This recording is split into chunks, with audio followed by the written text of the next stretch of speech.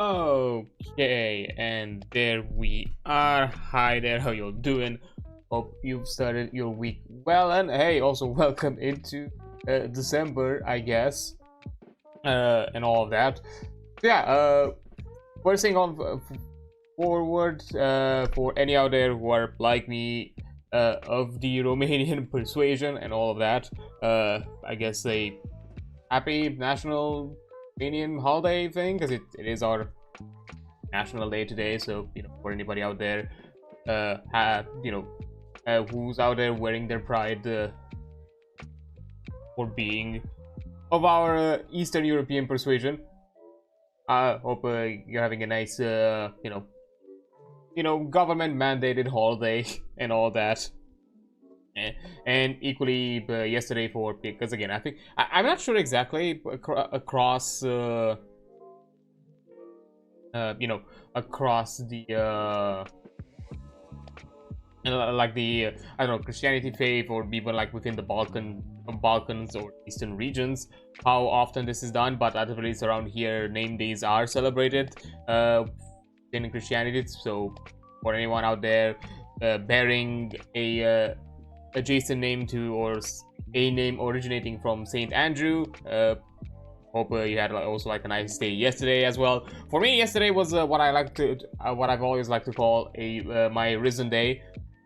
For those something that I've kind of set as a special day for myself specifically, and which I usually, for streams and all that, I usually try to do something special. I've done like a subathon thing last time around. I am planning to do something similar, a bit more low-key this time, not as high expectation, but I have to delay it a bit just because life stuff got in the way, and I just I kind of wanted to take a bit of a break from pushing things, and when it comes to like things for support. And this one is gonna be a bit more low-key, not necessarily something with big expectations. And I'm a bit stumped right now. I'm trying to figure out like a few things, but it should, I hopefully I will have everything figured out by tomorrow. I was planning to have something today to show, but I've encountered some other issues and some other things that I'm a bit puzzled with, and I do not know exactly how to deal with, because this one is truly a coin flip. Basically, for those who have not seen my social posts, and probably you've encountered it on stream because it happened once on stream, something that has become, I think, apparent and definitely more consistent of a problem. I think I have something that is causing some sort of like power cut or short circuit, specifically within my room. The wiring and electrical wiring or electrical panel that is connected to or like my section of wiring, for some reason in this room where I'm doing my stream, I think got iffy or fuzzy in some regards, and now my power cuts at times, unawarely so, and I do not know for what reasons. And the problem is, I currently, and I'm not exactly sure if there's an overload thing, like if it's I don't know, maybe there's a point where there's like a power spike or something like that, or anything like that, but or something else of the sort. So I'm not sure exactly what's the problem. Now, thankfully, everything is through extension cords and all that, and all of them are extension cords with protection, for these kinds of things. So I do not mess up my system, so we should be fine in that regard. But I do not know exactly if it's something specific that causes it. If it's an overload, I'm at the moment at the barest of minimum that I am when it comes to connections, and that being my 2 monitors, my PC, and also like another charging thing that goes for my fan that cools my phone. And then of course everything that is connected in peripherals through on the PC. But the power draw that the entire PSU is doing at this point is basically the load, so we should be fine. And that's literally it. I'm at the lowest possible, and my normal room light, that's it. The thing is, even when I try to like unplug a few things, thinking that maybe there is something, there's some passive power loads that are happening or something like that, that it's causing this, I still had the issue. It still happened. Yesterday was the worst. It happened like 3 times yesterday at pretty long intervals, like not like something in quick successions, like between long hours. And it also happened today again. So and I'm sure it's something with the electrical wiring and all of that, because it's not a PC thing. Because when it happens, I also noticed my light cutting off for 1 second and then coming back on. So it's every time it has happened in successions. At times I felt it because I do have something. My light switch is a bit fussy. It is a bit off right now. It definitely needs reworking as well. So initially I thought that maybe it has something to do with the light. Maybe the light is causing a short circuit. And today I didn't have my light on for the entire day on my room. Just my computer, just my PC. It still cut. It still happened. So yeah, at this point it's probably just a general like wiring thing that is probably happening. So because you know it's definitely the light. I've checked everything within my. I checked like what I've as last time within my diagnostics and reliability reliability logs and all that. And now all the errors that I'm getting is that the computer did not shut down correctly, which happened because I had a power cut, but no software errors, nothing of the sorts, nothing nothing connected to my hardware that would cause that, and I would not even know how my PC would cause it. And why exactly now? Because again, I've not changed everything since I've had this set up at the beginning of since late spring this year. Like literally the way I have things set up are since from then.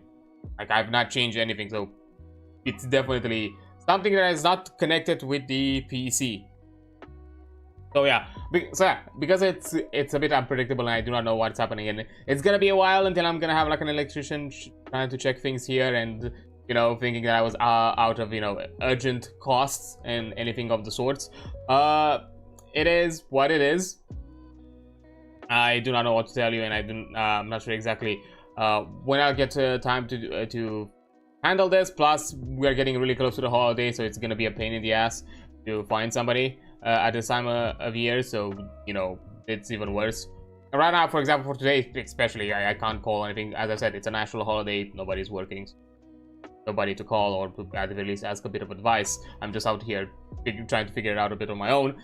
So yeah, there could be a possibility for the coming streams for this to be happening again, to have like sudden power cuts, and I'll just be back on in a few minutes afterwards after I like reset my stream stuff. It could happen. There is a possibility. It happened once on our Final Fantasy stream last week, although it was a pretty big interval since then. Because this weekend was when it happened the most, like this Sunday specifically.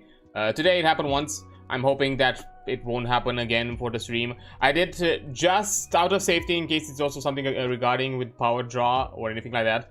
I did have like a quick shut off of my computer before I jumped into stream today. I jumped on to prep my stream, so hopefully starting it again slower and fresh. Maybe at the very least it's gonna delay it. Look, if the power cut happens, it happens, but I would like it not to happen on stream. So I'm gonna, hopefully it's gonna be fine. Hopefully it's gonna be alright. But thankfully, because I have power cords, and just I'm not a madman. I have things split with my power cords. Like I have 2 power cords, each for on one plug. I have 1 power cord where it's just a monitor and the PC, and another power cord where it's the other monitor and what I'm currently charging right now with my phone. So it's not all the load in one place. Now I could probably split the 2 monitors into one place. Maybe that's going to be helping, and just leave the PC isolated for the power cord. But I don't think that it's that big of a draw in power, just adding an extra monitor on it. So I'm not sure if that would make a difference. And the problem is that my 2 power cords are of different type. I have a UK one and a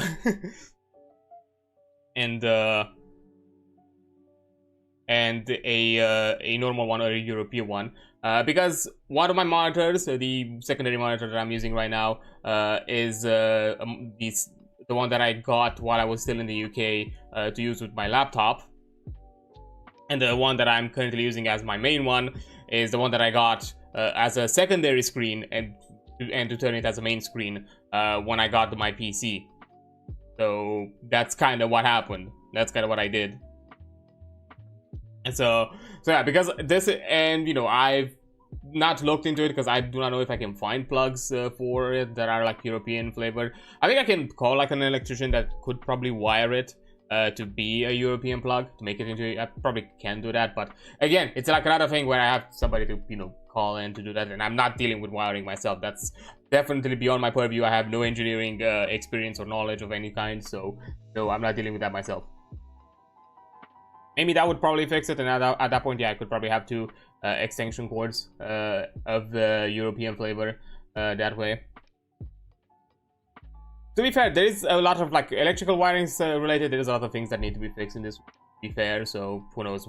While I'm doing that, I'm probably gonna fix everything while I'm at it, so I don't have to deal. And we'll see, because I do have like 2 other plugs, but those one are definitely fucked. Those one, I cannot use them. I do not trust them. I'm pretty sure one of them even slightly melted. So yeah, those were like really bad, and it's been a long time since, and they've been inert since. I've not used them, but they need to be changed. So yeah, we'll see. Hopefully nothing bad's gonna happen. I don't know. We'll figure it out, hopefully. But yeah, great fucking timing, I guess. Just after I was out of like, you know, immediate emergencies when it comes to like expenses and money and all that, this thing happened. Hooray, I suppose. But anyhow, yeah, aside from, you know, this annoyance, as I said, mini event things probably gonna happening next week, as kind of like something that's gonna be happening for like across the stream for the fun. For like the fun of it. We'll see how exactly that's are we gonna do that. I'm still like figuring out like a few details. I don't want to make it too big and not too like involved or too, you know, too gimmicky in too many cases, because I think, as I said, I want to make it like a more of a low-key and slow like minimum expectations kind of stream, and nothing too big about it, like kind of event, but you know, with a few special things here and there that could be happening across the weeks as we are doing this. We'll just have to figure out how exactly that's going to be happening. But yeah, that's basically most the things that I kind of wanted to say, at least tease about it, because aside from that, for today, for this week specifically, it's just most of the usual. You know, today more Duet Night Abyss, tomorrow some more Final Fantasy, finishing up what's left of duties, and then doing some Red Mage quests, and depending on our time, maybe getting back to the MSQ. If not, next week might be in line, and you know, more Mithras and more Void Train discussions. Yeah, that's the main shtick, the main thing happening for today and for this week. And you know, finishing up what's left of my prep things. But anyhow, and so now that all of this has been kind of covered, I don't think I want to delay it for any longer. I think we can just jump in to just a quick discussion, because you know, we'll have a bit of an introduction and other EAP related things with Duet Night Abyss specifically. As you know, it's been a bit. For today, there's quite a few things to be done. We finalized, you know, the main game's storyline 2 weeks ago, so nothing on that regard. And there's like still a few things happening, as you can probably see. I still am in the crafting kind of hole. Right now I have a new weapon for me to craft. This one I'm planning to use for Daphne as a kind of her support weapon. And you know, there's a other ones here and there, but for today our plan is we're gonna focus mainly on the event for Fina. That's gonna be like the main thing. I think we can do it like in one go. I'm suspecting. I don't think gonna be anything else of the sorts. And then depending on how much time we have left, if it didn't take us too long, we can also check out the remaining of the side quests, because we still have a few side quests left over in the main city, and then probably do a bit of exploration across the maps to see if there's any other places with side quests. But I'm suspecting just the main city might have things that might still have might be the only hub for quests. So that's for us to be seen. But yeah, currently I am level 56, as you can see, quite halfway to 57. And if you want to know like what characters and what do I have built right now, I can quickly show you, because yeah, I have things at ascension level 70, and I'm slowly building up to ascend all of them. At this point, it is a bit more grindier than it was up until now. Like getting characters to 60 and everything else across to 60 was pretty. It's fast. Like you get to that level quite fast, so it's not that big of a deal. But from now on, it's a bit more farming kind of inducing. Now, for Rebecca, this is my current setup that I have for her. Misty Veil, Wildfire, or Inspo, Spectrum, and Serenity. Currently, the weapon that I'm using for piercing set, Impetus, Penetration, Focus, Impetus Focus, Reach, Trammel, Utmost, Celerity. And for the weapons, I think these ones are like more built up for Borenica, but you know, I keep it the same way here as well. Impetus Focus, Impetus, Rage, Trammel, Penetration, Celerity, Carefree, Focus, and Rain of Quivers. As things currently stand, I'll have. So yeah, that's currently what I have on, and also I have the Genimon here, which has been fully ascended. I just was able to do it recently. Still planning to get a few things here and there. I'm not sure exactly what to get as a third trade right now. I got the increased loot drop rate and the support skill cooldown. Those are kind of the ones that I focus on. Because you know, this Genimon gives me increased attack for all my summons, and you know, Rebecca can do a lot of summons. And, you know, increase loot drop, because Rebecca is the best character to have for farming, so I thought, like, having this for farm is a lot better. I was kind of thinking either Gluttonous, because, you know, it gives us additional, like, pickups, like range. Which I think would be nice, because, I don't know, Helix, Sleep Speed... Yeah, you cannot add a similar name trait, so you cannot stack. Quick Crack mechanism, I'm not sure exactly what that does. Like, I understand that it's about the hacking minigames, but I'm not sure exactly how it affects it. So I don't want to put it if it's not something too big. Beefy, max HP, I mean, sounds alright, but I'm not sure if that's something I care about. Dodge. The dodge cooldown would be nice. I think about it, because that's kind of a good one. Yeah, it's either the dodge. Although considering that she's gonna be used mostly for farms. I mean, you can interchange them. They're not gonna be like locked in. So why not? Let's just get Gluttonous, because you can swap them around if you want. You can change the trait.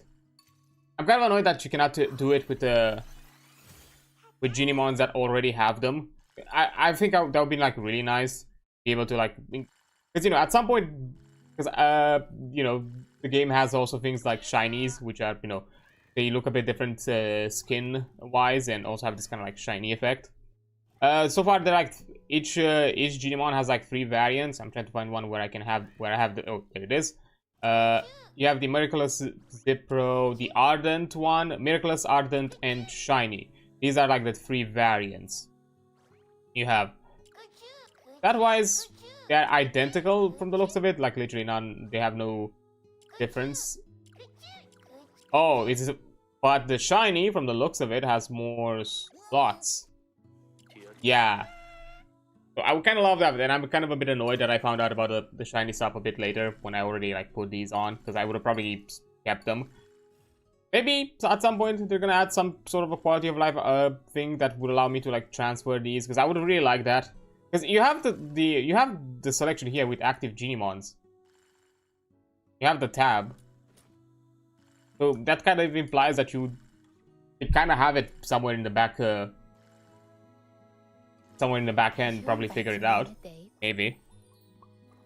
But yeah, after that, I have here Outsider as the other one, with Whispering Zephyr, Midnight Sun, 5 of Resolve, and a Hunt Down, with the sidestep on all of them, for the dodge attempts and addition cap.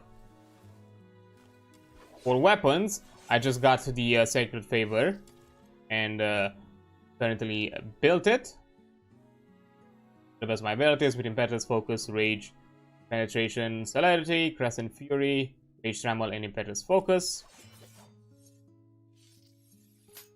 And for the weapon, I'm using currently Rend Husk. I know there's some other like suggestions and some other like options for him, but currently I'm kind of going a bit more with a kind of standard, decent, you know, attack focused, you know, melee focused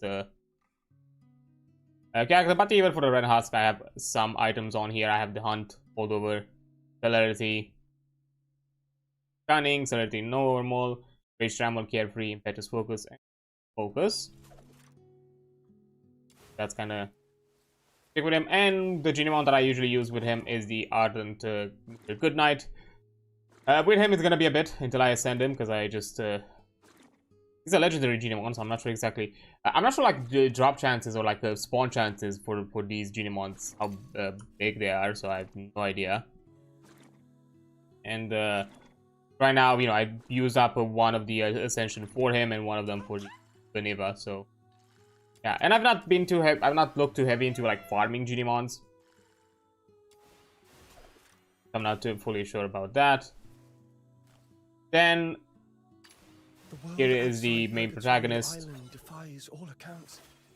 which is built for, you know, to be a support one. Currently, I've not focused too heavily on the boy, but you know, there are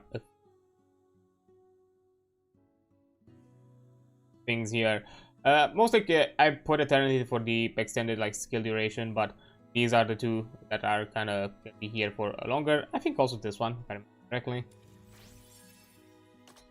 And currently, the weapon that I'm using is the Remnant Reminisce, but I did get the Osteo Breaker, and this is the one that I'm planning to use for him.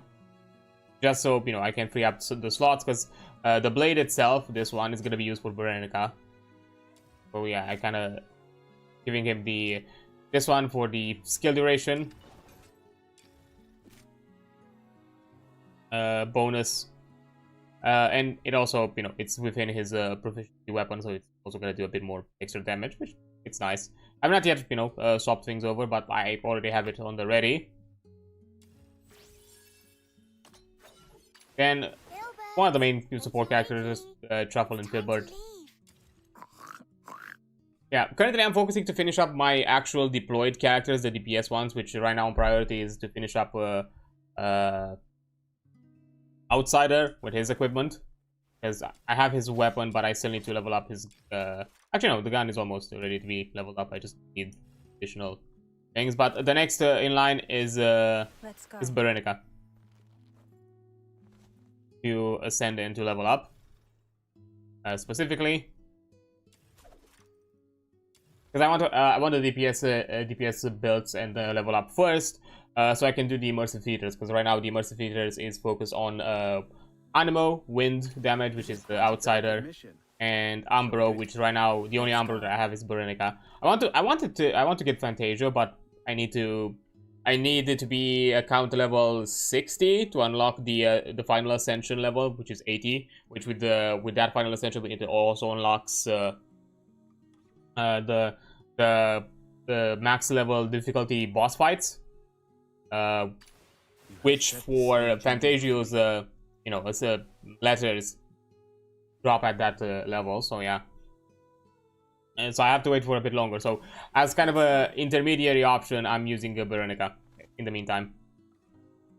So yeah, for her, I'm using in the Remnant Reminisce.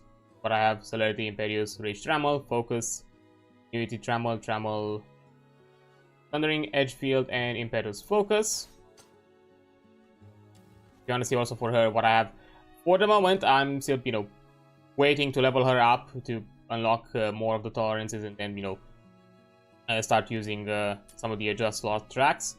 And this is what I have right now for the consonants one for her blade.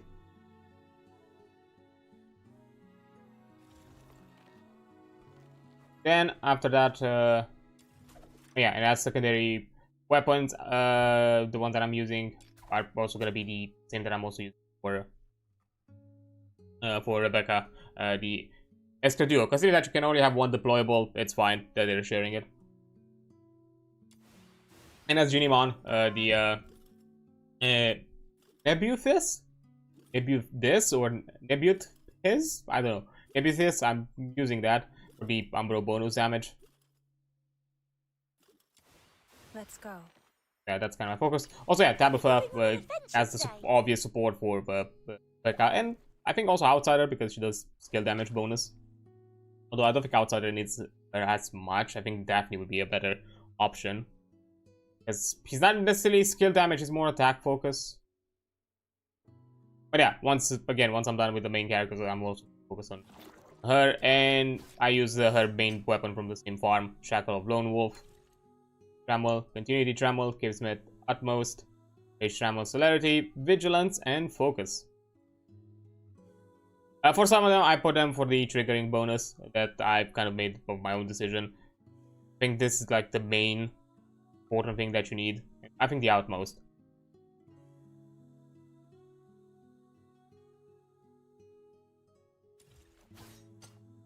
So yeah. Are you inviting me on a date? Of course, also Daphne is my secondary option for like a support. For the team ups, because you know you need, and if it is for the Emergent Theater, you need 4 supports for combat. You know, just the characters, and Daphne is definitely my option for anything that it's probably gonna be more melee focused, including also the protagonist, and more skill focused. I think it's gonna be Truffle and Tabitha. Emergency supplies So yeah, for Daphne, ready to deploy at any time. What I have currently on her. Again, right now I'm prioritizing other characters to get build up. And for her, if I remember correct, oh yeah, for her I'm currently building the weapon that I want to use. The Feather Lash for like for skill duration, but you know, I need to craft the sharpening potions. Craft the boy. But yeah, and that's kind of it. Lisbel, I'm not really, because I want to farm and get Lady Niffle. I think that she interests me a lot more as a Lumino character. So that's, I'm gonna just once I'm done with the current teams, I'm just gonna focus on getting Niffle, Lynn, Sybil, and Fantasia. That's covering the rest, right? Fantasia, Sybil, I already have Hydro. Yeah, Animal right now, I'm fine with Outsider. I'll think about it. If I'm gonna farm Psyche or not. I'll think about it. But yeah, that's currently kind of what I have. You know, I have quite a few edges. Demon edges here and there, you know, in the collection of melee weapons. But this one was a freebie. The ones that I farmed that weren't the freebies, this one. and this one here. The rest were freebies. And for range weapons, I think all except the shotgun, which I even got two of them. So I have him at secondary essential. Yeah, weapon smelting one. You got yourself some cool new gear. Mind if I take a look? Yeah, I think here. Oh no, the bow. Also, I didn't farm it. It was the another ascension drop. Yeah. I think have anything else? Oh, there's some other stuff. Right now, that's kind of it. Yeah, I do have a few exploration things that I guess I should probably focus. I should do them at some point, but not something for stream. But yeah, those are kind of the setup and all that I have currently built up and plan. Now, when it comes to like main content or like what I've done so far, because I did a bit of the immersive theater. I just did the main 2 acts. Currently, this one I'm just waiting to build up my teams. I have not jumped into it, and I mean no rush because it's still I still have enough time to kind of build the characters. So yeah, I already have a few Fina letters, and from my understanding, she's probably going to be a pretty good support character. So I think she's also going to be focused on farming-ish once I have all my other DPS teams ready. Right now, I'm prioritizing the Umbro and the Animo stuff for immersive theater across the board with their teams and lineups. And also Rebecca. I focus anything regarding Rebecca as well because she's the farming. She's my main farming character. So to also make all my farming for the rest easier. That's why she was kind of like top list, and then now these ones. But yeah, aside from that, I don't think we have anything else. I don't think I have anything else to like introduce. I'm not gonna talk about too much else when it comes to like advice, suggestions, anything else of the sorts. There's nothing new to add, in my humble opinion. Now, how exactly do we start the event?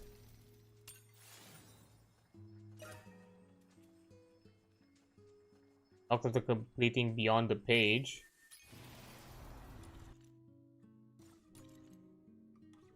Oh.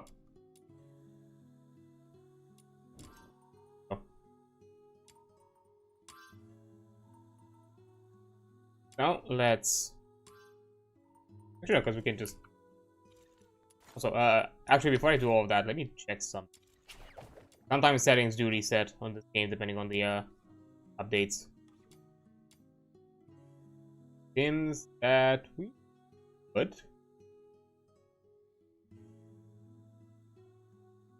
Okay. Let's continue.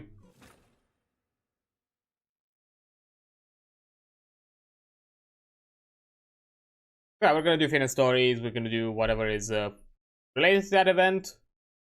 If there is anything, story related connected with the event. If it's just something that unlocks after the event, I'll probably just leave my own time and continue with the side quests.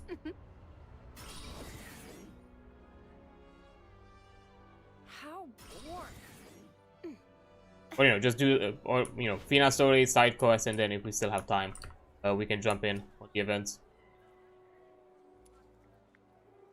Oh, you changed the door. That's interesting.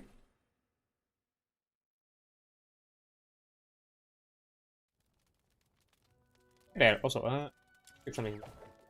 I'm just because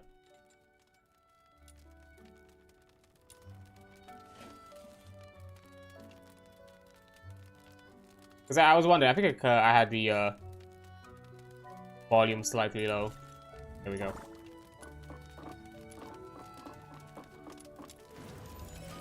Okay, Rainbow Color Dream 1 beyond the page. Not long ago, in the frost-kissed ice of the city of Islake, a small tale began to unfold. It was the story of a little nightingale who one day left her warm little nest and flew into the wide world. The magician always said the world beyond the nest was dangerous, that only inside could the little nightingale be truly safe. But the nest, though warm and snug, held only a sliver of sky, Then one day, Mr. Unicorn came visiting, all the way from a faraway land, and spoke of wonders beyond the horizon. So I'm the unicorn? Of towering trees whose branches brushed the moon, of oceans cradling 100 islands in their arms. Why the woodsmith for your age? The little nightingale longed to perch on those moonlit boughs, to greet each blooming flower, to visit the squirrels in their cozy little dens. I mean, I guess with just being homeschooled and quarantined for most of your life, I don't really have much else to do. She dreamed of riding on clouds, gliding beside the sea swallows in the sky, of splashing through the waves with fish that danced and leapt. So, what are you gonna do, Dad? Oh, okay. Oh, and I have this sword. That's weird. Not fair.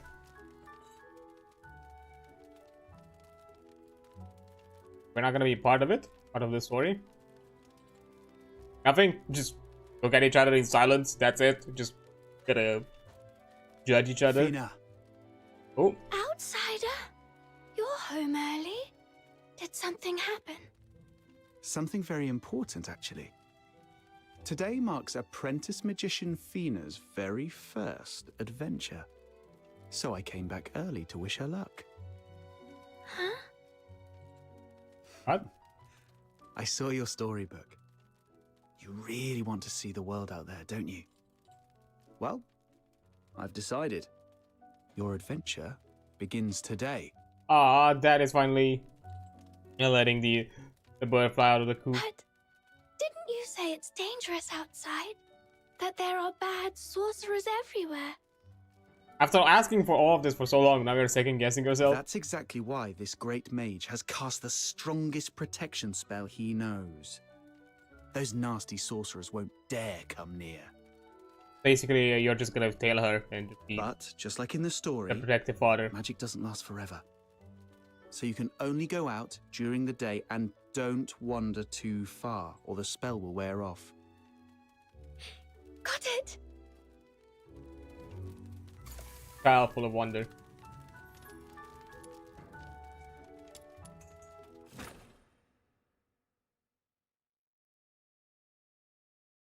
Okay, so what is the first appointment All thing? right. Now I'm leaving her in your care. Ah, great, I'm the babysitter. I see. You've probably figured it out. Fina's had a complicated past. It's behind her now, but I still worry someone might recognize her. And that could cause trouble. Then why not go with her yourself? It's supposed to be a fun little make-believe adventure. Not quite the same with some grown-up hovering over her. Hey, I'm not that young. Oh, poor old outsider. You've turned into one of those boring grown-ups. Shush. I promise she could go on her own. If I follow her around, she'll think I don't trust her. Besides, she seems to really like you, Mr. Unicorn. Damn it. So just do me a favor, Captain. You're the best. I guess I am that mystical fey I creature. don't work for free, you know. Fair enough. Name your price. Dinner? Chores? Or I'll call you boss for a whole month.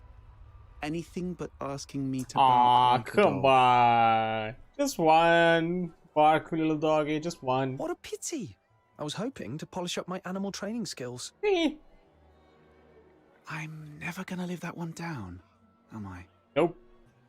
You're forever gonna be the dog in this story. All right, time to shadow her. I'm counting on you, Mr. Unicorn.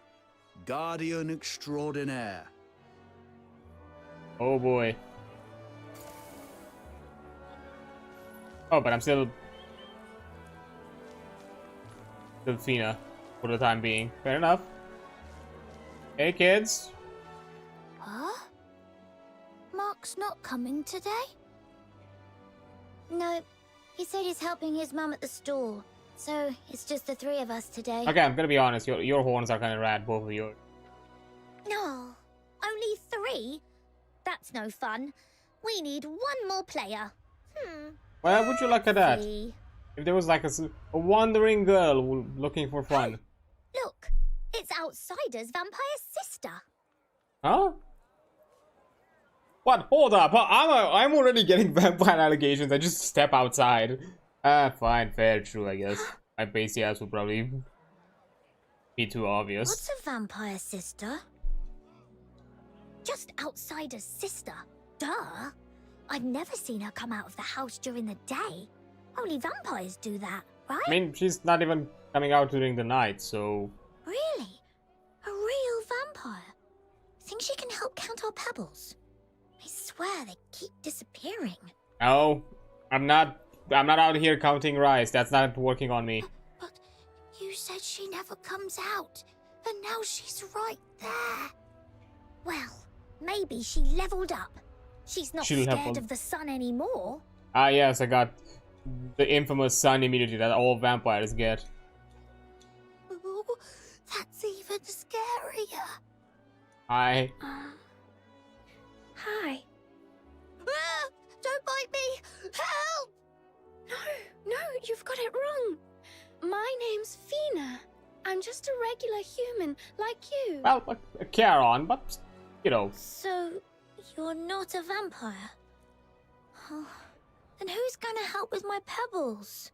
I'd rather the kitten stole them all than let a vampire count them. Ah, okay, kid, don't be mean. Then how come you never come outside if you're not a vampire? I get sick a lot, so I usually stay home and rest. That sucks. Being sick is the worst. My mum says if your body's weak, you've got to exercise more. Exactly.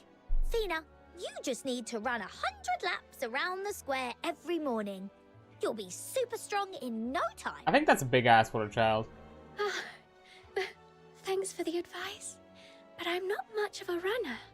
Just walking around here is already a lot for me.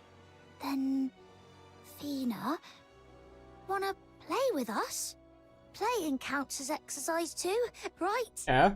Oh, good point. And we're 1 short anyway. Fina, come and play Greedy Gobbler with us. How do you play that? I'd love to, but what's Greedy Gobbler? I don't think I've heard of that one. Oh, it's super easy. I'll teach you. 1 person plays the Greedy Gobbler, and the rest of us are roasted potatoes. When the game starts, the gobbler closes their eyes, and the potatoes sneak off to hide. Oh, hide and seek, okay.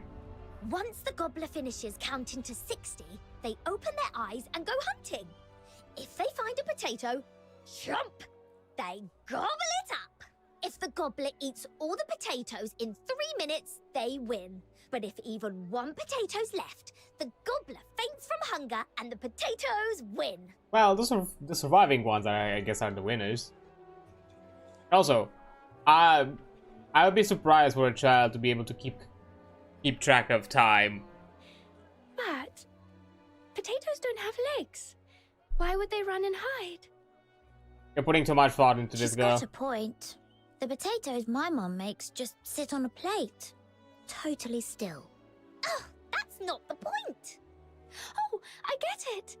They must be magic roasted potatoes, blessed by a kind-hearted magician. Ah, bless you, child. You're so full of wonder. Oh, then I want to be the strongest magic roasted potato. Oh my god, this girl is gonna outshine the current, you know, leader of the pack. Magic roasted potato. Sounds tasty. Sounds well spiced. Then we'll all be roasted potatoes and Fina can be the gobbler. Is that okay, Fina? As expected, I'm the one to find. Okay, then eyes closed and counting starts. 1, 2, 3. Okay. Oh, you're gonna just rat them out one game? Really? Probably plank. Just a wobbly old plank. Oh, okay, you're not gonna actually... I like the cat at the end. So shiny. I want it to shiny. Huh? Something wrong, miss? Good for kids. Oops, sorry. I thought you were a roasted potato. Yeah, something that. Ask everyone. Hey, kitty. Definitely, we're not gonna get sidetracked and follow the cat, right? Oh, what a cute kitty. What's your name, little one? Oh, I'm supposed to be looking for the roasted potatoes. Focus, Fina, focus. Okay, okay.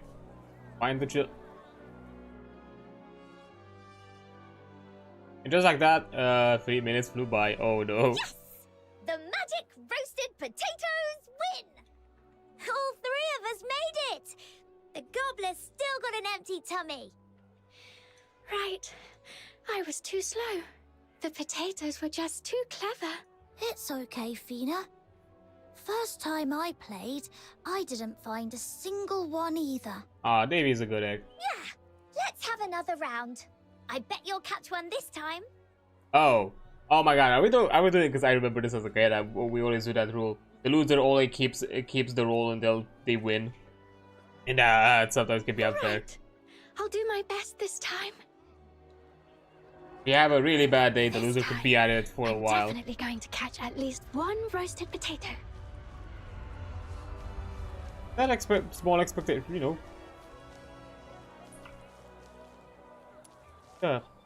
That family.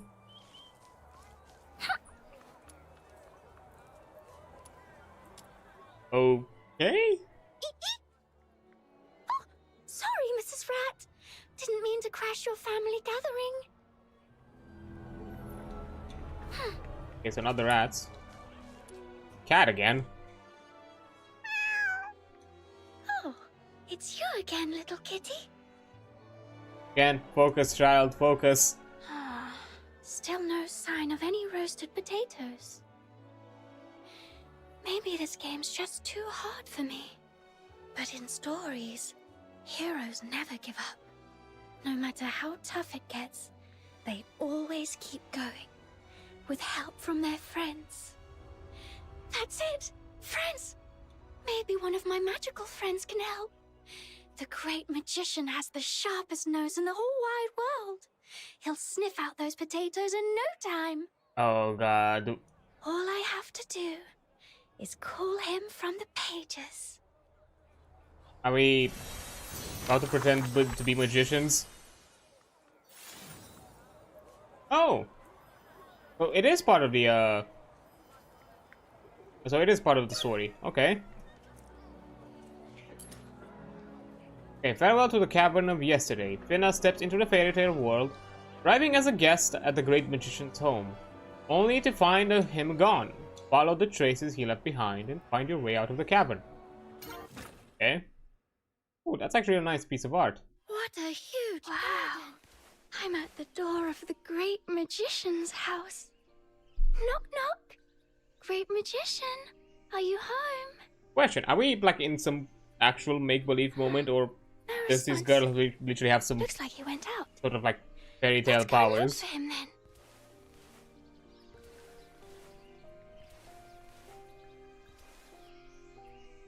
Maybe both. Maybe both. Okay, this is unfinished fairy tale. All things are in grayscale. Right click to paint the world. Dream pigment. Bring color. Detail. Oh, the story ahead has no color. That's okay. I can paint the story with my magic brush while I go for how come? Oh. White feathers are scattered across the fairy tale realm, collect enough to earn bonus reward. Ooh. There isn't the road ahead is blocked. What should I do to ask the vines to make way? Okay, that's the only thing I can... Is I can only paint the red thing. Like the red targeted. Great! Stuff. Now I can keep going. Oh. Would the great magician be there?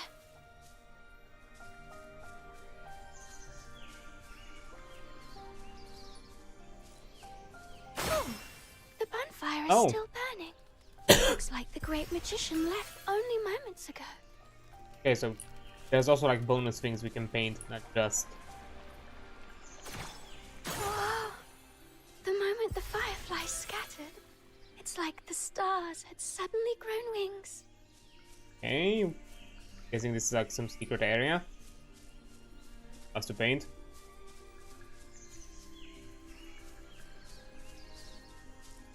Yeah, looks like it. Lovely blossoms have unfurled here, too. And look, round mushrooms. If you stepped on one, it'd send you springing sky high. Yeah. Yes, there is also a bit of exploration. I can't do like getting sleep. I'm kind of stuck in a lot of actions.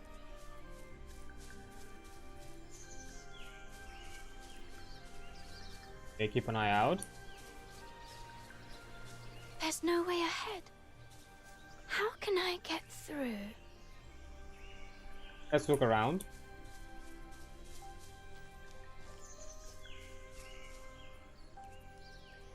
I didn't expect to see a treasure chest here. Treasure? Could it be the great magician's secret hoard? What? Oh. Okay. Did not expect that.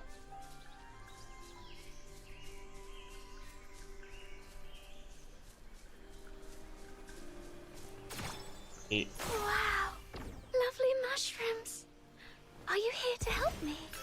Thank you. This way, I can just jump to the other side. And final one. There's a treasure chest here too. Okay. Fully painted the place.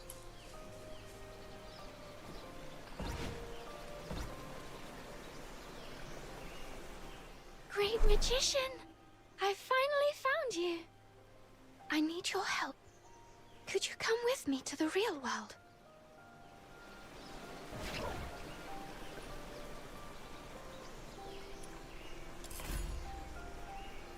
Got it. Oh. Okay.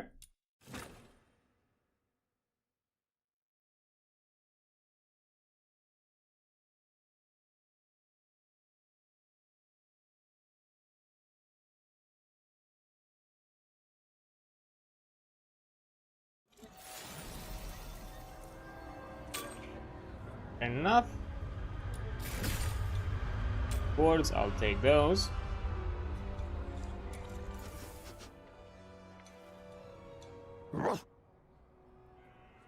Hey, so he does bark. That way? Got it. Let's go and find those roasted potatoes. Okay, before we do that, I think I'm gonna take a quick break here, as an ad is about to come up in less than a minute, and I'll return once the ad is over. So yeah, I'll see you in a bit. Okay, there we go. Let's continue. And let's find ourselves some potatoes, I guess. Okay, magician, tell me. Oh. Okay. Wow! You found me! You're so good at this. That's Fina's secret magic at work. Don't forget the rule. You've got to say, chomp! Chomp! Ah! I've been gobbled up! At least the kids are good sports.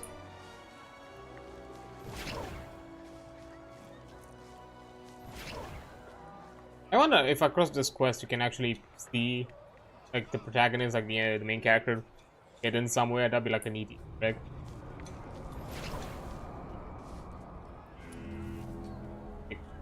Inside the box? What? Chomp! Oh, now I'm mashed potatoes.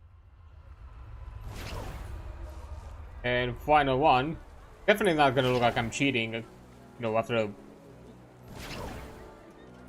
such a big loss. Okay, how did a kid get up there? Hold up. How's this fair? We didn't figure out like what are the boundaries of this game. This doesn't look fair. How did you get here? What? You actually found me? But this This was my super secret fortress. No greedy gobblers ever caught me here. I can't believe it. Well, I guess find a new one. Jump! Ah! I've been gobbled up! Fina, that was amazing. You gobbled every roasted potato. And on just your second try. You're the most awesome greedy gobbler ever. Let's do one more round. Oh, it's getting late. I have to go home or my mum will be mad. Fina, will you come play with us again? We've got loads more games besides Greedy Gobbler. I'd love to. Just call me whenever you need an extra player. Really not gonna cause any sort of like trauma by just being there for other people's necessity. Really, that's gonna be fine.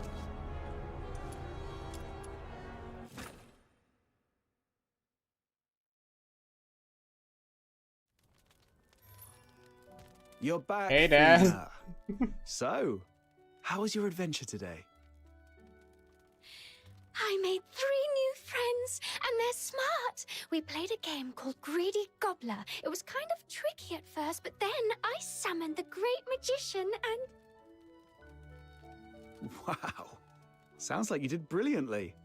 At this rate, you'll outshine the Great Magician himself. Though seriously, did the Great Magician have to be a dog? I wonder why. Dogs have floppy ears and the best noses. They're perfect. All right, all right. Important it qualities makes you to be a magician. Very important.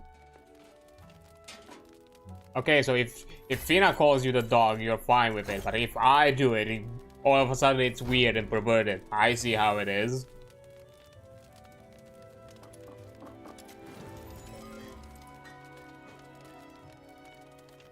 Okay, second chapter, old friends, new tales, yeah. Another adventure. I think the quests are gonna be pretty fast if the first one is any indicator of length. Day 2 of Fina's grand adventure. Today, I'm gonna explore a whole new kingdom. Let me guess, Kingdom of Garbage? I don't know why I have this. Okay, no, we're actually going out of this place. How did this... I guess we are gonna... I don't know how I clocked it from the first... Wow. From the beginning. This wrapping paper's so clean and sturdy. Huh. Now I can make Frida and the others a brand new game board. Hello there, Princess of Magic Fingers. Magic fingers. Huh? Fina? What are you doing out and about? I'm on a grand adventure. On a bright and breezy morning, the little nightingale arrived at the legendary kingdom of rubbish. Of course. She tapped the gate with her beak. Knock, knock. Is anyone home? Ooh, it's the little nightingale. Welcome. And with a mighty creak, the gates of the rubbish kingdom swung open. And there stood the Princess of Magic Fingers, a noble ruler said to turn the dullest scraps into dazzling treasure. Fina, sorry to cut in, but could we pick a different title for my character? Princess is a bit Nope. embarrassing. You're the Princess Trash Panda, you're gonna like it. Then what title would you prefer, Miss Margie? I'd like to be the Reticent Detective. All right then. And so, the little nightingale met the keen-eyed, ever-wise, reticent detective. Good day, detective. I'd love to be your friend. May I join your quest? But of course, said the reticent detective, tapping the pot helmet on her head. From this day forward, you shall be my little sidekick. Little sidekick? Is that my new character? I mean, It's your official title. Every great detective needs a brilliant sidekick. Okay. So what does a little sidekick actually do? Truth is, I'm on a case. A big one. A gang of no-good, child-snatching bandits is back in town, and they're planning something awful. right here in Ice Lake. But no one else has noticed. Look, I found this scrap in Big Bin number 3. See this mark? It's exactly like the one from the crime scene a year ago. But the Security Bureau didn't think it counts as evidence. So now it's up to me, the reticent detective, to track them down, stop their wicked plot, and keep the children of Ice Lake safe. Little sidekick, let's solve the case together. I've already checked bins number 1 through to 5. I'm heading to bin number 6 next, which means bin number 7 is your mission. Yes, ma'am. Little sidekick Fina on the case. Okay. Look for trash. Really healthy for a kid to dig in trash. It's all rubbish. I can't give up now. I'm the brave little sidekick of the great reticent detective, and I've got a mission to finish. Let's see. Here's a scrap of paper. Maybe there's a clue. All you need is the right opportunity, and you could be the next big shot. Huh? What's this? Anyway, I don't think big shots go around stealing children. And this one Sounds like a scam ad. says, every citizen of Ice Lake is familiar with the meteoric rise and sudden downfall of the Glenville family. Oh? No mention of Mum or me. What does hidden history mean anyway? Doesn't seem related to the case. I'll just pretend I didn't see that. Okay, gonna keep zooming around for the bin clues, and I guess nothing was found. I was not able to read that because every time that the dark screen text appears, it cannot be paused, and it doesn't give you enough time to read it. You're back, little sidekick. Look, I found a local paper with a mark on it. It's an ad for a theatre show. Maybe the bandits are targeting the theatre. Sorry, I didn't find anything at all. Don't worry, little sidekick. Every great detective must endure the long, dark night before the dawn of truth. Like when a magician has to blow up 100 sparkly files before finally making the perfect potion. Exactly! Brilliant analogy. You're a natural. Now then, I'll go check bin number 8. You take big bin number 9. So, I guess is that Outsider was not a great cook at the beginning, Yes, ma'am. but kind of like stepped up for the kids. That's my guess.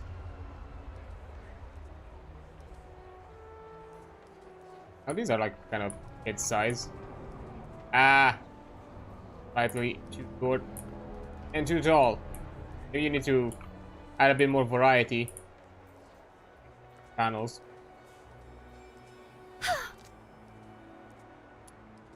Okay, this is a big boy. Just more old newspaper scraps. Where could the clue be hiding? Oh, I know! Time to call in another magical friend. Now, who should I invite this time? Right! Why am I This the one is a job for associated with the smart trash? and wonderful Mr. Unicorn.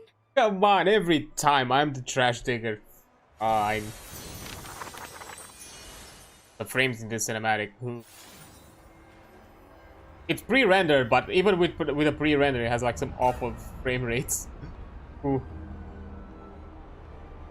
Leaving the dim light behind, Fina steps into the twisting maze, but fear not the shifting traps or winding paths. With the clever Mr. Unicorn by her side, she's sure to solve every riddle to the labyrinth of memory. What a huge garden! Behind.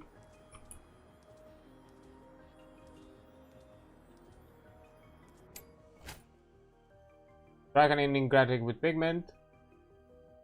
Matching color. Okay. Red on red. Wow. A labyrinthine garden. Where could Mr. Unicorn be hiding? I have a way to change it. Huh? Nothing happened. Maybe I need to paint it with the same color. I don't have other pigment yet. Let me find some in the labyrinth. Okay, there's nothing else I can do forward.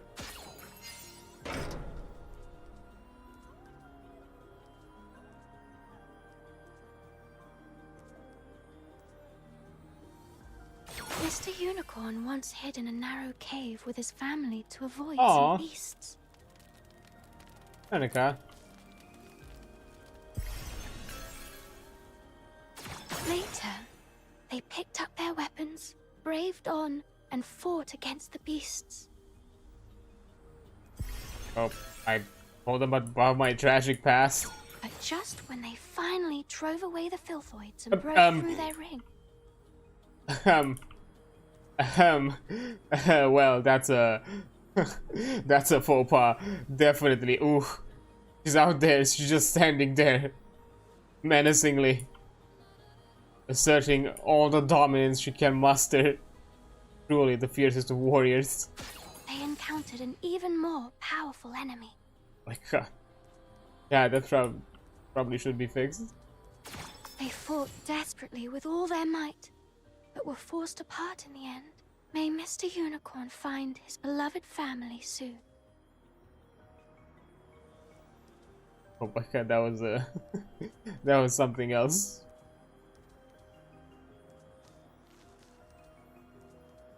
He's gonna give me more.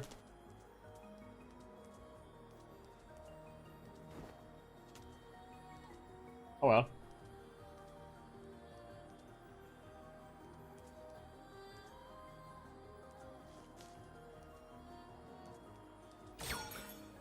There.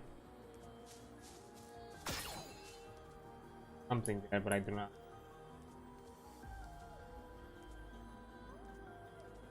Elevator? Yep.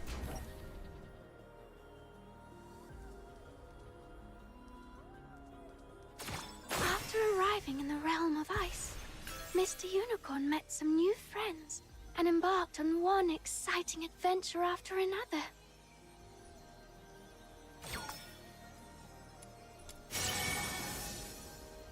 Okay, one story The unlocked. ring in the pool has lit up halfway. Looks like I've solved half the puzzle already. Oh, There you are, Mr. Unicorn. Huh? You want to give me something? This is a new pigment. Wow. Thank you so much. It's very helpful. how do I look a bit this? Okay, press R to switch. Now I've got a new pigment. Let me change its color. Nice.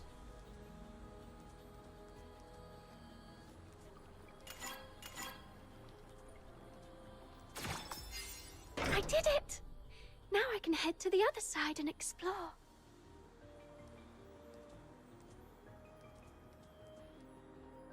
Ah. Let's start with this one.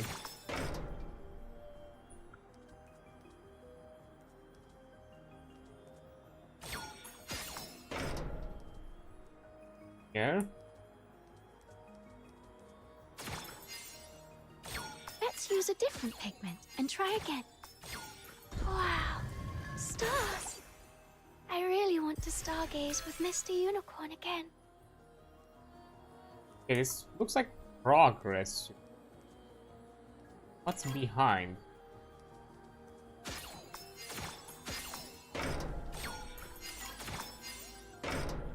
There's a treasure chest here too. Oh, Could it be the reward Mr. Unicorn received for completing a commission? wait, don't steal my money. I need that. I need to pay my rent. Ugh.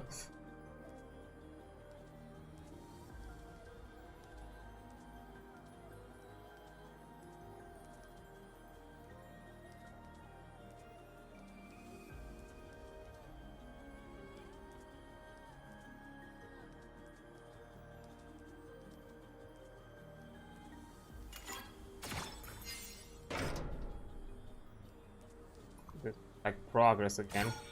Let's use a different pigment and try again. Let's use a different pigment and try again. Another treasure chest. Is this a surprise for me, Mr. Unicorn? Okay, before I go there, I feel like this is more progress. I wonder if the other door was actual progress or something different.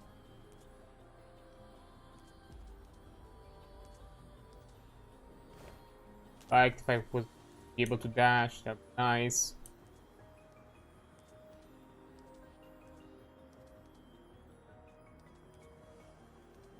Waltz around innocently like.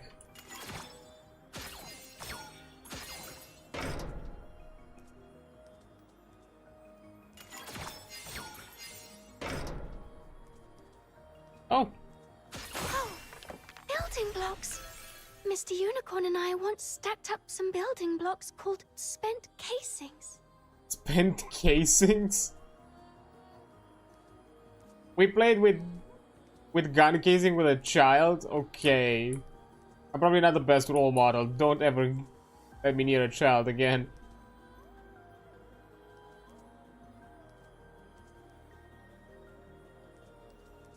It was like an exploration. Did I miss something though? Probably not. Probably it's progress with the elevator. Get the final feather.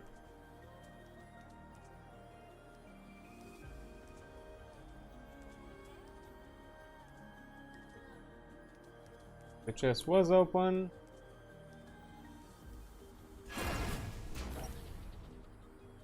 Yep. The story that I'm writing with Mr. Unicorn will surely stretch on and on. And I truly wish it would never end. Okay, follow the entire place. The other half of the ring has also been lit up. Let's get back to the pool and see if anything magical happens. Okay. Oh, this is where I started.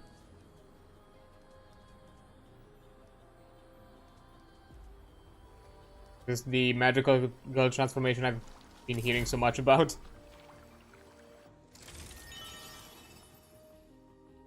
Oh yeah. That's the thing.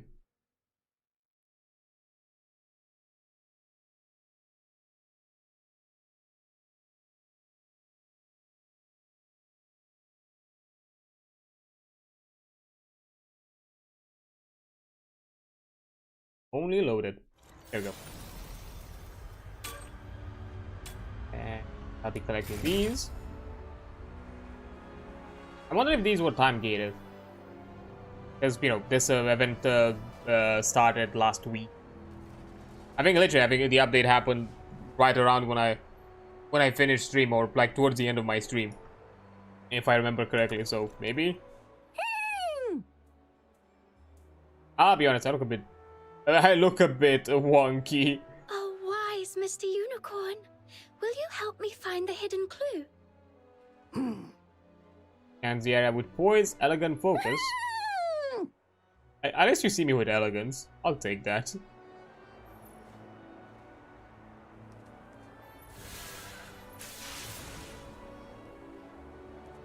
You're leading me on to a different trash.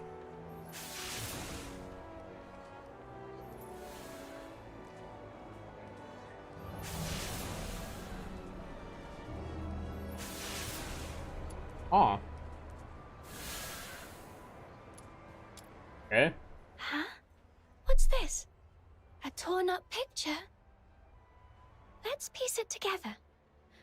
Oh! That's the same mark the reticent detective showed me. You really did help me find a clue. You're amazing, Mr. Unicorn. Thank you so much. But what is this picture? And why is there a yellow triangle right here? I should bring this to the reticent detective.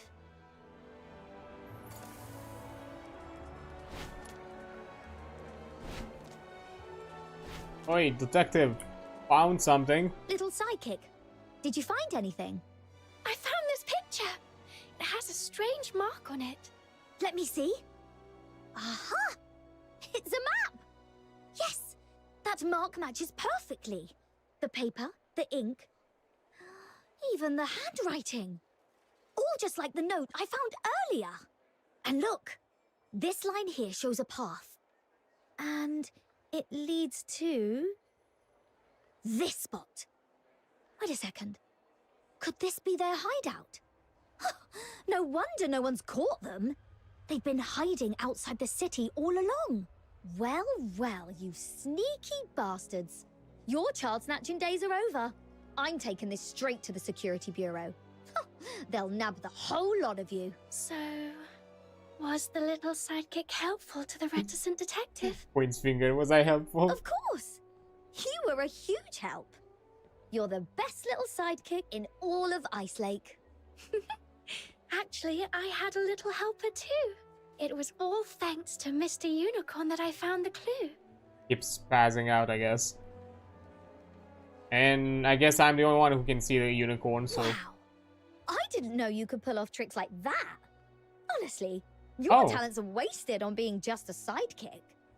Tell you what, from now on, you're the fairy tale detective. Wait, so everyone can see them, right? Fairy tale detective? Is that my new title? I love it! Then, fairy tale detective, my awesome friend, until our next case. I've got to file this before the Security Bureau closes. Okay, good luck! Yeah, you do your thing, man. Just walk past us. Oh. Time to tell Dad my adventure. Oh?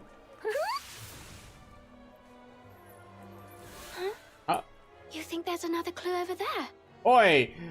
Am I running myself out? Come on. Ah, Mr. Unicorn. Fancy seeing you here. Hello, little nightingale. Did you have fun on today's adventure? It was wonderful. Miss Reticent Detective and I cracked a really big case today. Fucking my own self just fratted on me. What the hell, At man? first, we were completely stumped. But thanks to Mr. Unicorn, I found a very important clue. An honor to serve, Detective Fina?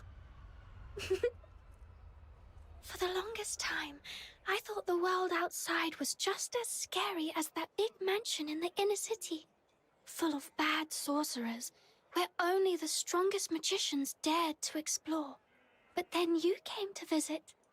You snuck me out to see the stars, climbed the city walls with me, and helped me write my very own stories. Oh, so we were the bad You influence. showed me that the outside world isn't just dangerous, it's also full of wonders and kind, lovely friends. It's because of you that I found the courage to leave my little nest, to meet amazing people and make new friends. Thank you, Mr. Unicorn. And thank you, Fina, for dreaming me up as such a lovely character. I hope this version of me keeps helping you through every challenge ahead. Always. Okay. Guess now we go back to Dad and tell our adventures.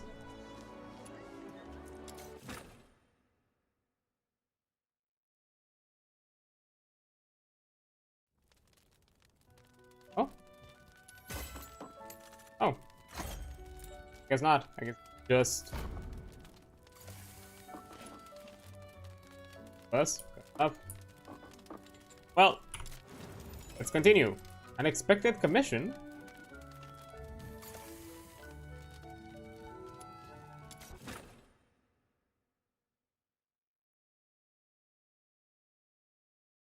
What could be happening now? What a lovely day. Perfect for an adventure. Once again out of the city. Yep.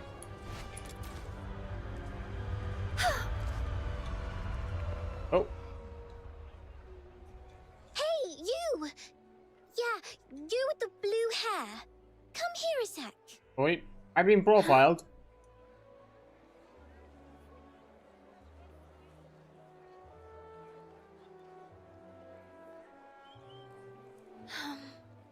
Hello, little girl.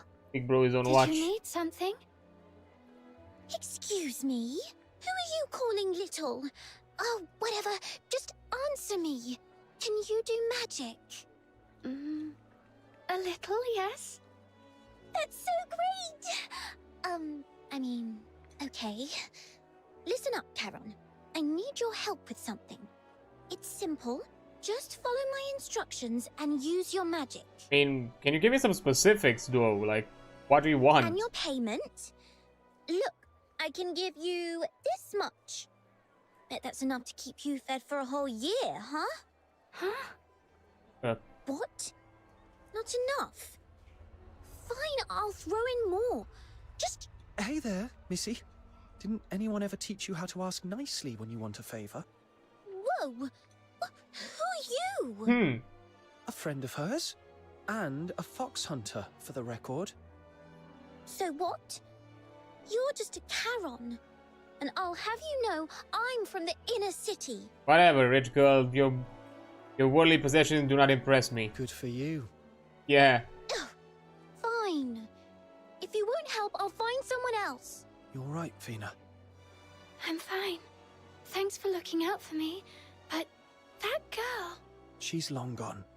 I've met plenty of puffed-up Solarians. All bark, no bite. Still, you've got to be careful. Don't go being kind to just anyone. There are bad people out there. But when I said I could do magic, she smiled. And I could see it. It was a real smile. Honest and innocent. Bad sorcerers don't smile like that. I guess. She's just a child. When I was her age, a kind-hearted stranger once helped me. I promised myself then, when I grow up, I'll help any child in need, just like that big brother helped me. So, I want to find that girl, ask if she's all right, and if she's really in trouble, I want to help. All right. Then let's go together. If anything happens, this big brother will be right there to back you up. Thank you, Mr. Unicorn. With you by my side, I'm not afraid of anything. All right, let's go. Pretty sure she headed for the square. Oh, companion. That is me. I find... I mean, it's a narrow alleyway, should be hard, right? I hope it will bring some comfort to her ladyship. Okay, now we're getting in a... Oh, there is footsteps, I didn't notice. Oh. It's you. Why are you two following me? I didn't do anything to you. You've got it wrong, little one. Don't talk to me like I'm a child. What you are. Oh. Would you prefer I call you ma'am, then? I'm not that old. Now you're pretentious. Then, what should I call you? Oh, fine. I'll be nice and tell you. My name's Cassandra. And you can call me Miss Cassandra, Charon girl. Very well. Miss Cassandra. I'm Fina. It's lovely to meet you. Hi there. Whoa, who's this scary one with the white hair and eye patch? Your bodyguard? Don't be scared. Mr. Unicorn is my friend. We're here because we want to help you. Miss Cassandra, why did you need someone who knows magic? Are you in trouble? I'm not scared. If I tell you the reason, would you really help? I mean, it depends on the reason, like, I'm not gonna... Of course. As long as it's not something bad, we'll do whatever we can. Okay. Actually, it's not me who's in trouble. It's my friend. His mum died in an accident. Now his dad's gone missing too. He's been really down, and now the other kids at school are picking on him. They say awful things. Like, he's an orphan, and nobody loves him. Damn. What? That's horrible. So, you want to use magic to get back at them? Nuh-uh. That wouldn't work anyway. You can't even get into the inner city. And those bullies, their families are rich and powerful.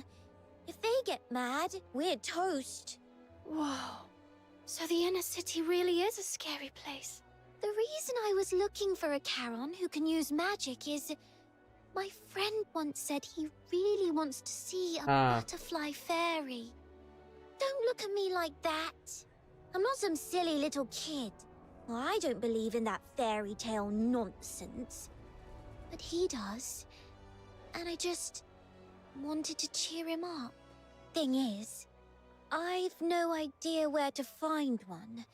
So I thought maybe magic could summon one. I Well, see now. you have a knack for Go summoning ahead, things. Asking a Charon for help is already embarrassing enough. Why would that be embarrassing? Wanting to help a friend, that's a sign of kindness. Everyone needs help sometimes. That's what friends are for. Huh? Let me help you, Miss Cassandra. I've got lots of fairy tale friends. I'm sure one of them can help us call a butterfly fairy. Really? You'd help me? Mm-hmm. Then, how much do you want? But BPD? I don't want any money. What? That's not how it works. Even if you're a Charon, I can't let you help me for free. If you won't take money, then what? Candy? A doll? A hair clip? If you really want to give me something, then I'd like you to be my friend. Ah, yeah, soul contracts. What? Why? Even though you're kind of grumpy and not very polite, Ouch. you're the That's first real. Solarian who's taken the initiative to talk to me. If we could be friends, that would make me really happy. I'm not Oh, whatever. I don't really get why that would make you happy. But fine. We can be friends. Hey, power of friendship wins Just again. don't go telling anyone, okay? They'd make fun of me at school. I promise to keep it a secret. So, how do we help your friend? He's in the inner city, right? I can't get in there. In 3 days, our school's going to the Gallia Theatre for an event. I'll sneak out with him then. Meet us in the alley next to the asphodel. Sounds perfect. I'll spend the next few days working on my magic. See if I can really summon a butterfly fairy. It's a deal then. No backsies. Definitely not putting ourselves onto Fina, high expectations. That was impressive. I was ready to step in if things got ugly, but you handled it all on your own. She big child. She That's grown. only because you were there for me. You gave me the courage, Mr. Unicorn. Still, best stay cautious around Solarians. I'll come with you when we meet them. You just focus on doing what you have to do. Leave the rest to your trusty bodyguard. Okay. Thank you, Mr. Unicorn. I'd better head home and start practicing the spell. See you soon.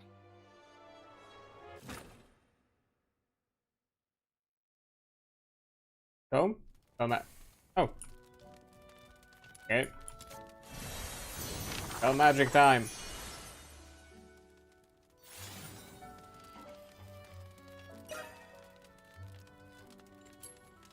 Oh. Two-parter. Interesting. Across the Thorn Vale, Part 1. The road is broken by a shimmering lake, but such a tiny obstacle won't stop Fina. To help from Miss Butterfly to clear the thorny path, set sail across the water to the far shore. What a huge garden! Is this Psyche? Because, you know, we had the Outsider, we had us, the protagonist. Butterfly, I feel like it has to be Psyche. It's kind of her motif. What a beautiful lake. Ooh, I have colors. There's a boat over there. I can get to the other shore and find Miss Butterfly. Yeah, some nearby flowers, paint them with a matching color. I kind of guessed that. How come this flower is colorless? Let me brighten you up with a... Maybe this wasn't the right color. Let's swap the pigment and try again. Oh, I see. So I have to match the color that I'm being given. But I had to do two of them because they look vaguely blue to me. Flower fade. Some flowers lose their color over time. Restore them all in time to activate the device. Okay.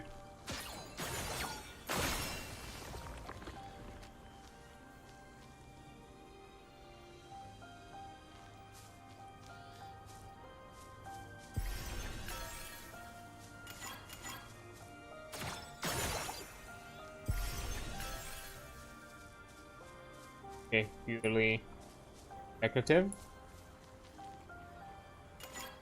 Red. Maybe this wasn't the right color. Let's swap the pigment and try again. Red and blue. Green. Look! The vines have turned into a small bridge. I can get to the other side now. Thought I saw something there. Or just a good visual effect.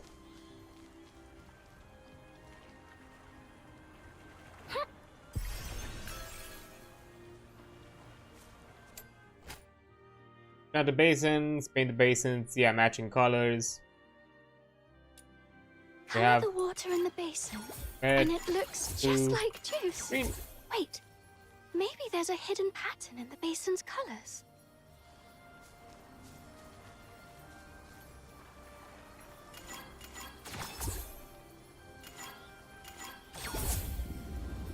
Yeah, I think it did like some weird splash damage to it. Because these pigments are sort of like splash damage, like splash. Look, there back. are many huge stones in the lake. Paint them with my magical pigments, and they will help build a colorful bridge. Okay, it's height related, right? So red. Oop. Next one is blue. Oh. One is green. Blue. Red. Green. Nice.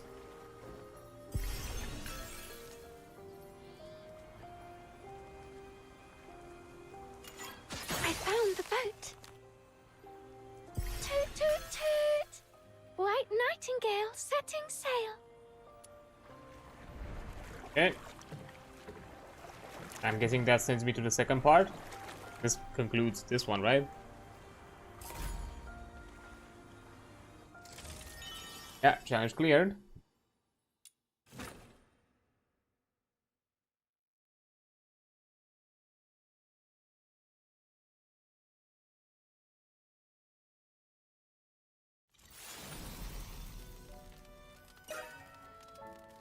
Let's also do the next one. Oh.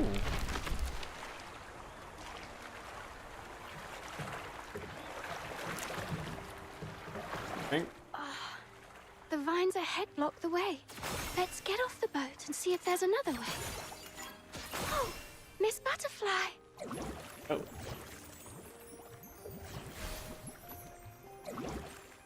Okay, we found the way. Round lotus leaves float up and form a path.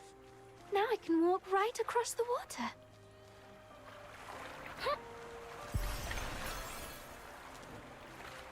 Ah. Coyote's 30 time would have been appreciated, but oh well.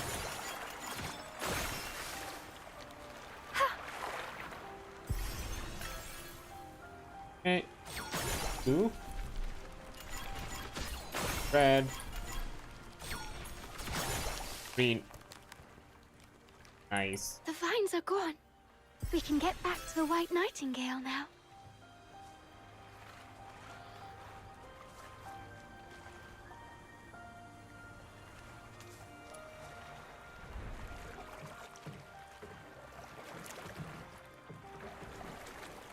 You think this is a new stop?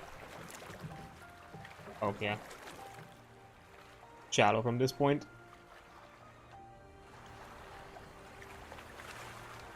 Okay.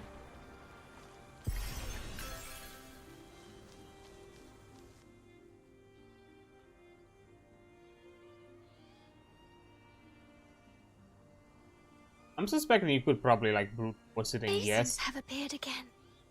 What secret patterns do they hide this time? Maybe it's something related to these pillars.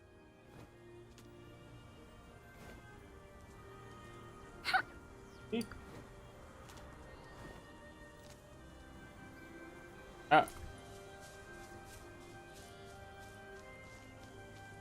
The green. Is it just green? Oh, it is. Think. Ah. I jump on it.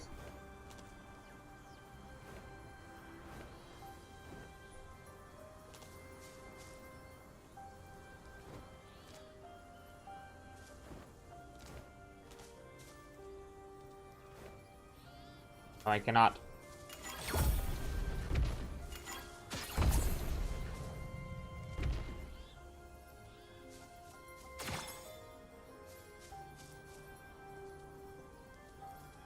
That lower? I think that's lower. I can make the jump.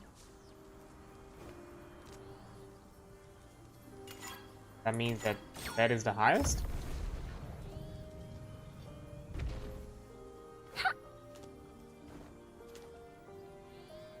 Okay, but how do I get... Oh.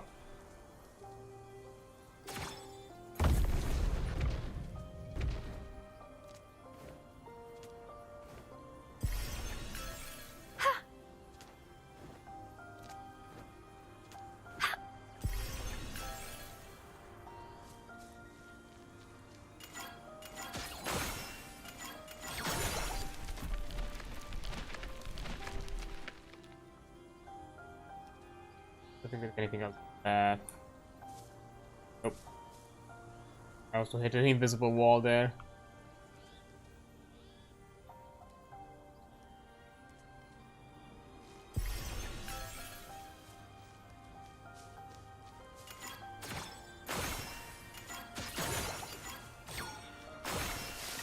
And final one.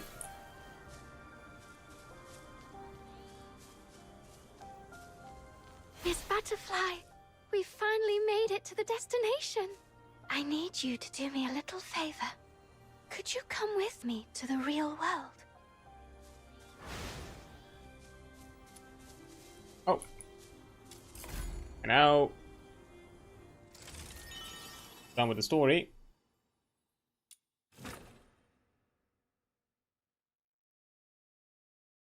Let's give a child a bit of wonder, shall we?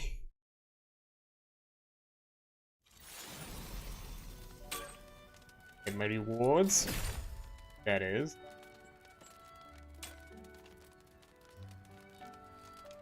Okay, and the second one is also a two-parter.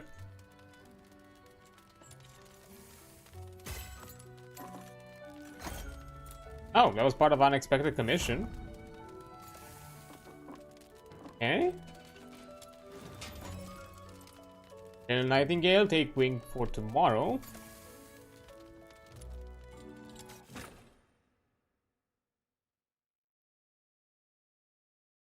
I thought they were like part of the same quest. Good morning, Mr. Unicorn. Good morning, Fina. I've learned the spell to summon a butterfly fairy. Look. Huh. Wow. She's beautiful. Fina, you really are an amazing magician. Thank you. Come on, let's go and find Miss Cassandra.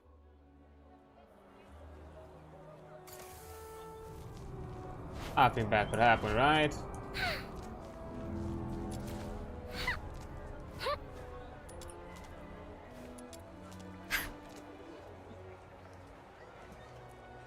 Didn't you say you're gonna be next to the asphodel? Like, the asphodel is there.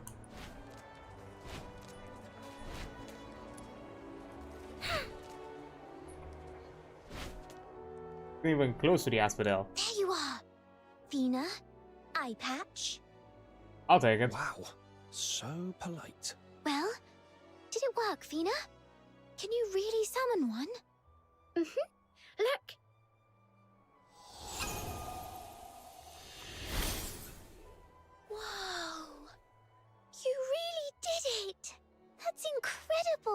Where's your friend? Okay, let's run through the ruse.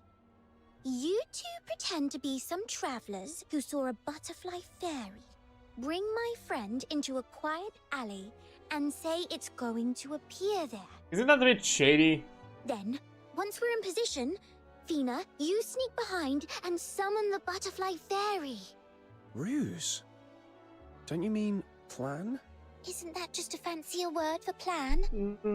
Anyway, you get the idea. Just remember what we discussed. I'll go get my friend. Got it.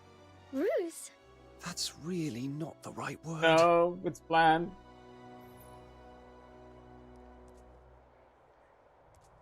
The rain hurt. Hey, Mum's let me flowers, pretend to be just so the doing sky- minding my own Where business. are we going, Cassandra? I've got a surprise for you. Come on, Savio. These two said they've actually seen your favorite. Huh? Huh? Uh-oh. Serafina? No.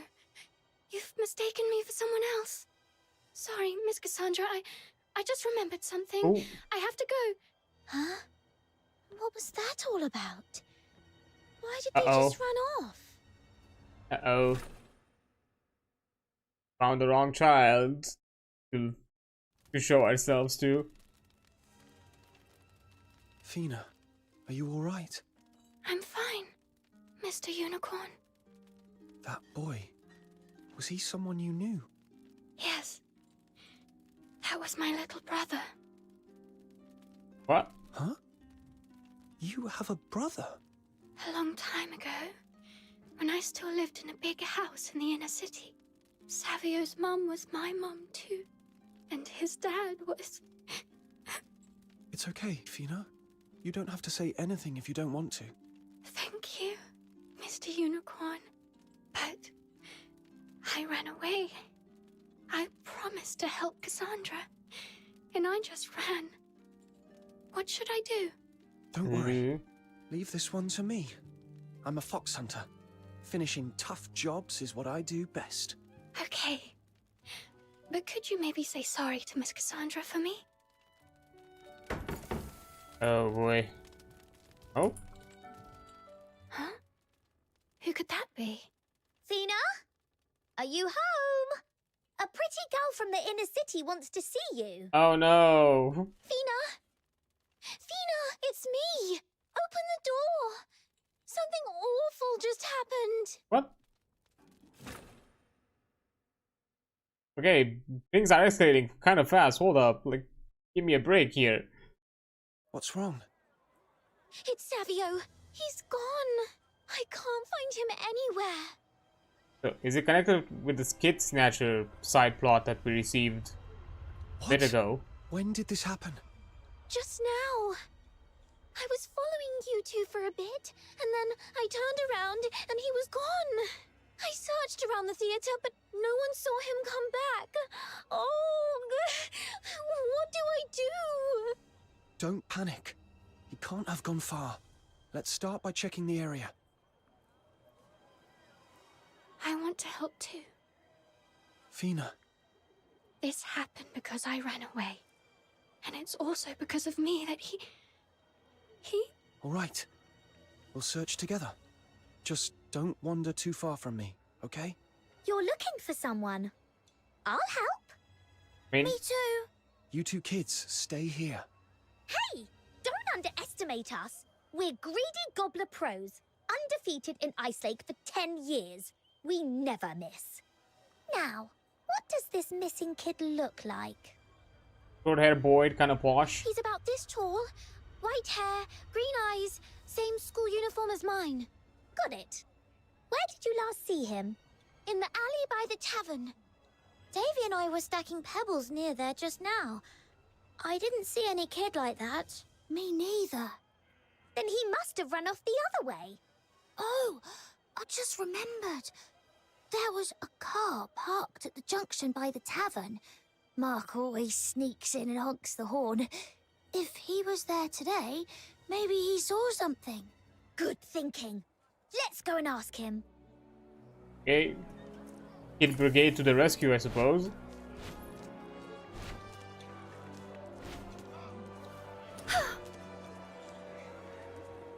Oh, it's this car.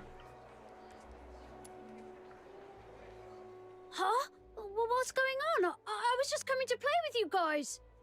We're looking for someone. Wait, what? You're playing greedy gobbler without me? No, silly. We're helping this pretty girl find someone. A boy wearing the same school uniform as her. We think he went missing nearby. Did you see anyone like that? Oh, a white-haired boy, right? Yeah, I saw him. Oh? I was messing around in the car, honking the horn, and he walked past. The noise gave him a good scare. He nearly jumped out of his shoes. I wanted to say sorry, but by the time I got down, he was already gone. What? Which way did he go? Towards the city gate. I couldn't believe it. He actually went off on his own. Inner city kids sure are gutsy. City gate? You mean the gate to the inner city? Nuh-uh. The main gate. Outside. No way I'd stare at the inner city gate. I'd get in trouble. Oh no. That's way too dangerous. What do we do? Guess it's time for me to step in. Wait. I know. We'll hire a fox hunter to take us outside the city. I hear they'll do anything, as long as you pay enough. Mr. Unicorn is a fox hunter, and a really amazing one. Really? You are? Then can you help me look for Savio? I'll pay you. Please, I mean, Mr. Fox Hunter. All right. For Fina's sake, I'll take the job. Then let's... Not Nope. this time. It's dangerous beyond the gates, and I can't watch over all of you. Oh, fine. We don't know the area anyway. Guess we're benched for this one. Yep. Fina, you should also step. Ah, damn it. I can't convince this girl to come Okay, by. Fina? Will you come and help me? Yes, I'm ready. Outsider is gonna give me such a talk. I wanna deal with that.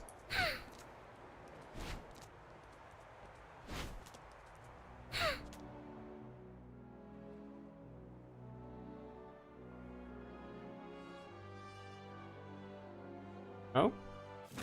Car? Wait, are we going into another... Searching blindly won't help. Oh! Cassandra, can you think of anywhere Savio might go? Why would he even leave the city? Maybe he went to look for butterflies. A few days ago in class, the teacher said they live near Lamenting Lake. He wouldn't stop asking about it. Why is he so obsessed with butterflies? Is there a fairy tale behind it or something? It's because of something that happened when he was little. He told me the story a bunch of times. One day, his mum and dad disappeared. He was scared and cried a lot. The butterfly fairies came. A flamethrower? They played with him, kept him company until his parents came home. I That is- think maybe he believes if he finds them again, they'll bring his parents back. Bad. Yeah, I didn't want to move forward. Just wanted the dialogue to be over so I can take a quick break here. Yep, because an ad break just came up. So yeah, I'll be right back in a few minutes. Okay, there we go. Let's continue this odd fairy tale.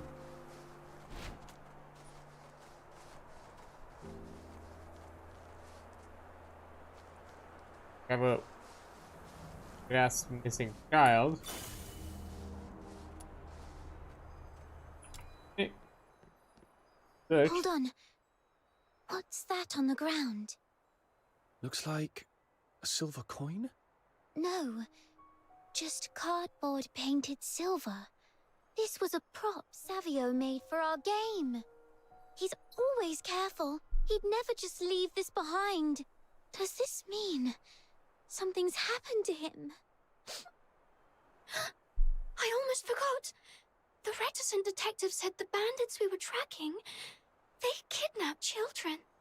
Bandits? You think they took Savio? Fina, you mentioned finding some important clue before. What was it? A hideout. Yes, it was a map. The detective said it might show where the bandits are hiding. Near Lamenting Lake. Then what are we waiting for? Let's go. No, not altogether. We don't know how many of them there are. It'd be too dangerous to charge in as a group. Cassandra, do you remember the way back? I need you to return to the city and alert the security bureau. I remember, but... Solarian is gone missing, so the security bureau might actually step I already up. cleared out the filthoids nearby on our way here. They won't be back for a while. Stick to the path we took, and you'll be safe. Cassandra, you're the only one who can do this. You're the only Solarian here. They won't listen unless it's coming from you. I get it. I won't let you down. Wait for me. All right then, Fina. Ready for an adventure? Let's go. Yeah, outside is gonna be he's gonna give me an ear full of this. Also, they are not on my... They're scaled to my actual account level. That ain't fair. Okay. I'm just gonna be out.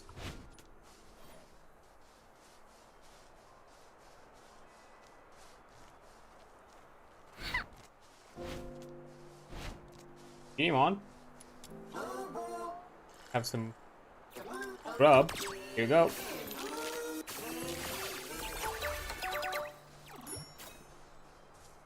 Okay, fierce.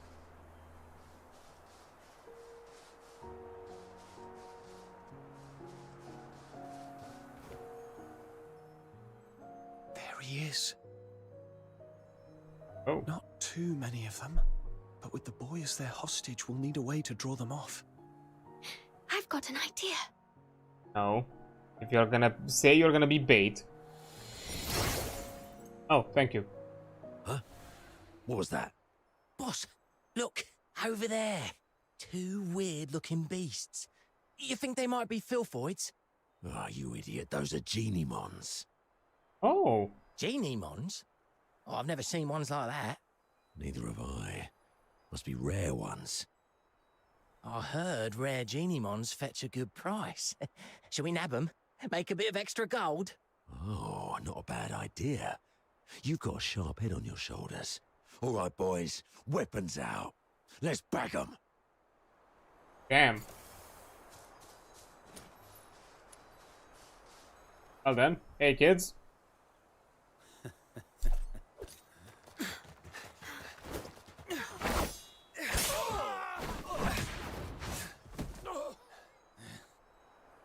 Savio, wake up. Are you all right? Oi! Who let these runts in? Think you could swipe our prize and walk out alive? Fina, get down! I'm not just a helpless fledgling anymore. I can protect others too.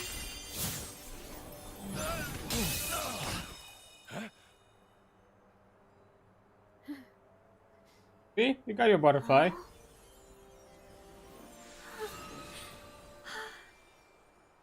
Seraphina.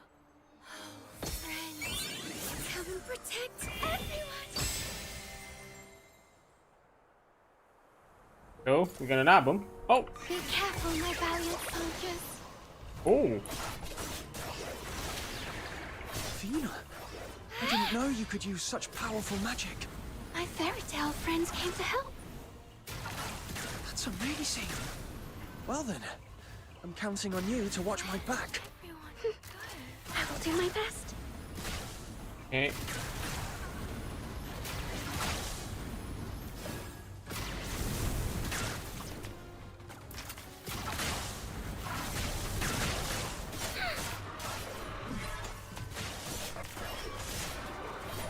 Okay. Starlight, shining bright.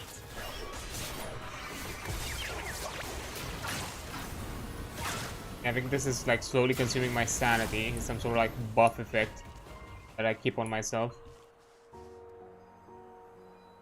We did it! Mr. Unicorn, we beat the bad guys! I mean, we did give a child a gun, It's so... all thanks to our brave little Fina. Savio, are you all right? You're Seraphina, right? Your hair's blue now, but I remember your face. And even with my character development, I can't still get away. And this butterfly. The butterfly fairies that came when I couldn't find Mum and Dad all look like this one. I remember now. You were in the garden that day too. You summoned the butterfly fairies to comfort me, didn't you? Yes, Savio. That was me. But my name is Fina now. So I wasn't alone after all. Thank you, sir. I mean, Fina. But why did you leave? Will you come back home? Because I'm a Charon. That mansion didn't have room for someone like me. I had to leave. I can't go back. But I have a new home now. Don't worry about me. Then, do you know where Mum and Dad went? Why haven't they come home? They... Let me explain. I know where your parents went, Savio. There's a terrifying monster in this world. One we can't see. Okay, you're out here coming with a prejudice. message. It makes people who should care about each other hate and hurt one another.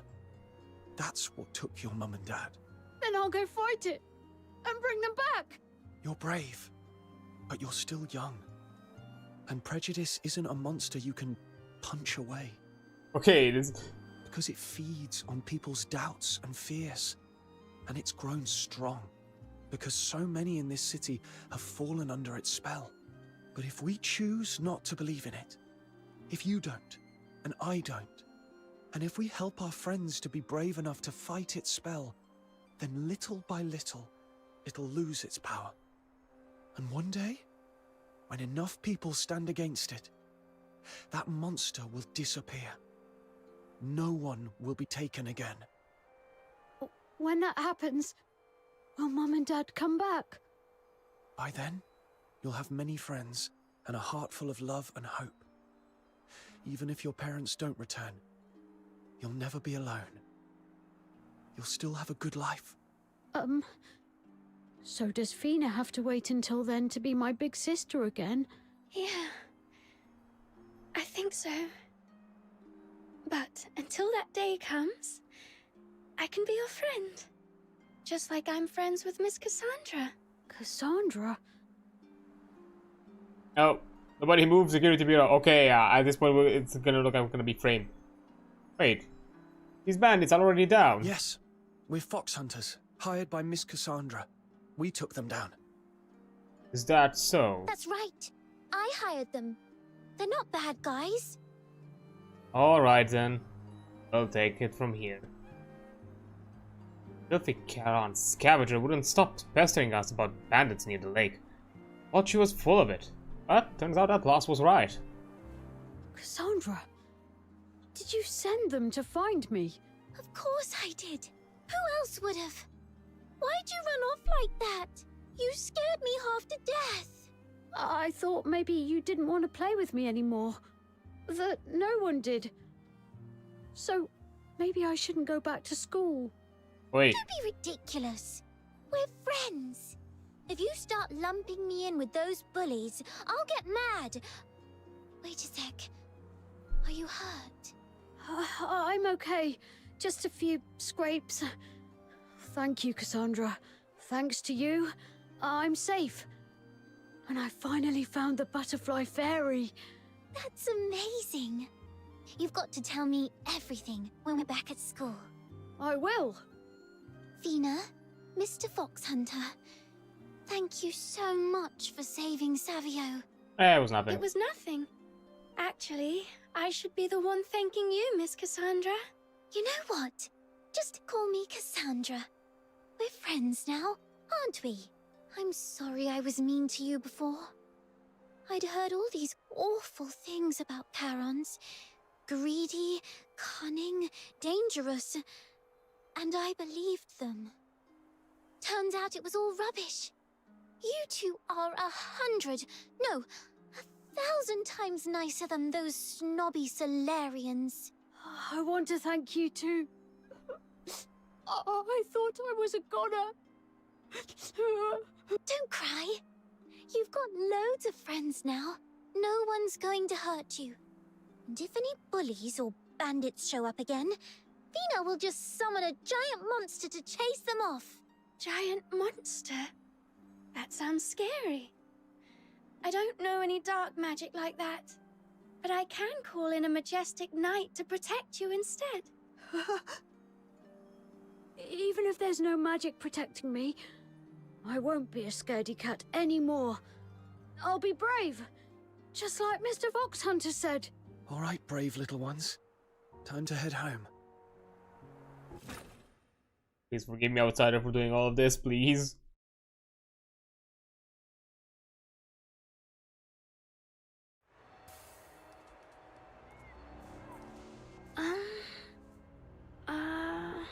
What is it, Fina? Cassandra, Savio, would you two maybe like to come to my tea party? A tea party? At your house? If my place feels too plain, we could go somewhere else instead. No, I want to come. I want to see where you live. Count me in. But let's go check in with the teachers first, so they don't worry. Oh, right. And I should grab a thank you gift from home. Oh, I need to get the commission fee too. We'll meet you later at your place, Fina. Oh, I'm getting paid. Nice. See you then. Since we're having a tea party, I'll pick up some snacks. But I'm the host. I can't let you spend your money on my tea party, Mr. Unicorn. I'm a grown-up. It's my treat. One day, when you're a grown-up, you can do the same for someone else. Okay. I'll remember that.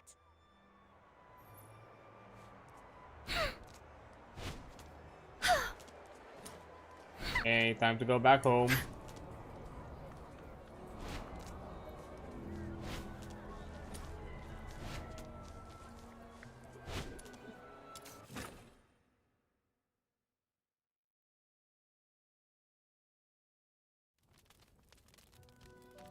Who is it? Oh, early already? Hi, Fina. It's me. Oh. Savio. Why did you come alone? Where's Cassandra? She's out shopping, so I thought I'd drop off my thank you gift first. Look what I brought. Mr. Whitebird.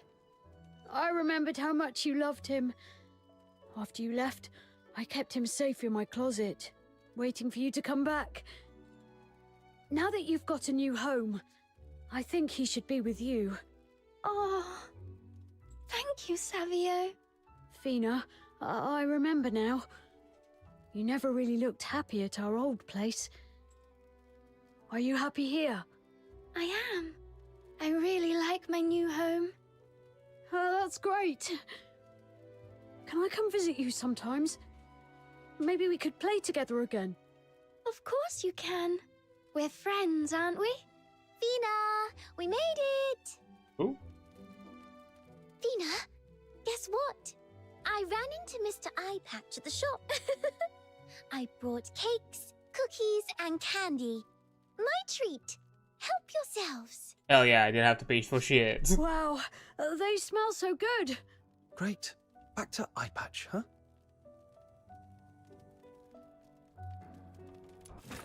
Oh. Something on your mind, Fina?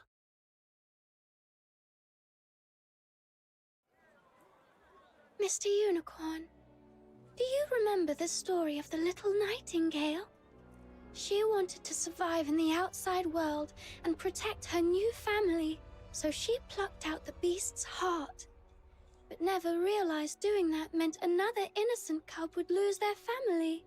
Savio, he doesn't know. It was because of me that he lost his parents. If he ever finds out, will he hate me? Do you remember the story I told Savio? The one about prejudice? Even though the nightingale killed the beast, the real villain was that invisible monster.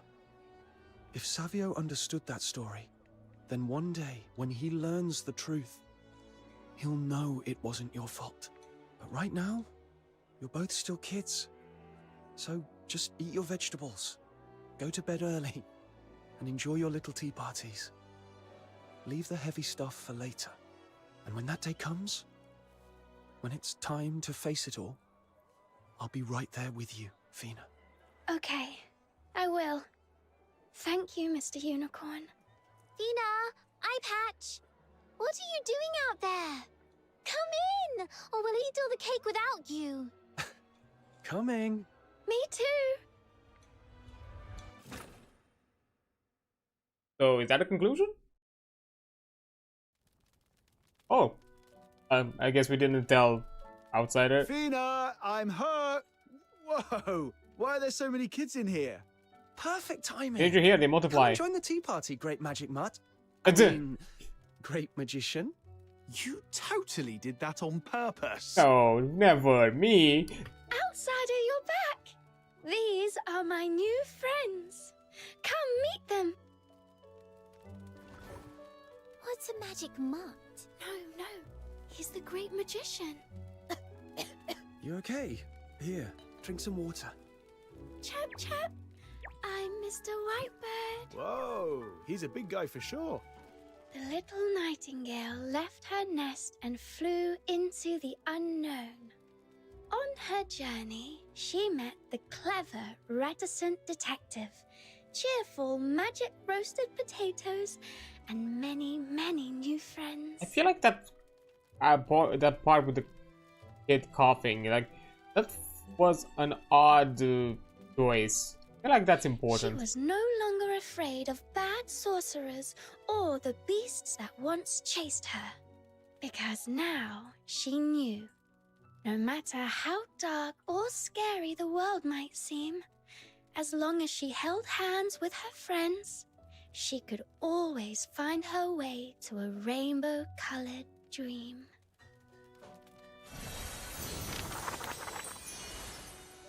Okay, so we're doing the final story. Okay, on the blooming fields. The forest mist veils the path, but a nightingale perches on a branch to lead her on. Fina smells flowers on the breeze, will walk the green meadows, writing her story's happy ending. The forest is thick with fog. Let's stay on course by keeping this brook beside us. Follow the gem glow. Yeah, painted the correct These color. vines, parts of their color are simply gone. Maybe they will move when I paint the missing part. I see. Okay. Get a red one.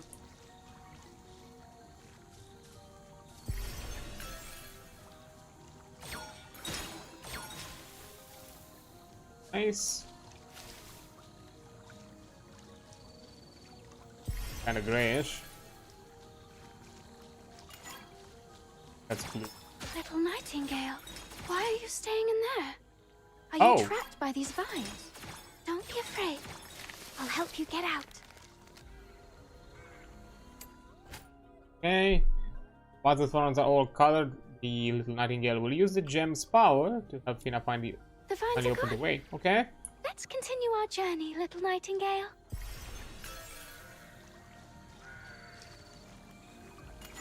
Take it. Okay.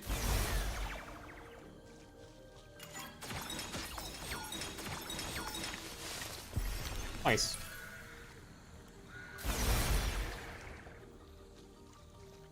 These vines have grown so tall, they've completely blocked the little nightingale's nest.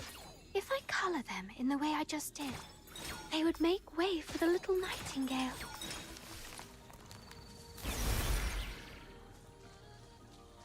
Okay. Red.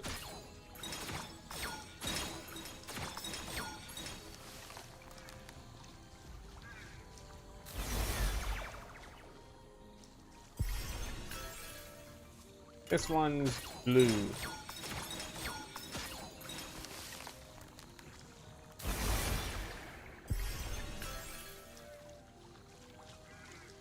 Oh. Actually go through the bark.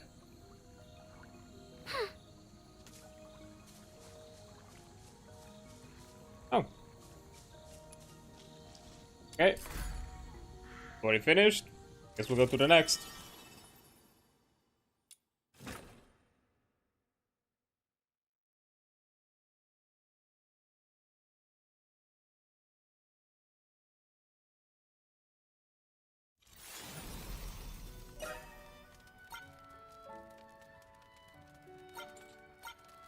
It's the same description.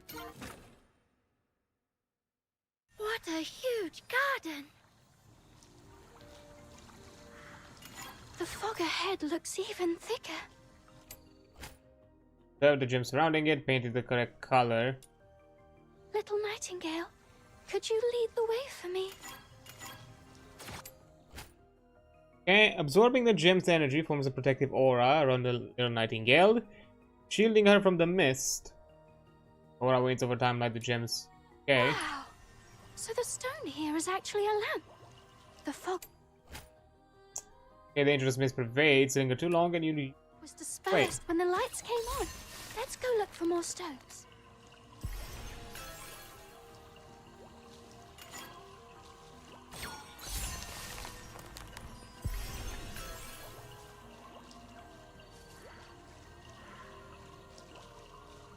I think that's blue.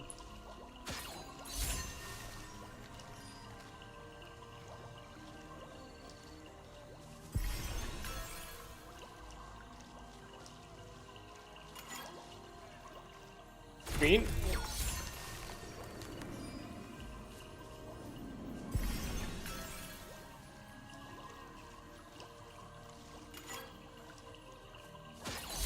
Red.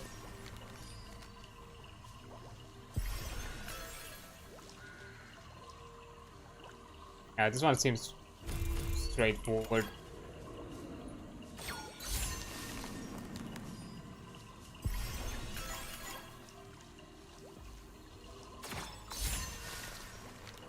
Finally getting out of this foggy place.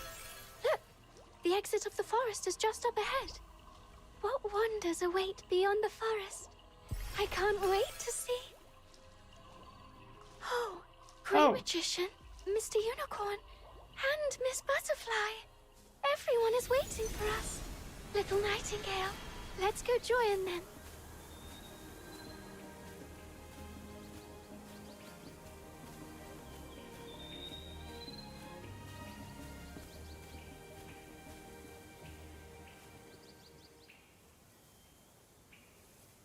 Looks like this is the end of the story. I never could have solved every puzzle without you. Thank you, everyone, for guiding me all the way to the end. Look, soft grass beneath us, flowers splashed in every color, and a warm breeze brushing our cheeks. Let's lay out a cheerful picnic right here to draw a happy ending to this story.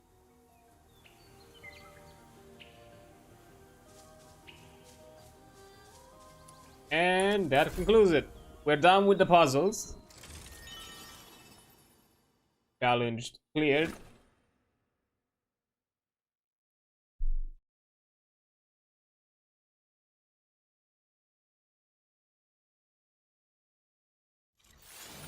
And getting my event bonus. Nice.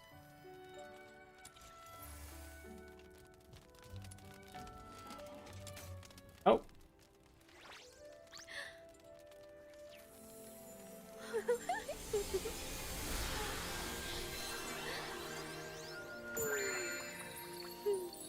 Aw.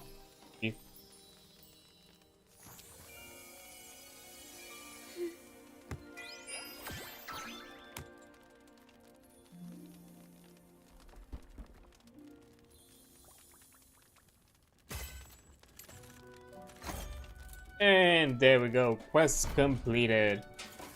Honestly, a sweet little story. I like it. A lot of fun. Quite charming. Okay, how are we doing with time? Okay, we're doing pretty fine. Like halfway there. Which is good. We still have a few side quests to deal with. Main story. That's alright. We get all the right, I did. Yeah, my brain just forgot that I did that. forgings are also done, so I can make my weapon.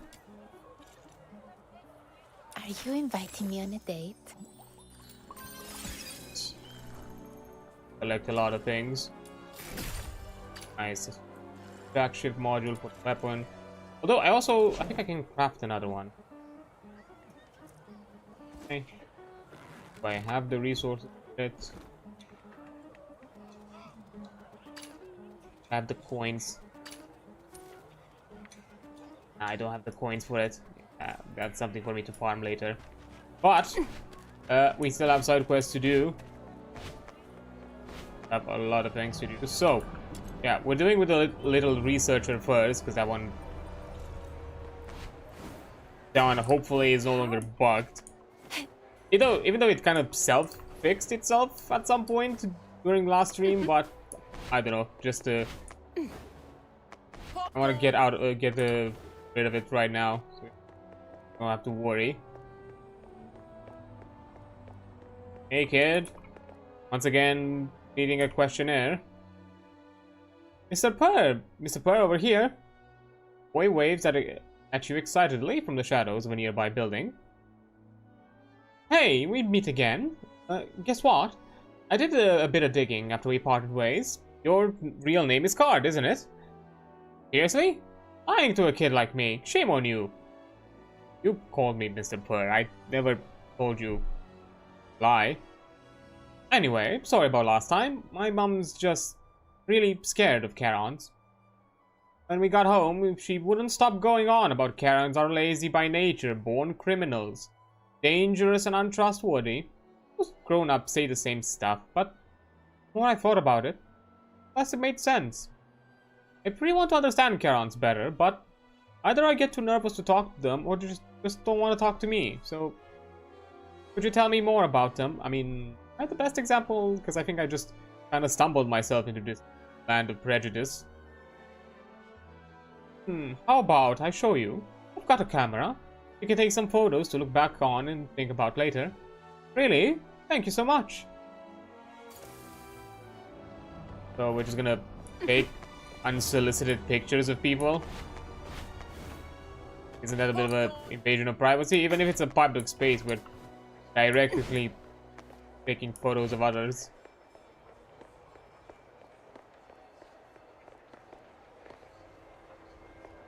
Okay. Don't have a keybind. Oh.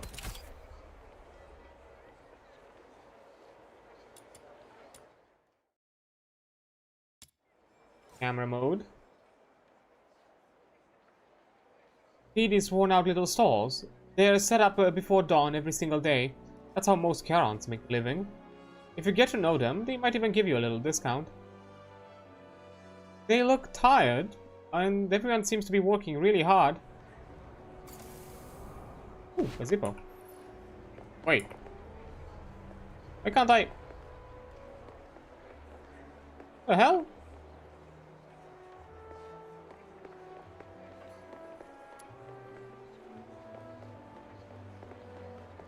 Why is that? Oh, maybe it has something to do with this. How it interact trigger is broken? Weird. Not gonna deal with it now. I don't wanna.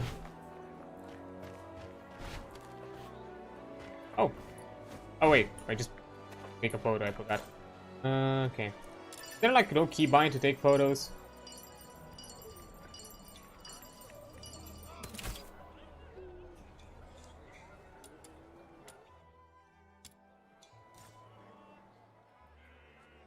This is where most of the Karons in Ice Lake live. The house looks really run down. Ah, I've seen that man before. Grumpy looking old one helping his neighbor fix the roof. Those kids, they're playing the exact same games we played back in the inner city. I get it now, it's not like what Mom says at all. Sure, some Karons are rude or mean, but we've got plenty of solos like that too. Aside from the horns, I don't really see much of a difference between Karons and solos at all. You're starting to learn, kid.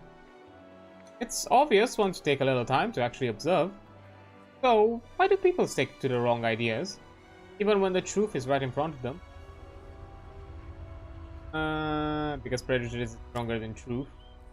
That's so. Wow, the world's more complicated than I thought. Guess there are some problems even research can solve. Well, I'll think about all that later. Now, since you brought your camera, let's go snap some more photos. That pretty house up north too. What was it called again? Hypno's house. Yeah. You there? Just there. Okay. Sure, kid. Whatever you say.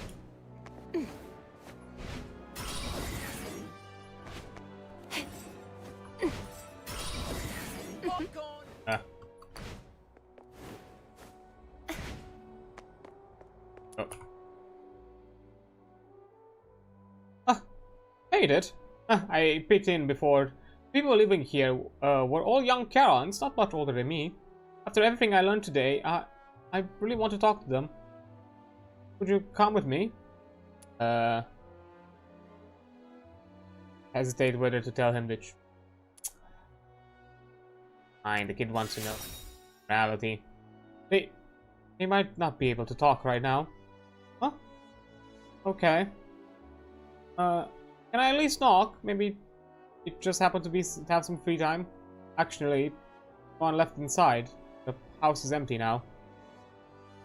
Huh? But I saw them not long ago. There were loads of older kids in the house. They moved away. Oh. When will they be back?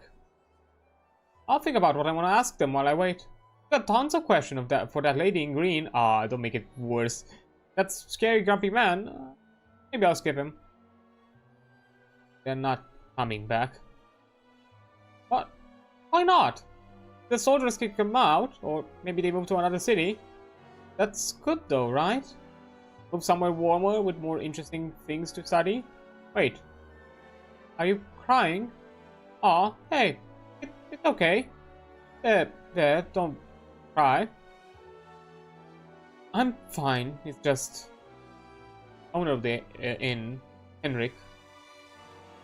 He was a really good doctor. He left with his assistants. He went south to find a cure for a terrible disease.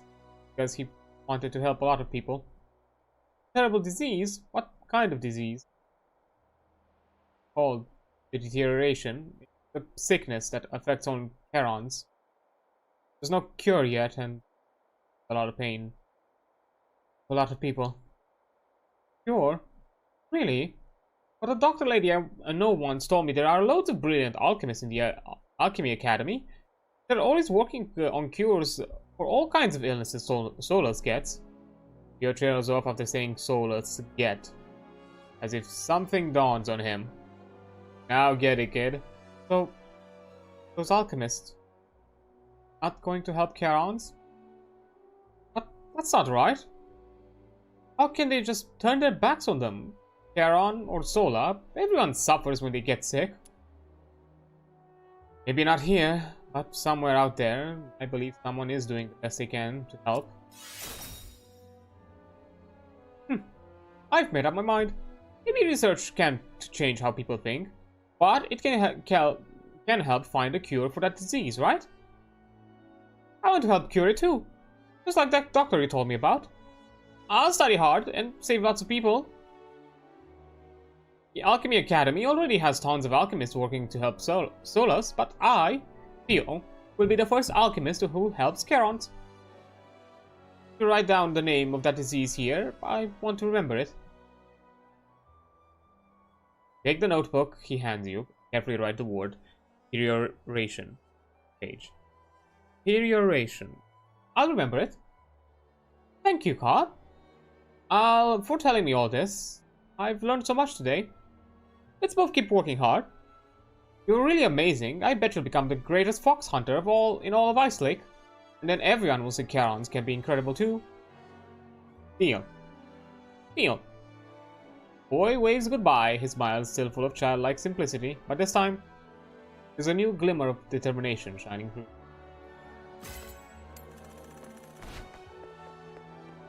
Oh, charming. At least we concluded that. Okay, so let's see. Gonna check the corners around the again, because yeah, we still have the center and the asphodel. Annie?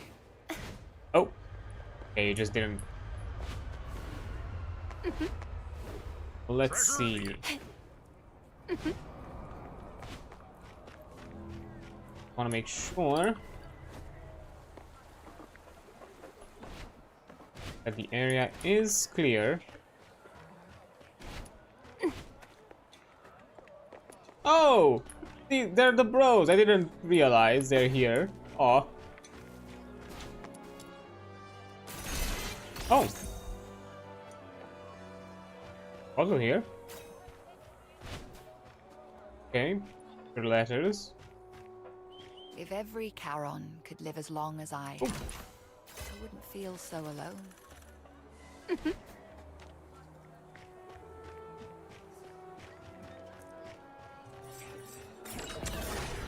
Looks of it. I don't think there are people on top of the buildings. I'm pretty sure.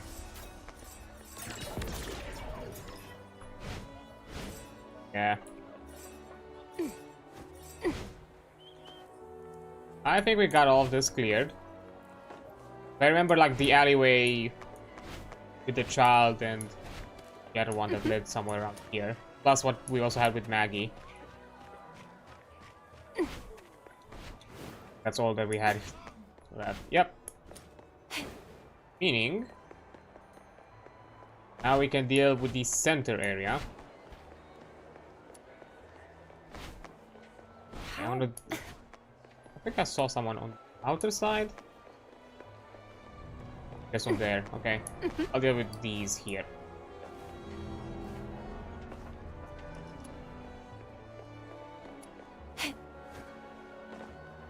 Let's start like this. Laws. The boy tugs anxiously at your sleeve. What's the matter? Uncle Donut's sick. Really bad. They say you're the strongest fox hunter, and the kindest, too. Please, I'm begging you. Please help him. He's sick. Has he seen a doctor? He has, but the doctor said it's already late. I'll give you everything I have, and if that's not enough, I'll do anything. Whatever it takes.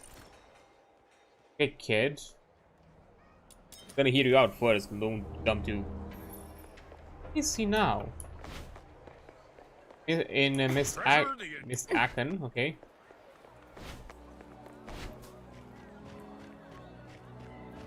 Ooh. Boy knocks on, no one answers. That's weird. I was home just a minute ago. Any idea where he might have gone? Oh, right. Uncle Donut keeps saying he wanted to go back to the pit. Something like Glen or Glum, I think? Heaven Pit? Yeah, that's it. Are you going there, sir? Can I come too? He's really sick and I'm worried that it's a very dangerous place. I can't take a kid with me. But I promise if I find him, I'll bring him back. Just wait here. Okay, thank you, really. Now, tell me about Donut. Uncle Donut's the kindest person in all of Ice Lake. Shares foods with us, buys clothes and books for the kids in Mist Aken. With his own money. He fixes homes and furniture, brings medicines to the sick. Even takes in beggars when he gets bad. Most everyone in the slums owes him something. I meant, what does he look like? Oh, sorry.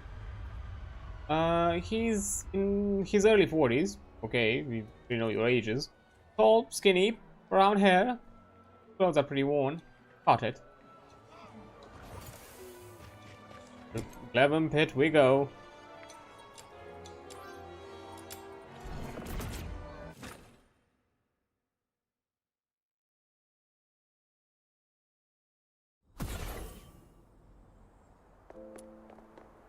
Oh, hey, Donut. Excuse me. What's your a youngster like you doing here? Are you lost in the snowfield? Ice Lake's that way. Are you Donut? You are? A child asked me to find you. Ah, Lars, was it? Boy's a warrior. I just wanted to revisit this old pit. I remember it swarming with monsters. No way to get near. And I heard a skilled fox hunter has cleared them out, so I figured it was safe enough to come back. Not to brag, but that skilled fox hunter is yours truly. Ah, was me. I'll just do benefit. Is that so? Thank you. Truly. Sorry. I need to press on a bit further. Thank you for coming all this way. Please tell Lars I'm okay. I'll leave your reward for the commission at the asphodel later. I've only taken care of the largest one, but it might still be filled sword inside. You're not in any shape to explore alone. Where were you headed? Let me walk you with you. To do that? I promised Lars I'd bring you home safely. Thank you. Thank you, kind soul.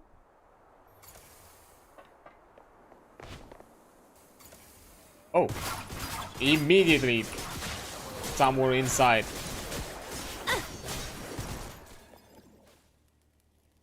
Thank you, young one. Even more rundown than I'd imagine.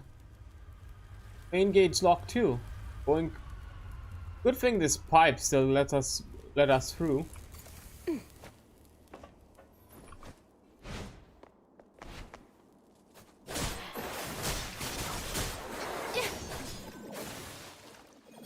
Oh. Hey, if you can see the path right under your feet, you'll still be less scared of filth voids. Now it's all nice and bright.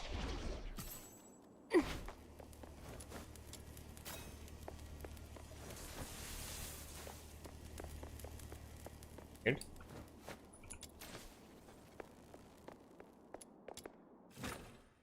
Oh well.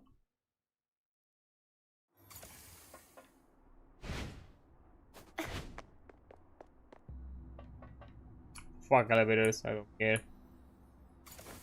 I'm built different. No violent contact. Come on, fight me. If you dare. Hurry up. I don't want to ruin our dates by being late. Oh, one of them. Jam. Foxine for its glands, but a closer inspection reveals its texture entirely different from ordinary glowing rock. Human rank minerals by their usefulness, and while Foxine is a highly coveted resource, these stones are deemed worthless. Okay.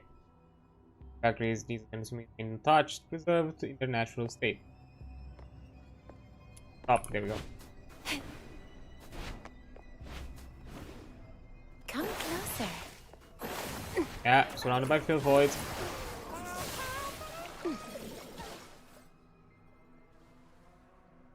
Thank goodness, it's still intact.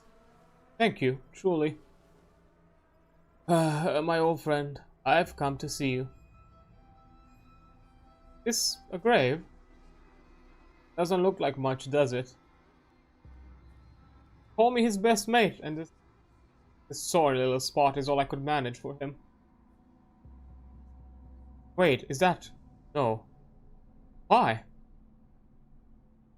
The sick man's ashen moments ago suddenly stiffens, veins standing taut beneath his skin, his eyes locked in shock and disbelief. Following his gaze, you spot a violet ribbon lying untouched beside the gravestone. Violet, why have you come back? Violet? Who's that? Ah. You humor old man for a moment. I have a few stories to tell. Oh, it's about the investigation, because we still have that mystery with the with Violet. I'd love to, but let's head back first, alright? The bar must be worried sick. Yes, you're right. Let's go. Yep. Violet, Sig's sister, left Islay 16 years ago. Now it seems she has returned. A violet ribbon was found on Sig's grave. There we go. Violet's signature.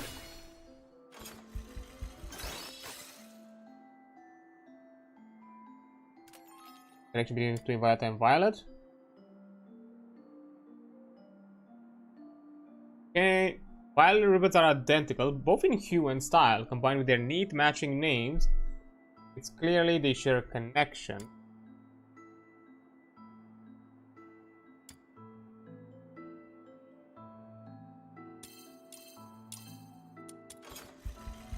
Oh. Okay.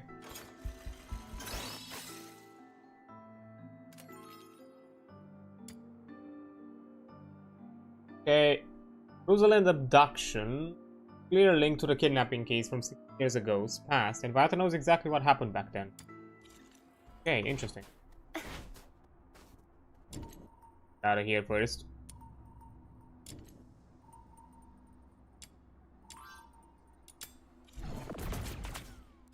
Apparently I can do it also while in combat. Convenient.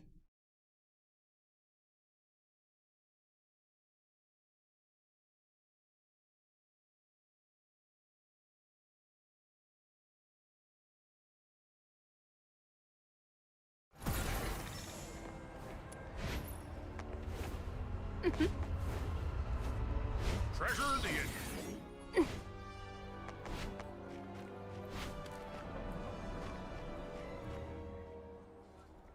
Uncle Donut, you're back? Sorry, lad. Did you worry again?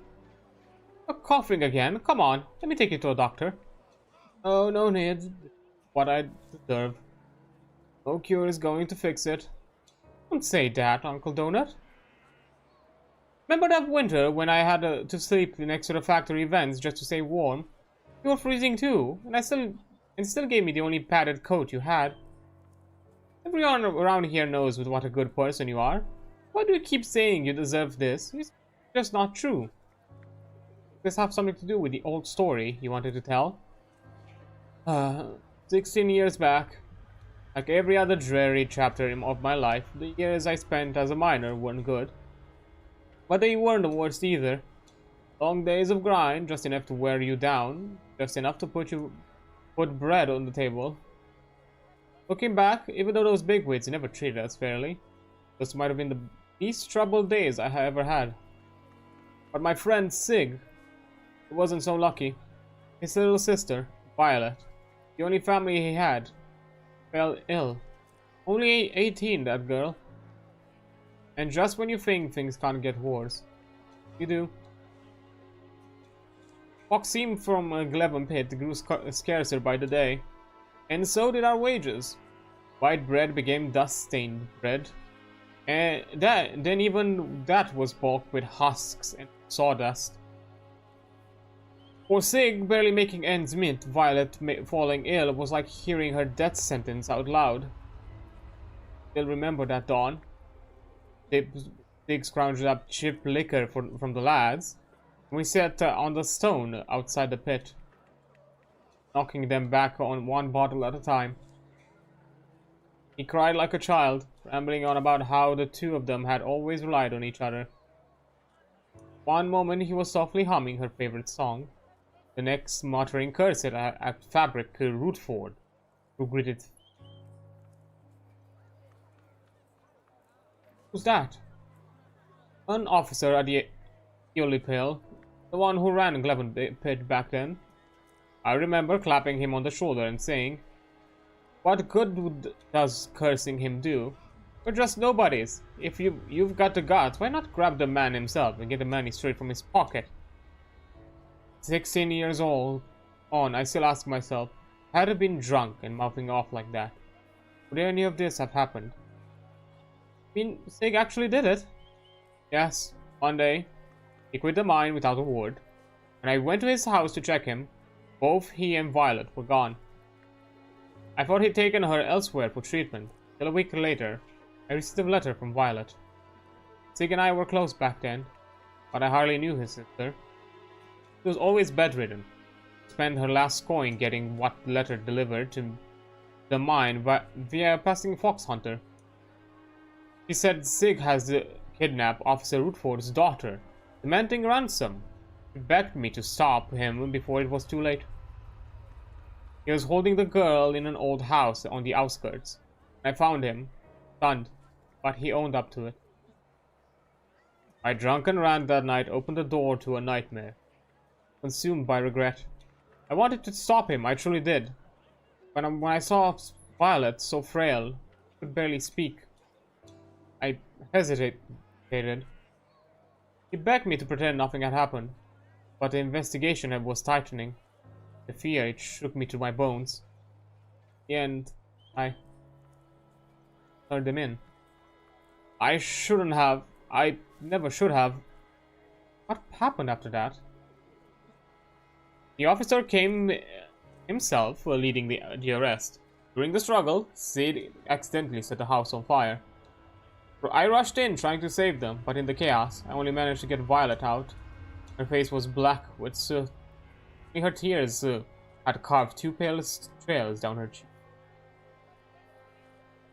I was terrified she'd be punished for her brother's crime, so I hid her away in a water barrel, hoping the Legion would find her. In the end, Zig was caught, and the officer's daughter. All they found was her charred remains in the rubble. The officer was enraged. He didn't even wait for a trial. He executed Sig with his own hands. As for Violet, I gave her all the bounty money and smuggled her out of a ice lake, praying she'd get away from all this. I still remember her face when she left, worn by sickness. Her eyes were burning with fury, wearing this violet ribbon that day. Said she'd leave the ice lake for good. Said she never wanted to see me again. And who could blame her? I was the drunk who doomed a friend, the coward whose fear cost 2 innocent lives. Did anyone want to see me again? Oh well, also, I guess I'm gonna take a quick break because I just noticed there is an outbreak right now, so I'll be right back in a few minutes. Okay, let's continue this sad, tragic story, I suppose. Yeah, I'm gonna read this again in case anybody missed it from the ad break. And who could blame her? I was the drunk who doomed a friend and the coward whose fear cost 2 innocent lives. Why would anyone want to see me again? Yes, it wasn't your fault. You could have not known how it would have ended. Let's be empathic. Like, yeah, just did what you thought was right, Uncle Donut. That's what they all say, but it doesn't change the fact that 2 innocent lives were gone because of me. After that, I got really sick. I started doing what I could to help others, trying to make things right. I thought maybe each good deed could chip away at my sins. But still, I see Sig in my dreams, glaring at me in rage. I hear poor Enola screaming as the fire takes her. No kindness to the living will ever buy forgiveness for the dead. Violet, that's why you came back to Ice Lake. Because you still can't forgive me. Like I never could. You come to put me out of my misery. Voice trails off. Collapses. Uncle Donut, are you alright? Whew. He's fine. Just looks like he just fainted from exhaustion and stress. Keep an eye on him, don't let him wander off again. I'll get the address. We'll take good care of him. Can I ask something, sir? What is it? I think Uncle Donut is a bad person. I don't think so. He never meant for any of it to happen. That's not something you can take back. He spent years trying to atone. That's down for something. Just what you've seen and how you feel. I can't speak for you. Yeah, you know him better than I do. Trust. I think like going a bit more with wisdom. So that's what you think. I see. Thank you, sir. For you. I saved that for a long time. Violet ribbon. Been left by Violet at Sig's grave. 16 years. Been in her 30s by now. Will he return? I should ask around and get a chance. Kidnapping case 16 years ago. Donut's friend Sig orchestrated a kidnapping. The victim Enola died unexpectedly. Sig was sentenced to death. What has happened in Ice Lake the past few days, and now there's even been a kidnapping. Now that I think about it, some of these events might be more closely connected. Time to lay everything out and start connecting dots.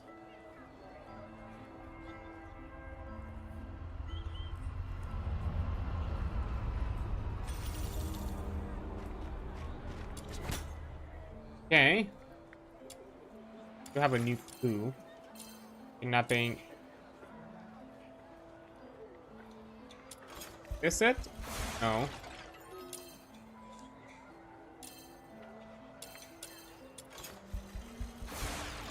Okay.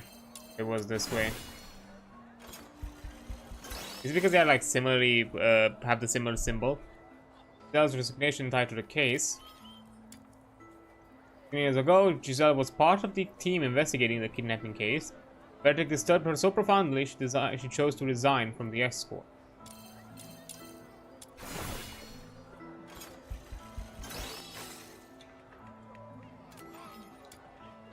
Giselle orchestrated the recent kidnapping. The whole case concealed truths Violet had long known. Giselle staged the recent kidnapping of her student, forced those truths to be open. Ah. Interesting. It was more than the kidnapping 16 years ago. Violetta may have been the one who knows the truth. Giselle took her student just for some. My deductions are right. She should be with Violetta right now. Let her mention the location. I need to hurry. Let's hope I'm not sure. Okay, where is that location specifically? Oh.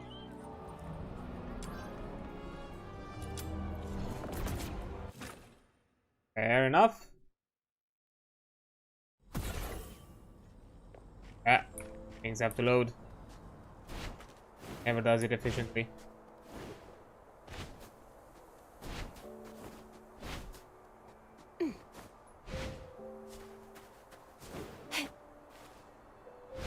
On. Got it.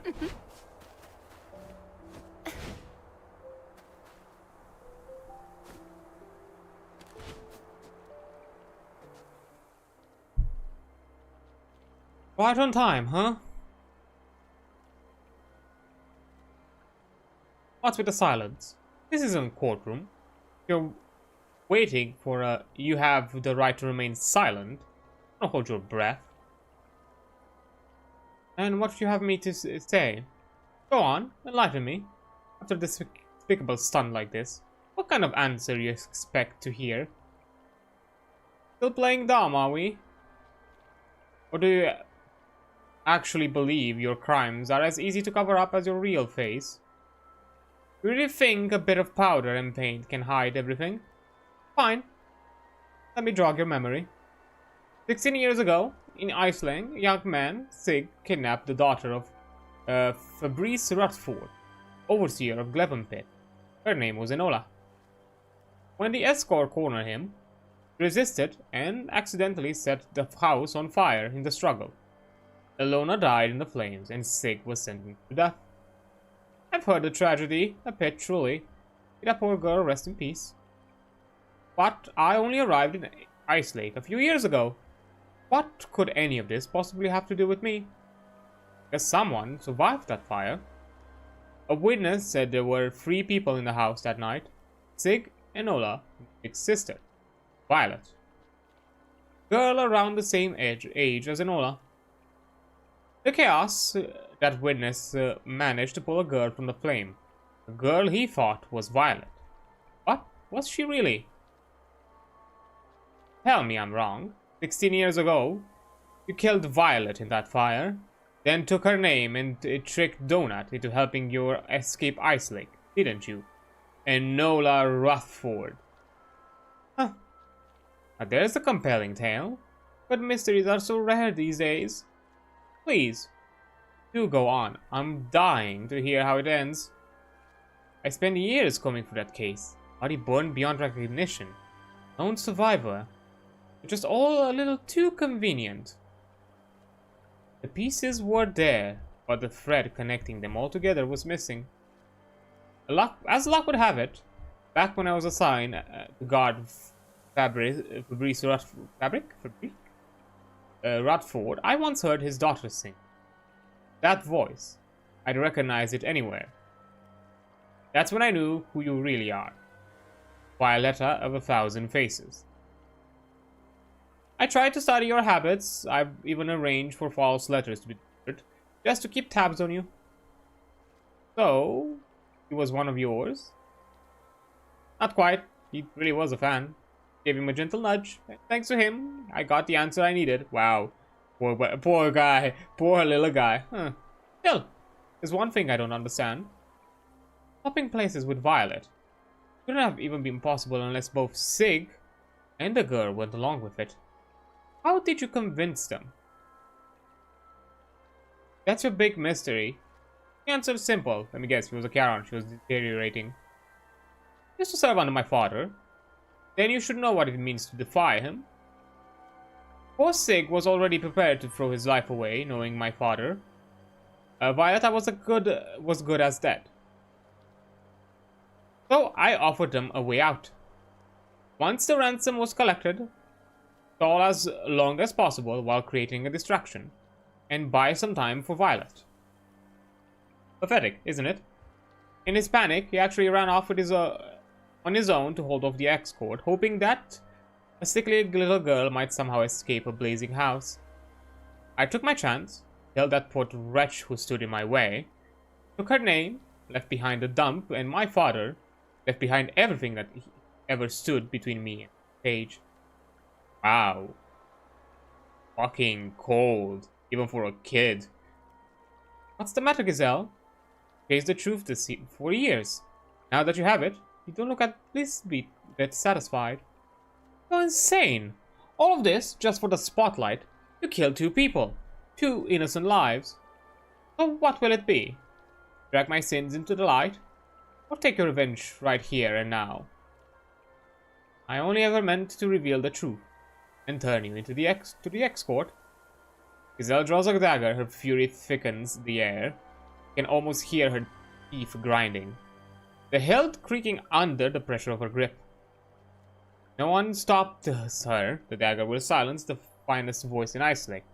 Whatever the truth, you can't just stand by and watch someone commit murder. Wait, stop! You? What are you doing here? Get out of my way! I won't let a monster like her walk away free. She's lost it. I have to bring her back to her senses. Ow. Oh! Fight violence.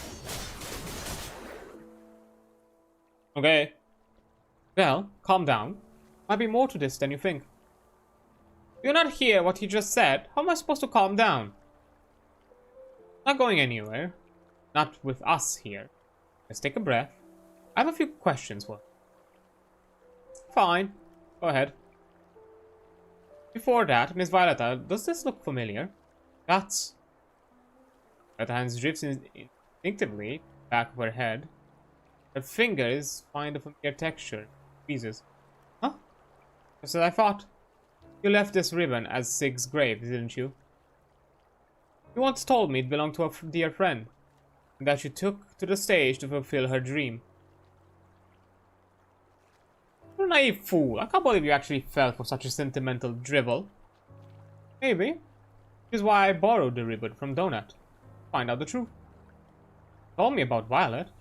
Gifted she was. If not for poverty and illness, she might have been a great playwright. Fate dealt her a cruel hand. Never gave up. Even when she could barely leave her bed, still found a way to pursue her dreams. Dreamed of the world's greatest actor performing her work. Of her final proudest piece reaching every corner of Atlasia. That piece was Penny, a 3-act play, later adapted into an opera. Good. You get it now. Lying any further would only make things worse. So, then hold out your hat for the ultimate truth. Curtain can fall now, Miss Violetta. I suppose you're right. Replay must end eventually. Well, if every audience were as sharp as you, mystery playwrights wouldn't have to twist themselves in knots to dumb things down. What are you two talking about? What's going on here? It's simple, Giselle. She really saw Violet as nothing but a pawn. Why would she take the name close to hers? Let me tell you the version I see. 16 years ago, they kidnapped Enola Rutford, girl who would one day call herself Violetta, to raise money for his sister's treatment. While she was held captive, Enola met the bedridden Violet, and somewhere in that brief time, the two became close friends. But it didn't last long. Violetta knew her time was running out. She didn't want her brother sinking deeper down the wrong path, so she wrote to Donut and trusted a friend of Sig's, hoping he'd intervene. And Donut did. He reported the kidnapping to you. Giselle, by then, I suspect Violet was already... strange, isn't it? I was kidnapped, yet somehow, those were the happiest days of my life. Sig kept me tied up in a room, but he never meant me harm. He barely paid me any attention, just paced endlessly around the house. I knew there was someone else, a girl, in the house. I could hear her humming softly on the days when her mood was light. Perhaps Sig realized he couldn't possibly tend to two helpless people at once, so a few days in, he untied me, let me move around the ground floor as I pleased. And whenever he left the house, I'd steal upstairs to see Violet. She'd tell me the stories she was writing, and I'd act them out, bringing the characters to life. My dearest, weep no tears for me. On this sleepless night, I set off in a silver light. The wind fills my sail, the tide kisses my oar, the lighthouse aglow neath the moon, oh so bright. Thank you, Enola. That was beautiful. Truly. Whenever I imagined Puttini, always looked like you. Bold, radiant, and forever chasing her freedom. Thanks. I did a bit of improvising, but I know a brilliant composer. His name is Cavaradossi. Maybe we could ask him to adapt Puttini into an opera. Not that I ever get a chance to sing. I'm 18 now. My father has already arranged my marriage. 2 months from now to some young officer from the Alchemy Academy. Yes, I'll spend the rest of my life as a pretty trophy collecting dust in a parlor, or elbow deep in those wretched fox-acre canisters. No, Enora, this isn't how it should be. You have a voice as sweet as larks. You don't belong in some parlor. You belong on a grand stage, the grandest there is. Everyone who loves to sing deserves a moment in the spotlight, Solarian or Karen, rich or poor. I'll talk to my brother. I'll find a way to help you escape. My body's already giving out, and I may never finish the final act of Puttini. But, Enola, promise me that you'll take the stage and share our Puttini with the world. Everyone who loves to sing deserves their moment in the spotlight. Solarian or Charon, rich or poor. That was Violet's final wish. It became the truth I lived by. After she passed, I sang the finished final act of Puttini for Stig. He was hollowed by grief, but when he heard it, his eyes lit with disbelief. For a moment, I saw hope flicker in the ashes. You'll have a chance to honor her. Violet poured her joys, sorrow, and hope and longing into that script. I want the world to hear it. I need to make sure they do. We are both born for the stage. Illness took her far too soon, but I'll carry her soul in every role I play, every spotlight I step into. So, to help you escape your father's grip, and to fulfill Violet's wish, Stig agreed to play the part in the act. No, can't be. That's true. Then why did she just... You came here to convince her of her guilt, Giselle, and Miss Violet, I couldn't risk provoking you. Not with her student Rosalind's safety at stake. What? I have a request. I won't run, I promise. Just come with me. Somewhere I need to go.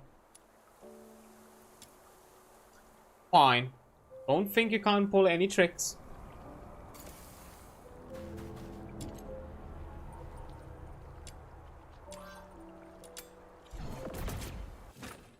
God, are we gonna also offer closure to poor Donut? Because, oh my god. The man deserves it. Treasure the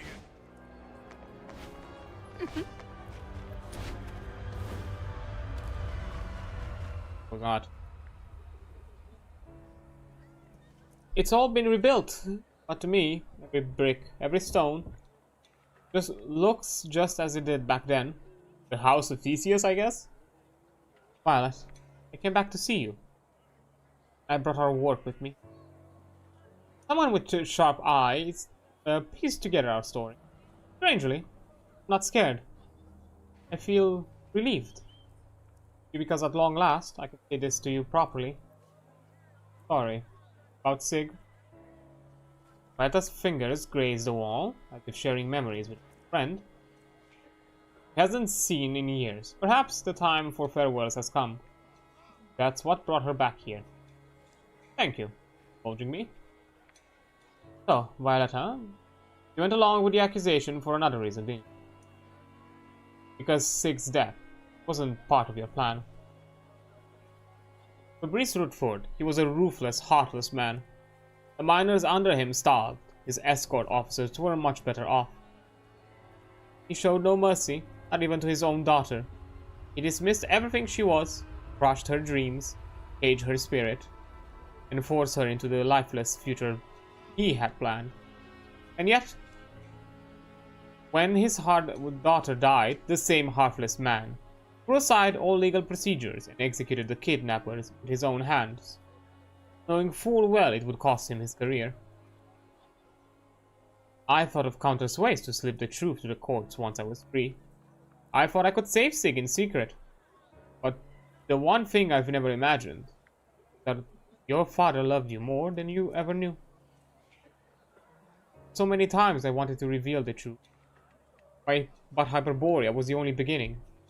Her story needed to reach the world. I had to keep my promise, or at least keep trying. So, when you came to me, Giselle, I felt utterly relieved. I've trained many gifted children over the years. They can carry Putini farther than and wider than I ever could. And all you had to do was let Giselle believe it was true. So you could finally clear Sig's name. I'll go with you, Giselle, but only after you release Rosalind Magnus. For my sake, and for Sig and Violet, must not come to harm. She already left Ice Lake. What? You are her vocal teacher. You should know what she was up against. A fledgling willing to break her own wings just to escape the cage. The two of you really are cut from the same cloth. All this time, you were lying to me? It wasn't my plan. I didn't expect someone close to you would come to hire me to kidnap her. I just took the chance when it came. Pretty convincing performance, wasn't it? Maybe it's time I tried the stage. Don't want to be a fox hunter anymore? Heh, thanks, but thanks to the big stir over Lady Magnus's kidnapping, I'll be laying low for a good while anyway. As for Violeta, it's your call. You uncovered the truth before I could, so you get to decide what happened next. Are you sure? No? I don't know. If we tell the world, she could lose everything. Her name, her dream, all of it. But if we keep quiet, then Sig's names will never be cleared. I can't think straight right now. Maybe handing the choice to you really is the best. It's your decision. I'm readily accept it.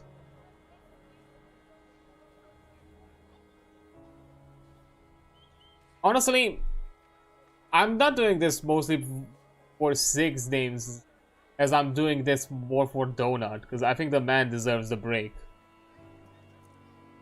Let's reveal the truth. I understand why you did it, Miss Violeta, but we can't let an innocent man be remembered as a murderer even to death. Zig's gone, but we still have a chance to clear his name. Thank you. Zig did kidnap you for money, but that doesn't make him a murderer. The truth deserves to be heard. Miss Violetta, once this is made public, it may cost you everything. Reputation, career.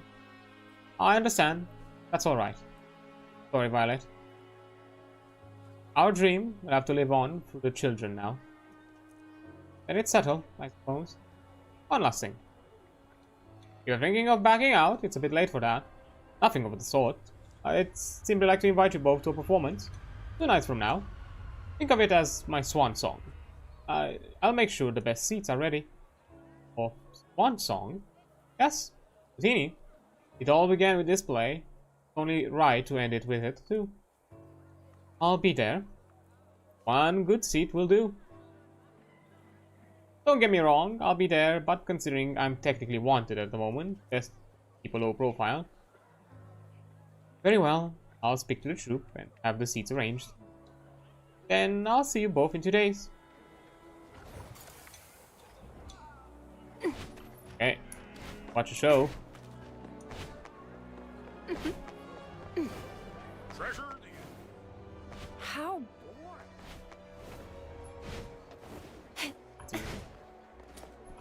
Quite the story, full of twists and turns. Popcorn! Guessing it's a cinematic thing. Oh? Morning? Why the gloomy face? Violetta. Now, no need to feel sorry for me.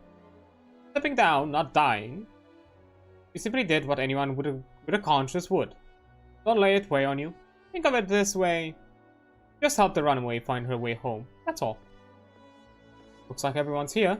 Oh, she suddenly appeared. It's Gazelle. Perfect timing. Here are your tickets.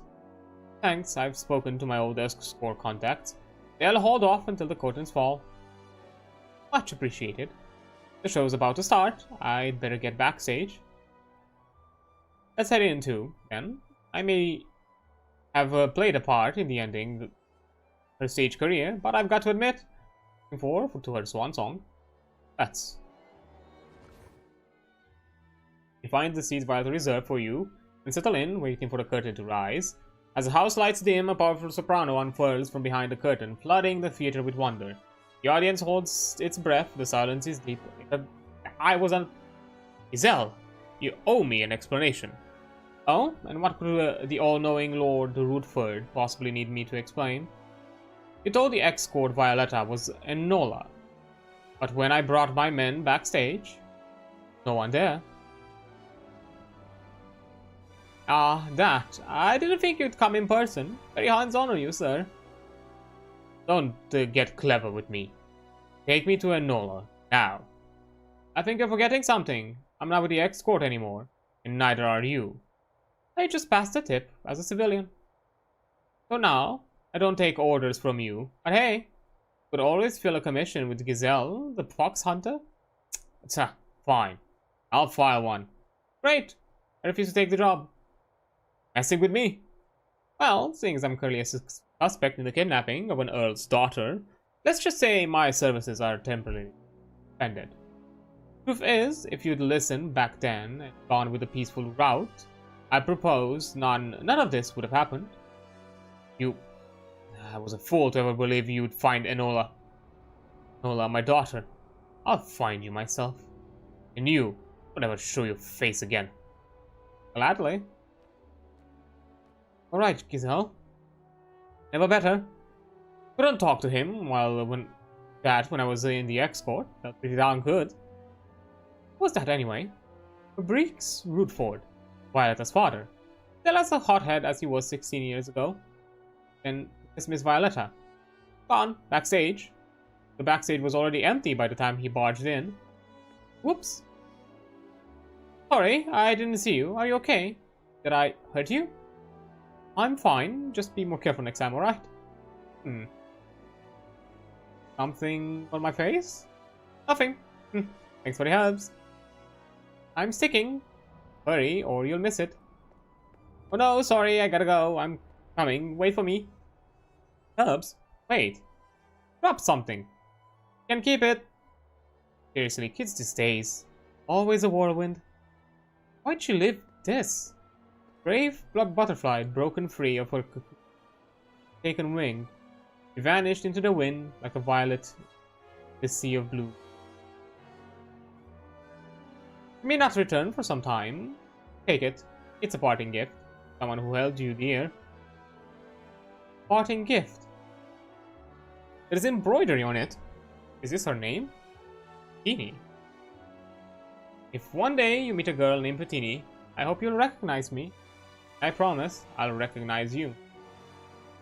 I see. So, Miss Crate made it out safe and sound.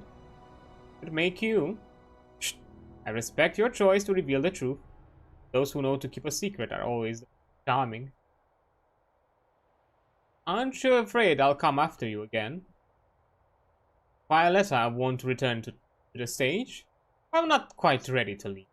Even if you turn me in again, I won't blame you. There is still another student I have to protect. Thank you for your silence.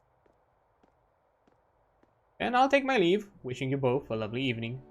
Knew it. A woman like her was never going to let herself get caught that easily. Seem was pleased. Do I? To be honest, I wrestled with the choice whether it was worth ruining a gifted woman's future just to clear a dead man's name. But I made my choice, stubborn as ever, I guess. Still, maybe being at peace with an open ending, I've grown. If I'd understood that 16 years ago, maybe no one would have died. It wasn't your fault, Giselle. I know, I'm not sad. Just wondering what comes next, now that Giselle the Fox Hunter is off the case. Acting's off the table. After watching Violetta's perform, I realized the stage really isn't for me. Hey, what about Detective Giselle? Play you still owe me. Alright, no need to rub it in, Detective. So what now? Got a new plan? Not yet, but there's time. I'll figure something out. The big stage, I'll find my part eventually. Popcorn, cigs, booze. Also, I really like this kind of story, and I found the whole thing that, you know, you have to do like multiple side quests and kind of slowly piece together the mystery. It's really neat. I'm not sure if I've seen this kind of done too often, but a good way to kind of encourage you to do like side content and you know, engage with the world and the NPCs and all that, not just with the main story content that, you know, at some point people start to kind of skip and go through, not give it too much attention. But yeah, honestly, quite neat. I did enjoy it. But yeah, we still have a few more quests, like one, I think 2 more outside and a few more in the Asphodel. I don't think we'll be finishing it today. Don't think so. There's a possibility they're gonna be added with side quests next week as well. Probably would have been done with them if there wasn't Fina's story to deal with. But oh well. Second first, I want to take a drink because, boy, I've talked a lot. Well, more than anything, I read a lot of dialogue. Okay, let's see what's the deal with Miss Liz. We thank thee for the sacrifice, mercy, and the silver piece that kept the plague, ignorance, and demons far from us. Your student Emma offered the floral tribute. Huh? Emma, snap out of it. Ah, sorry, Miss Liz. Coming. Now quickly places the floral tribute at the designated location. Offers acknowledgement and... Okay. Emma, you have been distracted lately. Focus, will you? Alright. We'll have a short break now. Feel free to explore this place. But don't stray too far. We will regather in half an hour beneath the statue. The memorial event has ended. However, Emma lingers alone, mumbling absent-mindedly herself. What? We're gonna just... Okay, no, we're talking with Liz. What? How boring. You're just approaching the child? This is so boring. I wonder how Granny's doing. You're totally spacing out. Pretty sure your teacher's putting you on the naughty list. There's something you'd rather be doing instead of participating in this memorial ceremony? Being out on an occasion like this is quite disrespectful, especially to those being memorable. Let's go with this one. Why being that obvious? Well, I have my reason. I can tell you about it, but you must promise to keep it a secret. I look like a blabbermouth to you.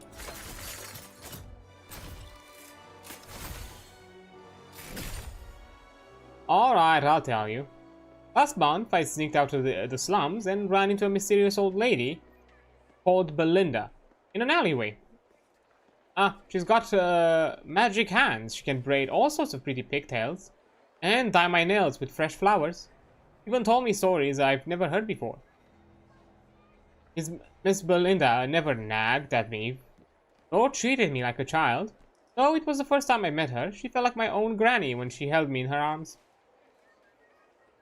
Sounds beautiful. Why do you want to keep it a secret?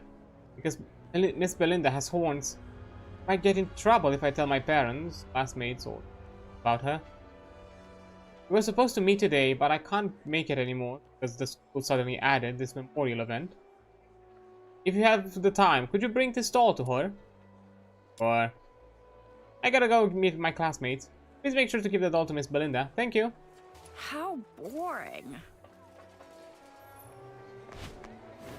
Is Miss Belinda the old lady we saw next to that tent? Oh yeah, it is. I remember seeing that name pop up. Yep. Thank you, Miss Belinda. I feel a lot better. If this is the wish of Rob, then I'll be brave and live on for his sake. May you find the strength to leave your sadness behind. We are always with you, kid. Belinda's hut is always open if you need anything. You can see tears marked on Karen's face, but his eyes now glimmer with hope and will to live on. Belinda gives him a hug and lives with some hesitation. If every Charon could live as long as I have. Greetings. I haven't seen you around before. Have you just arrived at Ice Lake? Is there anything you seek from this old lady? Emma has a message for you. Something came up and she can't meet you today, but she wanted you to have this. Doll, though crudely made, captures Belinda's essence. The old Charon's lady's eyes light up with joy as she gently caresses the doll. I can feel the plaza's essence in this doll. My memory eludes me. It's Memorial's Week, filled with all sorts of events. Thank you very much, young man. She observes you silently for a long moment. You seem to be carrying a heavy burden. I smell the ocean's breeze and tides on you. The lingering warmth in your palm is fading. Every moment you spend in the city is entwined in confusion and sorrow. You try to hide your pain, and your sorrows buried deep away from others. Pardon me from this intrusion, but have you recently lost someone dear? A Charon with special abilities? Indeed, it is rare for Charons to reach my age. Though I'm unsure how to ease your suffering, an old saying might provide some comfort. They don their boots to traverse as fate retracts her spindle. Doubt and uncertainty dust confound, but what is lost may come around. Okay, Belinda seems to hint at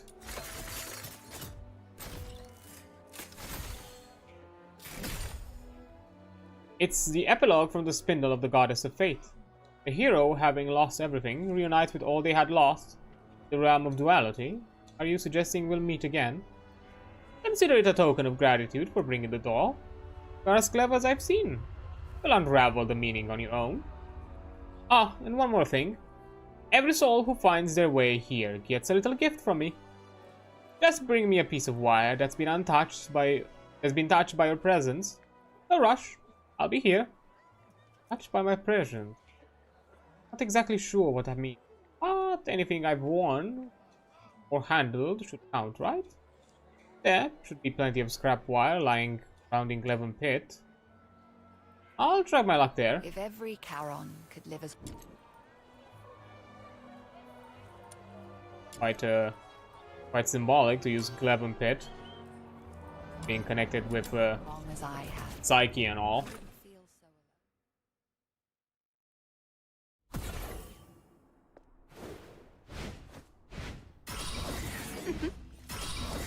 Let's go.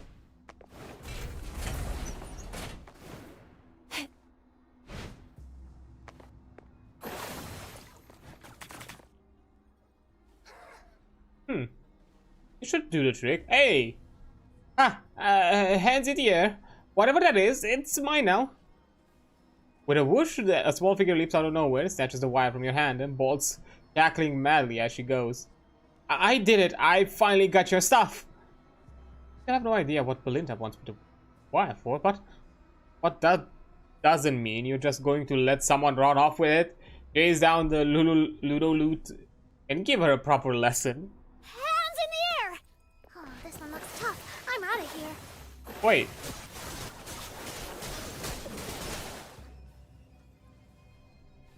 Owie, it's just a deep dumb piece of scrap metal. Did you really have to smack me that hard for that? Oh. It took some effort, but the wire is still intact. By the time you look up again, loot has already vanished. God damn you. You sigh, shake your head, and start to check back to Belinda's tent. Looked it all up! You'll get yours next time, just you wait! Yeah, whatever you say. Steve, I guess.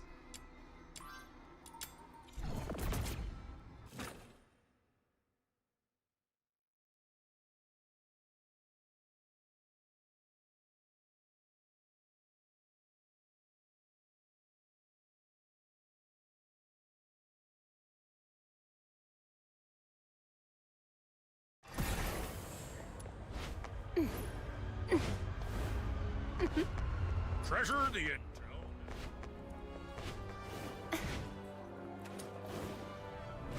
Okay, here you go, lady. Found the thing. If every Charon could live as long Then takes the wire from you and crafts it into a girl's silhouette. You can see the handicraft resembles Berenica. My skills are modest. I've only seen her shadows and cannot be sure if this resembles the one you yearn for. I hope it brings you comfort. It is my sincere wish that you are reunited. Leave Belinda sent, now understanding why Emma treasures this. Belinda's powers may be limited, but she uses them to mend souls and good wounds. If every Charon could live as long as I have, I wouldn't feel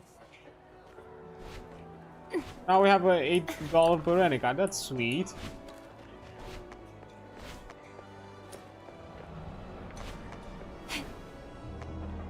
Too bad they're not actually something you can like visualize. They're like items, box, portrait gift for Faye, from Faye.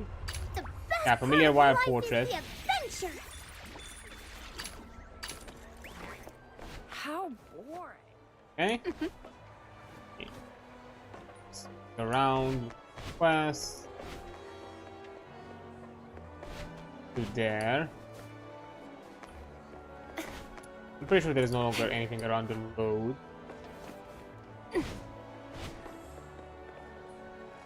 Here, so Annie! Elsa. Annie! Annie? Annie, are you okay? Sorry, I had to say it. Ah, you're back, my dear daughter. Ma'am? I'm sorry to disappoint, but I got boy parts. A woman stops you, her dry, vacant eyes roam over you as if desperately searching for something inside of you. Please calm down. Are you... Well, no. I ain't encouraging this. Please calm down. Are you looking for someone? I'll keep an eye out for you. Annie, what are you talking about? Mom's made your favorite. Boreal berry salad and cream pudding. You're kind of convincing me now. Come back home, sweetheart. I won't be hard on you anymore. No more forcing you into being the lady of high society. All I want is for my baby to be safe. And appear is deeply distressed. Seemingly have lost her daughter. Try to gently calm her down. Please think carefully about your daughter's features and how she disappeared, so I can see what I can do. Do not delude yourself into making me your daughter. You said you're not Annie. Oh, it's all my fault. I pushed Annie away. All I have. It's just been the two of us all along. I'll do anything for you if you find my baby. Fine. Thank you so much. Okay. Annie? Annie? That kind of hard to seems to have something to say. Hey, have you seen a child? Excuse me, have you seen a... Oh, I saw the whole thing. She thought you were her daughter, didn't she? Listen, if I were you, I'd steer it clear. She's, well, you know... One taps the side of her head, giving you a knowing look. Yeah. Poor thing's not all there, if you get my drift. Been standing around this spot for over a year now. Oh. That's not fair. She's grieving. Losing a child would break anyone. Maybe so, but that girl's gone for ages.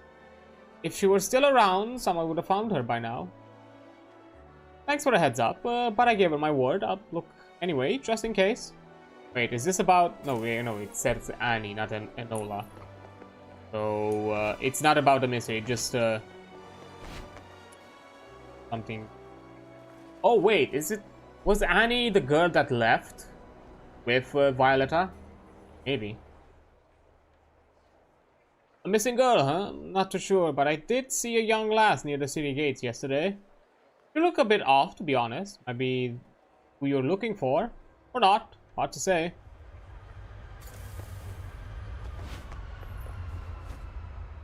My name is DJ. Annie. Oh, what?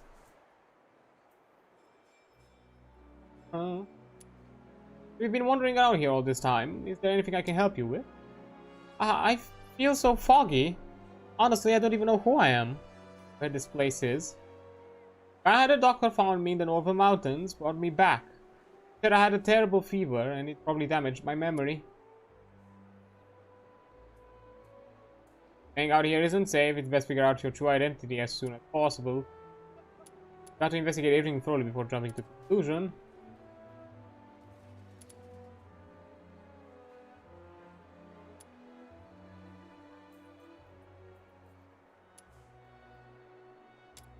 Yeah, let's look at this thoroughly. The only thing I could remember these the past few days was the relentless blizzard as I struggled to make my way across the mountain. And right now, I'm in no condition to go anywhere. Would you help me with my investigation? Okay. Apart from the kind doctor who saved me, you're the only one willing to offer a helping hand to a penniless girl like me. I don't know what else to say, but thank you. Grants you crumpled letter. Oh! This was in my coat pocket. I don't remember anything about it, but maybe it's important. The threads begin to connect between the two individuals. Recently come across Miss Elsa, who's been near to madness in search of her daughter. Amnesiac girl. And then there's the letter seemingly penned to a mother. The thought crosses your mind that the girl bereft of her memory might very well be Elsa's missing daughter, Annie.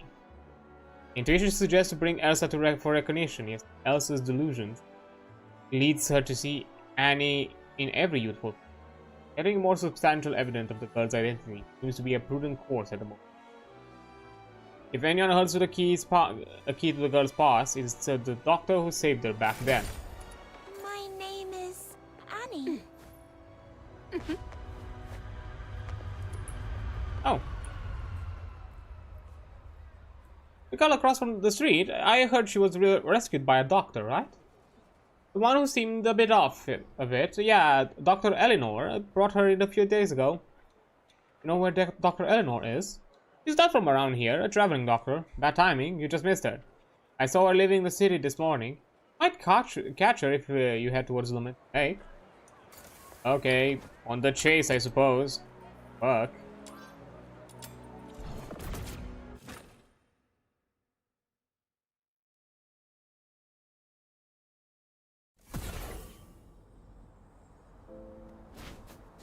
Oh, No violent contact. look at that.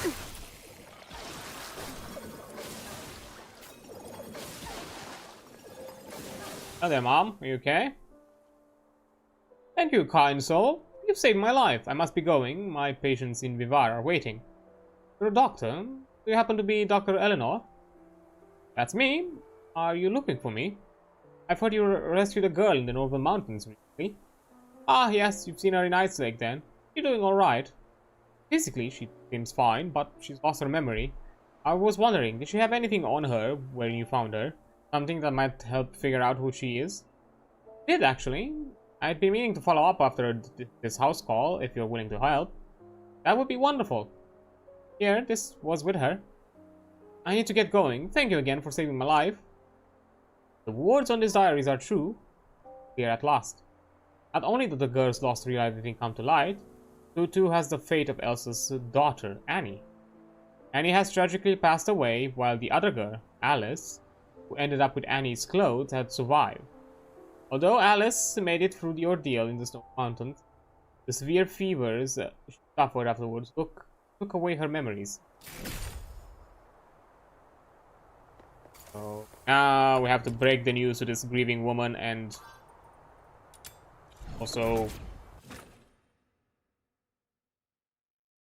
is the writing gonna be enough to convince her that not her daughter? I mean, she's probably still gonna, you know, absentmindedly. My name is Annie.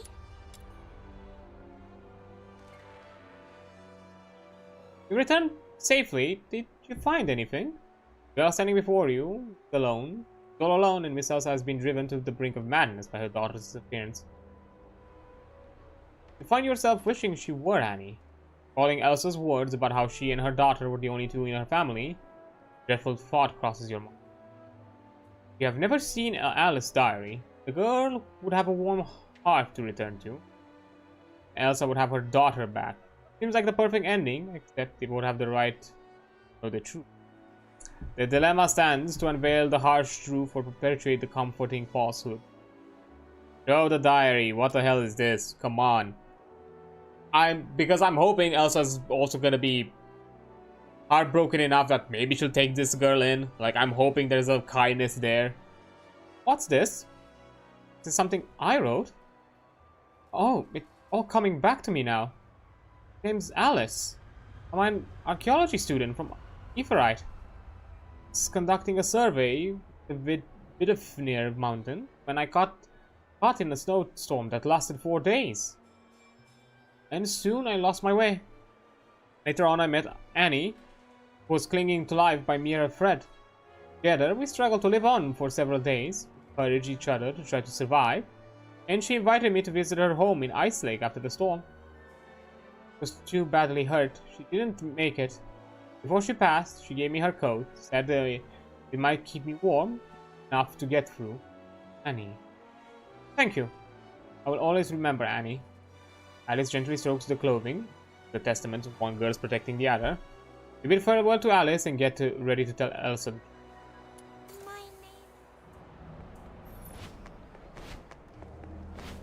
Okay, so the girl is not really homeless, so she's gonna be fine. Annie? Let's see about her though. I'm counting on you, as I have news about Annie. My goodness, have you found her? I'm sorry, but Annie has passed away. My condolences. In her final moments, she helped another girl survive. Her kindness will always be remembered.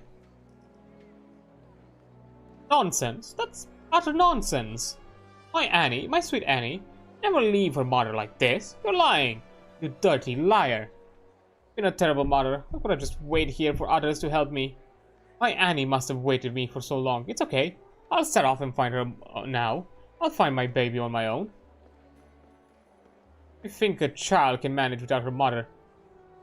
He thrusts the coin pouch into your arms and walks away as if spellbound. Tears and a smile mingle on her weary face, flickering faintly before she disappeared. Distance. A gentle lie might bring comfort for a time, but in the end, the truth must be faced. Time will mend what it can, and perhaps someday she'll heal. I mean, we did give her a letter though, right? Like, isn't that the loose thread? Like, didn't we give her the letter to do the thing?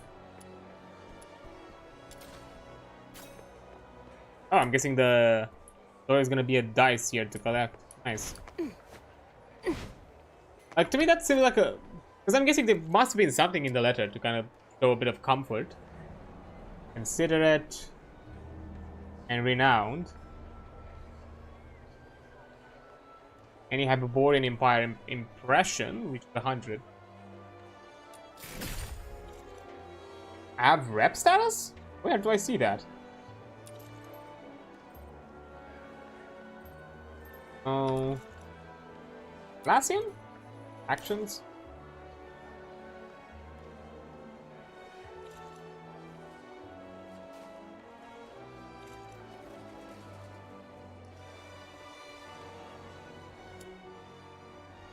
Where do you see that? I've never seen it before. Like, you know, impressions.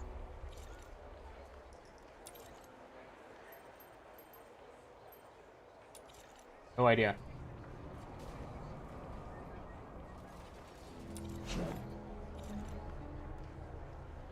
Are you inviting me on it? Odd. Oh well, I'm gonna take a quick break here because an ad is about to come up in a 2 seconds, and I'll be right back once the ad is over. In a bit. Okay, there we are. Can continue. I think we might still have a bit of time for like quest or two, something like that. Treasure the intel, never miss the Also, I did thrill. notice that some of these like quest like symbols are different. Like some of them have this kind of like diamond with like another inner diamond in them, while other ones have just been the diamond, and I'm not sure exactly what they mean.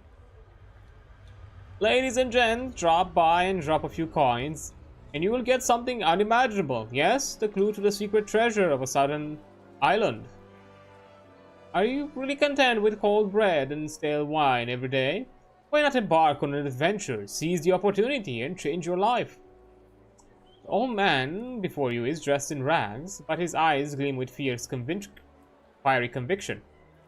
Still, all that grand talk only makes him seem less than trustworthy. Well, why don't you go to the treasure yourself? Yeah. Oh, I'm just an old man. I'd rather give the opportunity to the younger generation. Fucking lies. If I were your age, I'd surely be packing my stuff and setting off right now. Actually, I'm not local for my sake. I was born on an island in the southern part of the empire. Our island was covered by a giant heaven tree that you couldn't find on any ordinary map. Wait, what? There's a secret cave on the island with a statue of a goddess, more beautiful than any woman I've ever seen. Legend has it that the treasure is hidden right behind the goddess statue. As for what the treasure is, if you want to hear more, silver coins would suffice. I feel like I've heard this southern island before. Yeah, it's Purgatory Island, isn't it? This other island you're talking about, does it have a giant heaven tree near it? They call it Purgatorio Island. Huh? How do you know that name? That was my home. You're from there too? Have they stopped preventing villagers from leaving? Well, tell you what, when I was 20, I went out fishing on the sea. I looked at the coastline of the empire, which was winding like the saddles and castles I'd read about in books. So instead of taking my catch home as usual, I kept heading east, to this side of the coast. But life here turned out to be a bit different from what I imagined. I've been here over a decade. It's been over a decade, and now I can't even scrape together enough to fare back. I can only make ends meet with my eloquence. So, since you're also from Purgatory Island, do you know how the family at the easternmost part of the village is doing? Told him that the village has been attacked by filtroids, with most villagers escaping by boat. What the? But you said they all escaped, right? Thank God. As long as they got away. By the way, if you ever get a chance to get back to Purgatory Islands, would you check near my old house to see if there's anything left? If you can't find anything, just bring back something for me. Anything will do, even a blade of grass. Sure. Okay. Treasure the intel, never miss the thrill. Guess we're going the Bruno's place.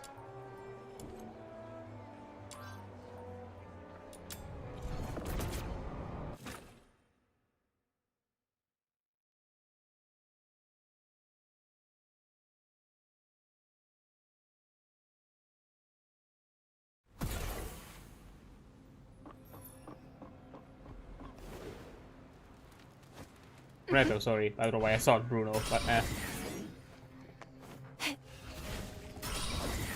Wait. Oh. Ah, convenient.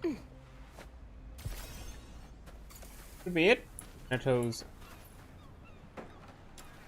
Oh, I need a key.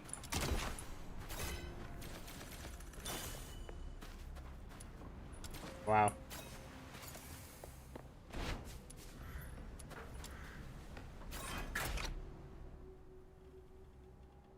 He scrapes against the rusted lock, screeching sharp and loud. As the chest creaks open, the noise cuts through the silence.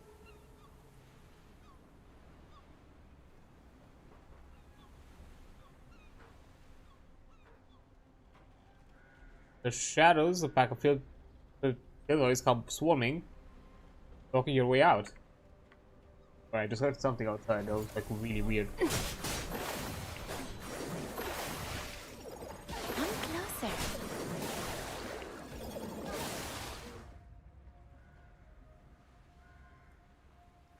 Fieldoids weren't much trouble, but something about them shuffle tugs at your memory.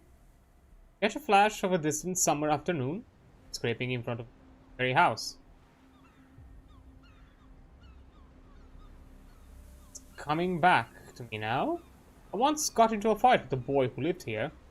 I don't quite remember his name, but must have been Brunetto's grandson. I don't ever recall what started it, but I do remember the last thing we said before he turned physical is, "Call me One Eye," and I shot back with googly-eyed Toad. I was kind of mean back then. Funny thing is, I don't think I was actually mad. I still had Barry with me after all. Later, I think we made up. I remember the two of us climbing up the roof.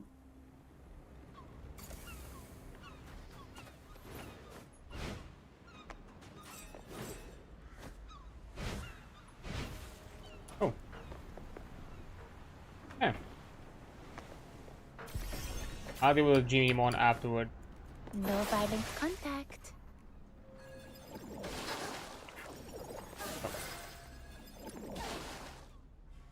Clear. Yeah, this spot right here. 2 days later, he came back with food to apologize. I was all ready to yell at him, but when I saw the bread in his hands, big enough for 3 of us to eat our fill, well, my stomach won the battle over my pride. So we sat up here, the 3 of us, quietly chewing that rough burnt bread, watching the sun dip low while grown-ups hauled in the day's catch. And then, with one massive bite, he started hiccuping like crazy, couldn't stop laughing, and like that, the fight was forgotten. I guess I've known Brunetto, sort of, since back then. Can't find anything, just bring back something for him. Anything will do, even a blade of grass. Maybe bring him a little extra too. If I remember it right, the fish are nice and plump time of year. Oh wait, that the I see.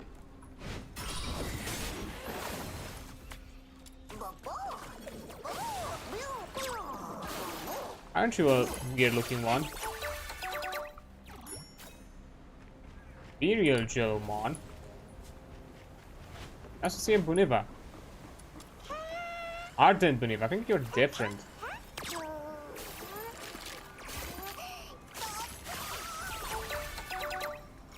Yeah, you're slightly glowier.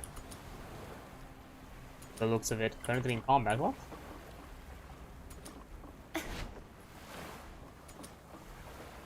You get me out. Guess not. Well, Fish.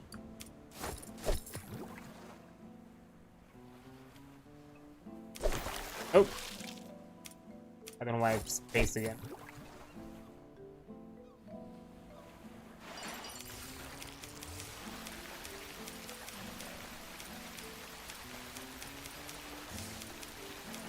On. Gotcha. There you go. Okay. Right, time to head back.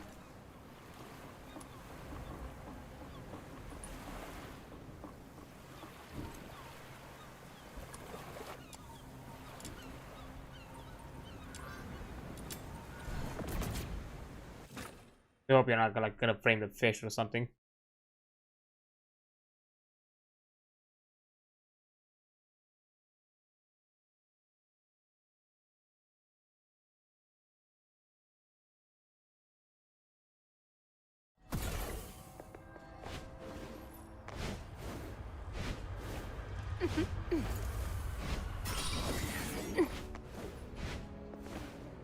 Treasure the intel, never miss the thrill. Okay, far beyond the sea. Ladies and gents, drop by and drop a few coins and you can join the fishery in Ice Lake to get the best and lightest. Oh, it's you. Is this yours? Ah, that's it. The book I used to pore over for hours as a kid. I'd sit there staring at the pictures, dreaming of the life beyond our tiny island. Thank you. Thank you so much. I need to give it a good read tonight, but for now, making a living is more important. Take care, and no more scamming people, alright? Oh, and here, some dried fish, caught off Purgatory Island. Oh, wow, thank you. Really, thank you so much. Come to the Fisherman's Mutual Aid Society. Let's go.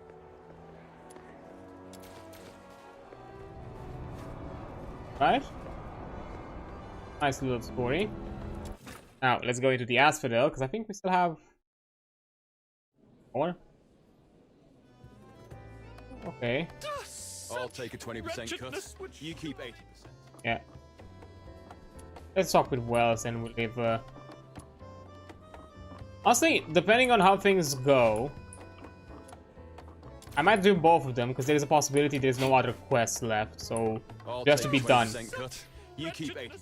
If it goes quickly, I think I'll do both of them. Hey kid, what got around at your big score at the Glevin Pit? Really impressive, I'd say. How about you and I team up for a gig? I'll take 20% to keep 80%. What do you say? Alright, let's get going then. Camilla, put a drink on my tab. I'll pay you back once I get the reward. Same as always then. Your pocket watch stays here as collateral. Sure. Hey, let's make a short work of this. Okay. I'll take a 20% cut. You keep 80%. Can accept the commission via the commission page. Complete any Fox Hunter commission. Okay. What am I in need of? I'm not fully aware. I'm not fully in. Are you inviting me on a date? This is quite a delicate mission. Gonna build. Shall we do it together? I think I can actually level up the gun. I need. Yeah.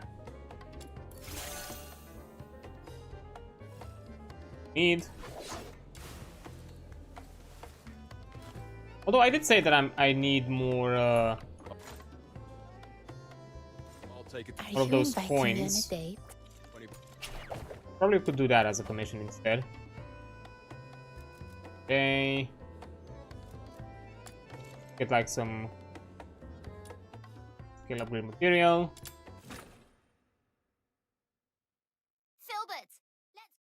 It's a defense mission, it's not gonna be too lengthy. My venom is surging like my. I don't know, if I'm doing a commission, I also would like to get something that's gonna be useful for me.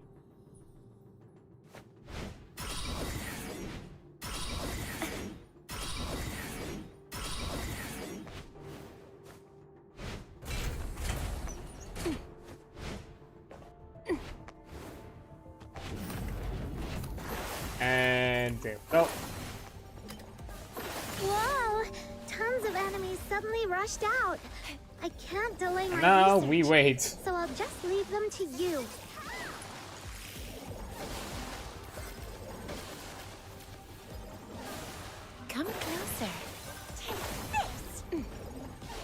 violent contact.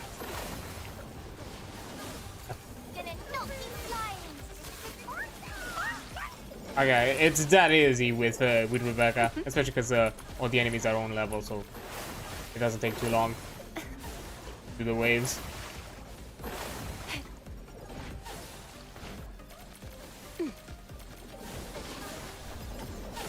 The enemies have stopped attacking for now. For now. Guessing there's gotta be more to this quest than just, here, do a commission. That's all.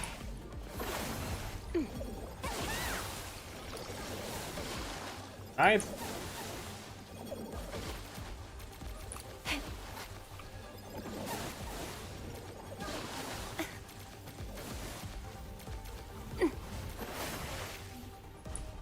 Oh. No violent contact. Rot in the How about sweet no? aroma. Even though I can still easily kill the elite with Come closer.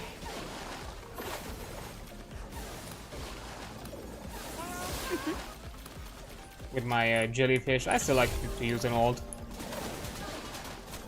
I quickly burst them down. No violent contact. Oh! Sweet venom going down Okay. your throat. Demon Tabitha the Red Hand's coming. Come closer. Fear not. Rise into the land of love. And I think that covers it. Yep. Nice. I'll get out of here. I will punish those who aren't faithful to love in the God of Love's name. Oh, I even got an additional boon in my reward, because I should have gotten double reward, but I got actually twice of that. I'm not sure if it's like a random effect or it has something to do with the Genimon passive for the loot. Not sure.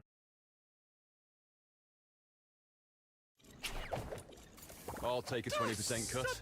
You keep 80%. Well, with this trouble, before even entering the Asphodel, you already hear the echoing curse his words, as if wanting the whole city to listen to his rage. How dare you show yourself in front of my face? I was such a fool. I should have done more than just kick you out. You paraded around with your family name for so many years. Did you use my warning letters as kindling? Yes, you are right. But after all, that surname is what you... Well, it's like a child who misbehaves, stands with his head bowed in front of an old man, allowing the latter's fingers to jab at him. Shut up! You have no talent, yet you try to be a fox hunter. You really think you deserve this money and fame, running around like a dog for others? The inner city now sees the Wells family as a joke. Just thinking, if I make something of myself someday, maybe you'll reconsider and think about me and Sarah? How dare you mention her name? Forget about it. You and my daughter will never get back together. Never. Don't say I didn't warn you. If you dare step foot in the inner city, I'll break your legs. Yeah. Roman glaring and nodding at the nodding Wells grows even more infuriated, looking around and finally setting his eyes on you. Just enters on the Asphodel. And you, fox hunter? I've seen many like you dreaming of making a name of yourself as a fox hunter and becoming a Lord Charon. I don't care about that. Let me tell you something. Ice Lake hasn't had many living Lord Charons for years. Charons only end up rotting in some dark alley. Father-in-law, Hard is a capable one, not a loser like me. Sir Ferdinand Wells, you had no right to interfere what happened between you two. But if you keep harassing my other guests for no reason like this, the Asphodel might have to show you the door. Mila, sitting behind the counter, puffs out a ring of smoke, her casual words echoing powerfully in the empty tavern, as if the temperature of the Asphodel rose significantly in the smoke. You're pushing things too far. We have no interest in becoming Lord Charon. Don't try to put everyone into a box. You shallowly understand. Watch your mouth, otherwise Mr. Wells might end up... Don't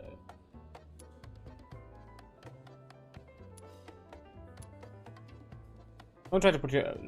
we have no interest in becoming a Lord Charon. Don't try to put yourself into a box. With your shallow understanding. I've seen the truth of what Lord Charons are, so no thank you. The elder is left speechless by your words and glares fiercely before coming out. Sorry for causing everyone so much troubles. Well, my father-in-law, I mean Ferdinand Wells, has been in the outer city for years.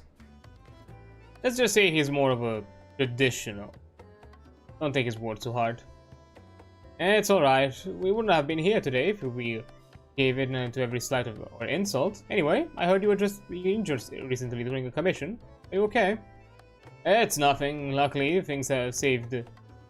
This thing saved me from being fatally injured. Well, let's take out the finely crafted pocket watch from his chest.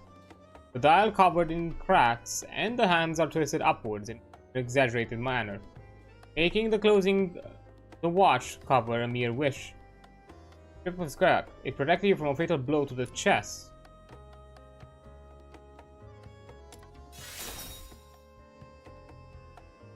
He made it himself over a decade ago.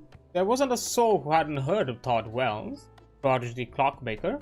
Back then, his craftsmanship almost won him the title of Lord Charon.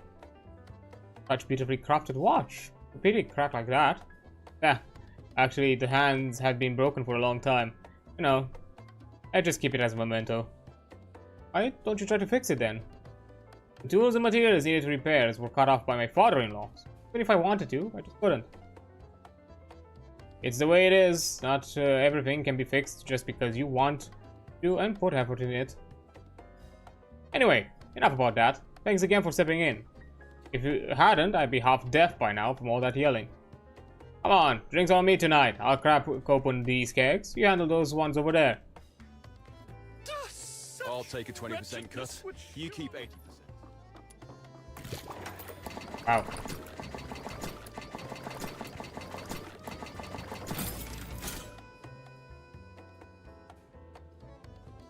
You pop open the last keg, glancing back, you see Wells already raising a glass, his green white, and familiar as ever.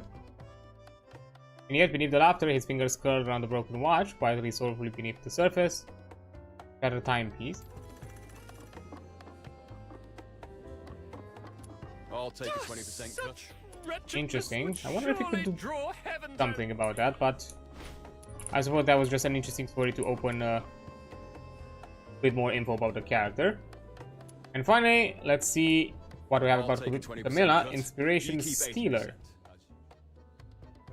A loud man is holding court, his dramatic recitations drawing bursts of laughter from the patrons. Phantoms from the deep mountains, ghosts from the ice lake itself. They're pressing in, they're getting closer. Hey, you're here? Reporting for duty? I don't have any proper jobs for you at the moment, but you can hardly imagine. Phantom, a silent stalker that ignores the doors. As you can see, we've got quite a bit of a situation here. That gentleman? Mr. Buck can't handle even a drop of alcohol. But it's always fruit juice or milk for him.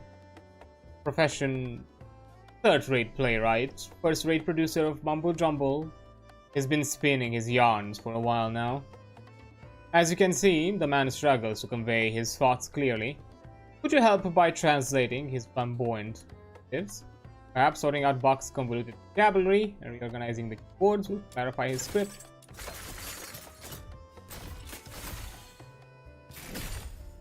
Only a short mind like yours is suited for the task. Fine. I'll deal with him. You keep 80%. Oi. You tune into the playwright's bombastic music. Nights can be particularly long for posts and playwrights. Our pens track the vibes among people, and our hearts naturally rise and fall with the tide. When the night falls, we can cast away the blinding sun, the worldly voices, and the unsettled thoughts and reflections. It is the hour when I can truly commune with the cosmos itself. Oh, Mr. Bucks likes to stay up in room to right place. Yep. Alas, either my unwitting arrogance has peeved the goddess of inspiration, or the deity of sleep has played his cruel tricks on me. Otherwise, I would have noticed the sands of time trickling by. I ought to have greeted dawn with pages filled with prose and stanzas. Instead, I awoke refreshed with an empty soul and my sheet of paper blank. Okay, oh, so he fell asleep while writing his play. Maybe he should focus on bedtime stories instead. Yeah, Mr. Buck isn't making too much progress in his work. In my enthralling dreams, I heard gentle footsteps, light as the dance of fairies. The scent of ripe fruits slattered in my sweet honey waft through the air. Perhaps I was lost in my dreams, but those sounds and smells brought me back to reality. They were ephemeral, lingering by my side, yet I am uncertain of their existence. Buck noticed strange happenings while I was asleep.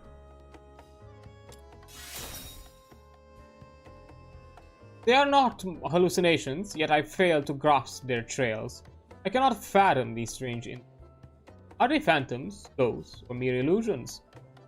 My dilapidated abode remained untouched. The spirit stole nothing but my inspiration, I cherish as dearly as life itself. It threatens to shatter my dreams. Buck did not lose any money or personal belongings. A playwright's night cannot be squandered on sleep. I implore any of you to heed my plea, banish this vile burglar of inspiration, so that my magnum opus may yet be completed. I shall bestow upon you the honor and perhaps grant you the role of the hero in my next epic. Demonstrate your unmatched skills to me, that I may dedicate myself to chronicling the biography of the great fox hunter, my savior. If anyone solves this case, Mr. Buck will make them a protagonist in his next play. So this appears to be a pro bono commission. Sounds interesting though. Are you willing to take it? Let me help you, Mr. Buck. Oh, champion has answered my call for help. Perhaps this marks the beginning of a new epic odyssey. Do not put me in an odyssey, nuh-uh. That's the last thing I want. I am exceedingly curious about the adventures you will undertake. Please do share your story with me once you return. I'll take a 20% cut. Wretchedness. Figure out who the inspiration sealer is. Okay. Come to the fisherman's mute. Dramatic tap. Investigate. When I said Mr. Buck can't handle alcohol, he never drinks, so someone must have spiked the milk. Wait, there's a sticky fingerprint on the jug. Small child-sided. Some laced Mr. Buck's milk with alcohol, clearly intending to knock him out. A sticky child-sized handprint. What, a white Russian? Like, I hope it was a white Russian, because like that's one of the few things that I can see mixed with something that is milk, lactose adjacent. The print leads to the streets, right up to the window, and there's melted snow inside. No attempt to cover their tracks. Looks like it really was just a kid. One foot trimmed, clear signs that the child broke into the... It's something inside.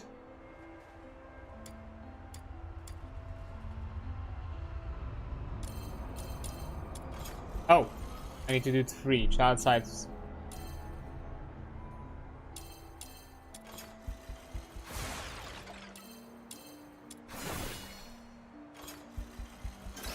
Okay.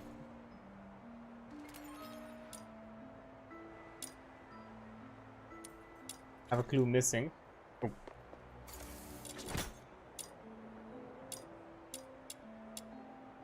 A child broke into Mr. Buck's home and got him drunk. One particular night, child, knowing Buck couldn't handle alcohol, slipped in, tasted his milk, just enough to knock him out. That's why Buck has been falling asleep unusually early. Buck's neighbor. Excuse me, do any kids ever visit Mr. Buck? Kids? Visiting Buck? No kidding, right? What kid would want to hang out around him? The guy barely leaves the house. Unless it's the tavern or the theater. And when he talks, it's like listening to a bad play in reverse. Not just kids, we hardly speak to him either. He's a nuisance. No one can understand a word he says. He hasn't done anything illegal, has he? I always said there was something off about that man. The woman rattles off a list of Buck's crimes. Old, be jobless, never leaves the house, no wives, no friends. Oh my god, you call this man maidenless already. No bitches, no bread, no fame, nothing. No, it isn't until she talks to herself hoarse that she finally managed to slip away. The Buck really leaves the house and keeps himself. Most people hardly know a thing about him, so if a kid somehow knew about his weakness, well, must have picked it up somewhere. Guess there is no place for kids. Anyone seen any at Buck's house? There's one place, the theater. Check it out. I hope it will bring In a theater kid playing a prank on him.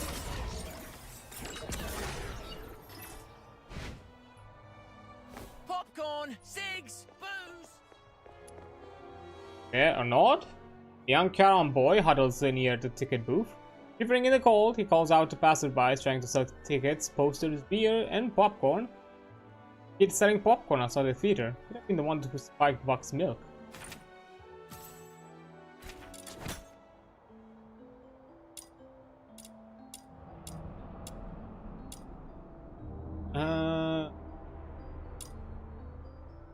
Popcorn was found.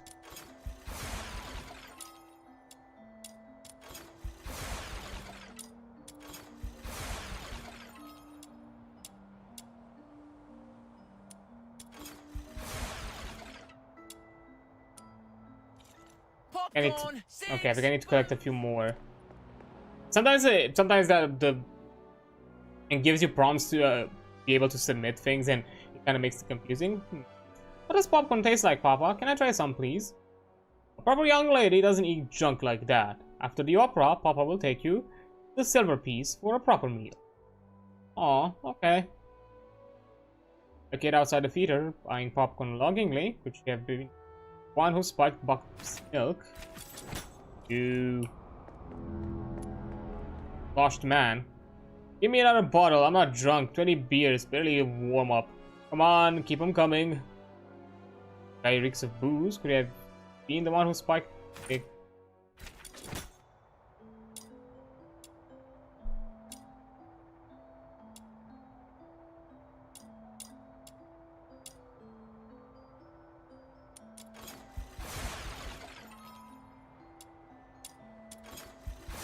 Couldn't be.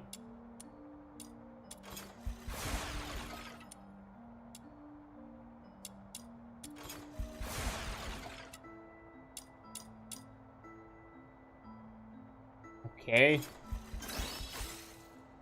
I don't know, it was really weird. Because I had all these, I'm pretty sure I submitted them. Anyways.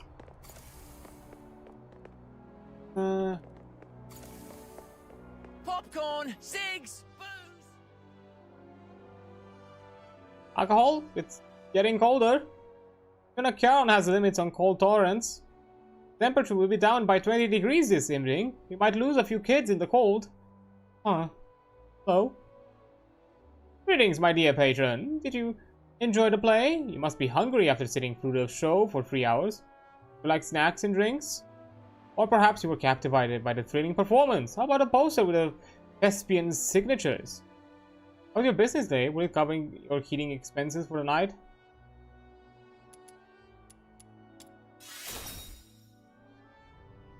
Your concern is appreciated. I can either afford enough food or fuel. Yes, for some people, having it all isn't an option. Okay, let's see what I've got. Special edition poster signed by Vitty. Tales of Ice Lake souvenir albums. Glacial meltwater theater themed popcorn. And refreshing beer. Don't you worry, this barely contains any alcohol. Won't get you drunk. That's hard to say. Do you happen to know Mr. Buck, the playwright? Oh, of course I do. Mr. Buck frequents the theater. and is one of my most cherished patrons. Despite being a noble, he actually respects Charon kids like me. Mr. Buck is one fine gentleman. I know people make fun of Mr. Buck, but unlike most people, he only deserves respect. That may be true, but I doubt it gives you the right to sneak in the house through the window and pour beer in his milk. How did you know? Just as I thought. Mr. Buck has a habit of writing his works at night. Your actions have delayed his progress for a month, so he hired me to find the mysterious ration stealer. You don't hate him and you stole nothing from him, let me guess. You sneaked into his house in the middle of the night. Feel like the prison income isn't enough to cover your needs for the winter. Mr. Buck might not be wealthy, but he's a noble and his house is warm enough. You sneak into Mr. Buck's house for heating. As for why you chose Mr. Buck, even the smallest of alcohol makes him doze off. You then sleep in his house without a fear of freezing to death, am I right? Ah, you are indeed a great detective. Got every detail right. You might as well arrest me. I'm truly sorry for what I did. Though, if I hadn't done it, I would be here to arrest me.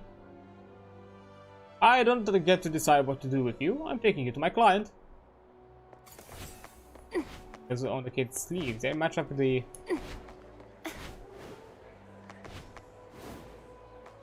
Oh, let's make this reveal.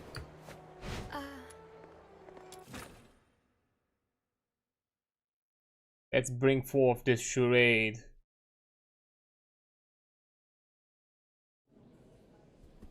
I'll take a 20% cut. You keep 80%.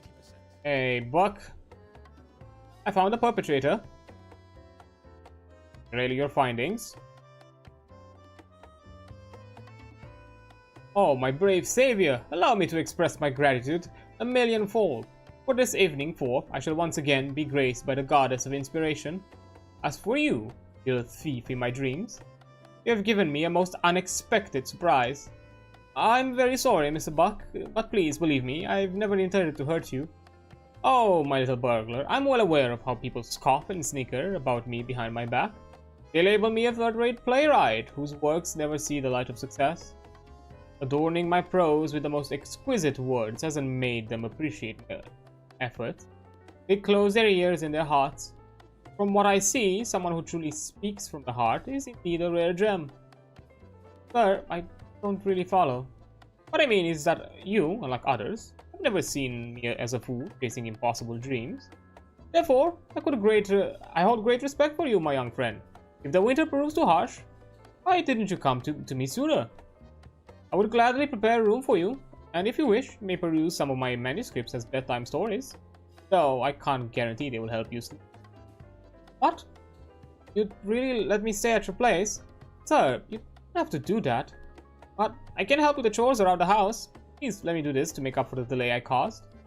Thank you for everything you've done, my dear fox hunter. You are indeed the most meticulous detective in all of Ice Lake. This tale of unexpected kindness has given me much inspiration and forged a friendship between two kind souls. I am brimming with inspiration. Must hurry and pen this down. If my prose achieves fame, your name shall be celebrated for centuries to come. You depart with each with their desires fulfilled. However, you remain skeptical about the Buck's forthcoming. I'll take a 20% that he cut. predicts. You keep 80%, as usual. I mean, it was at the very least a nice, honest attempt. But, oh well. It is what it is. I think this covers it. At the very least, when it comes to things around this place, they are no more. Come to the fisherman. No more quests. How? I'm gonna look around probably. I'm probably gonna do it off stream just so don't extend it for too long. I'm gonna look around the map to see if there is any other side quests in other zones. If there are, and then I'm gonna come back probably with another stream next time. If not, then we'll probably wait until another big thing happens, or another jump of content is around, or if we decide if I decide to maybe do some farming on stream. I'm not gonna do it immediately next time because I do want to jump into some other things. I do want to do some other stuff. So yeah, if this is the conclusion, I'll gladly make this the conclusion for the time being of our playthrough. But you know, we done what, all the side quests. At the very least, if I look on the map, you can see side quests on the map, right?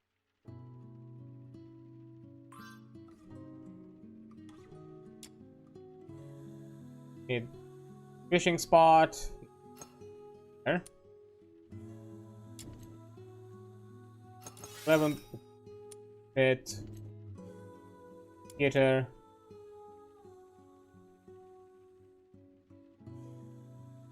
Where's? Guessing this is just a path that is blocked for me before.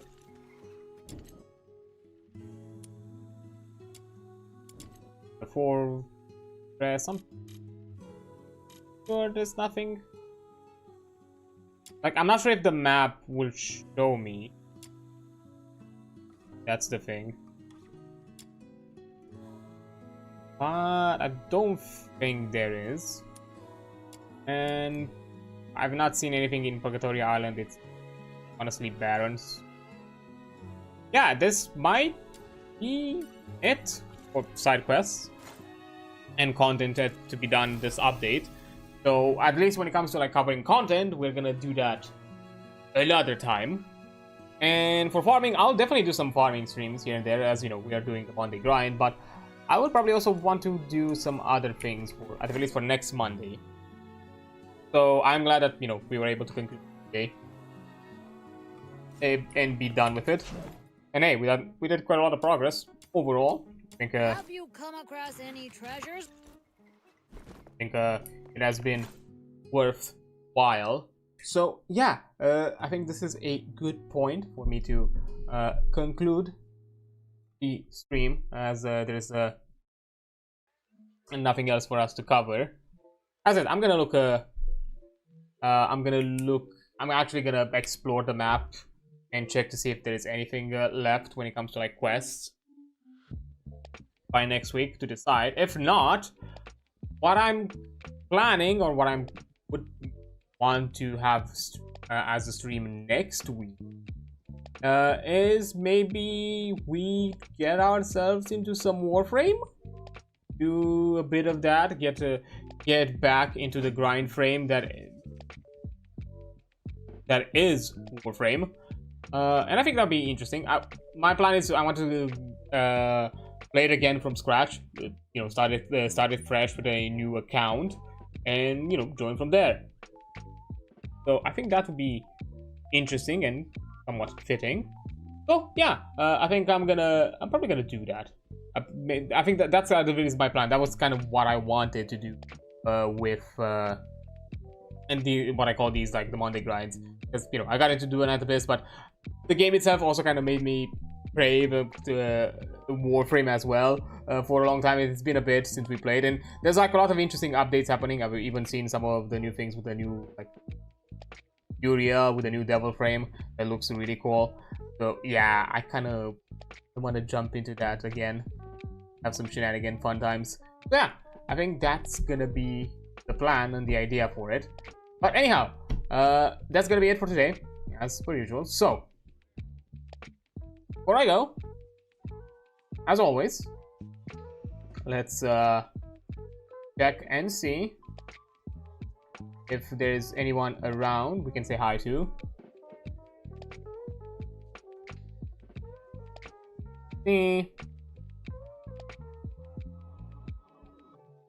Anybody playing something?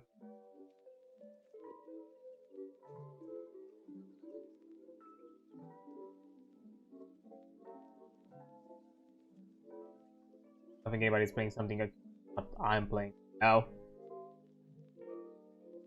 Looks of it.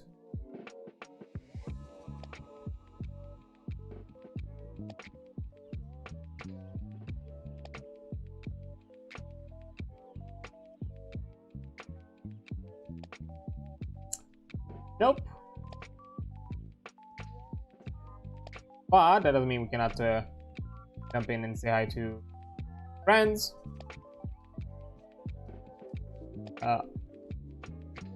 That all about?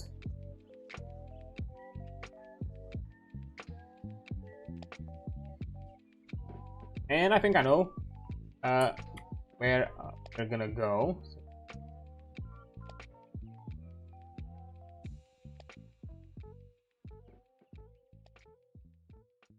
Do so.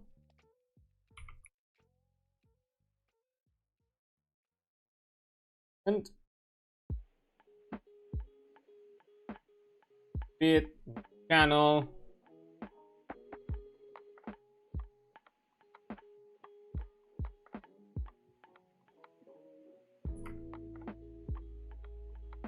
There we go. I don't know why it's not loading, but there it is. We are reading Mango, Lily, Mango, our our model artist. She's currently doing some new watercolor art, and she's also doing a giveaway. So I think why not? I'm just gonna send you out there if you're looking. If I'm not mistaken, the giveaway is for a lot of like you know, arts and you know, art materials and that kind of thing. So that's, if that's something that interests you and you would like to have a grab at, now is your opportunity. So why not check it? I think it's worth checking out. So yeah, anyways, when it comes to rating, these are the usual messages we send around. The first one is for those who are not subscribed, while the second one is for those who are. That's usually the thing. But yeah, that's gonna be it for today. Tomorrow we're continuing the Final Fantasy shenanigans as always, finishing up with some remaining duty related quests, and then doing some more Red Mage quests. I think we're gonna do like 3 of them because we're pretty close to level 56, I'm pretty sure. So I think we're gonna have like 3 in the backlog to do at once. So that's gonna be nice. And depending on the time, we might be doing some MSQ stuff. Then talking more about Mithras on Friday and more Void Train on Saturday. So yeah, I'll see you then. You've been wonderful. Don't you forget it. You're awesome as always. I'll see you on the flip side. Bye.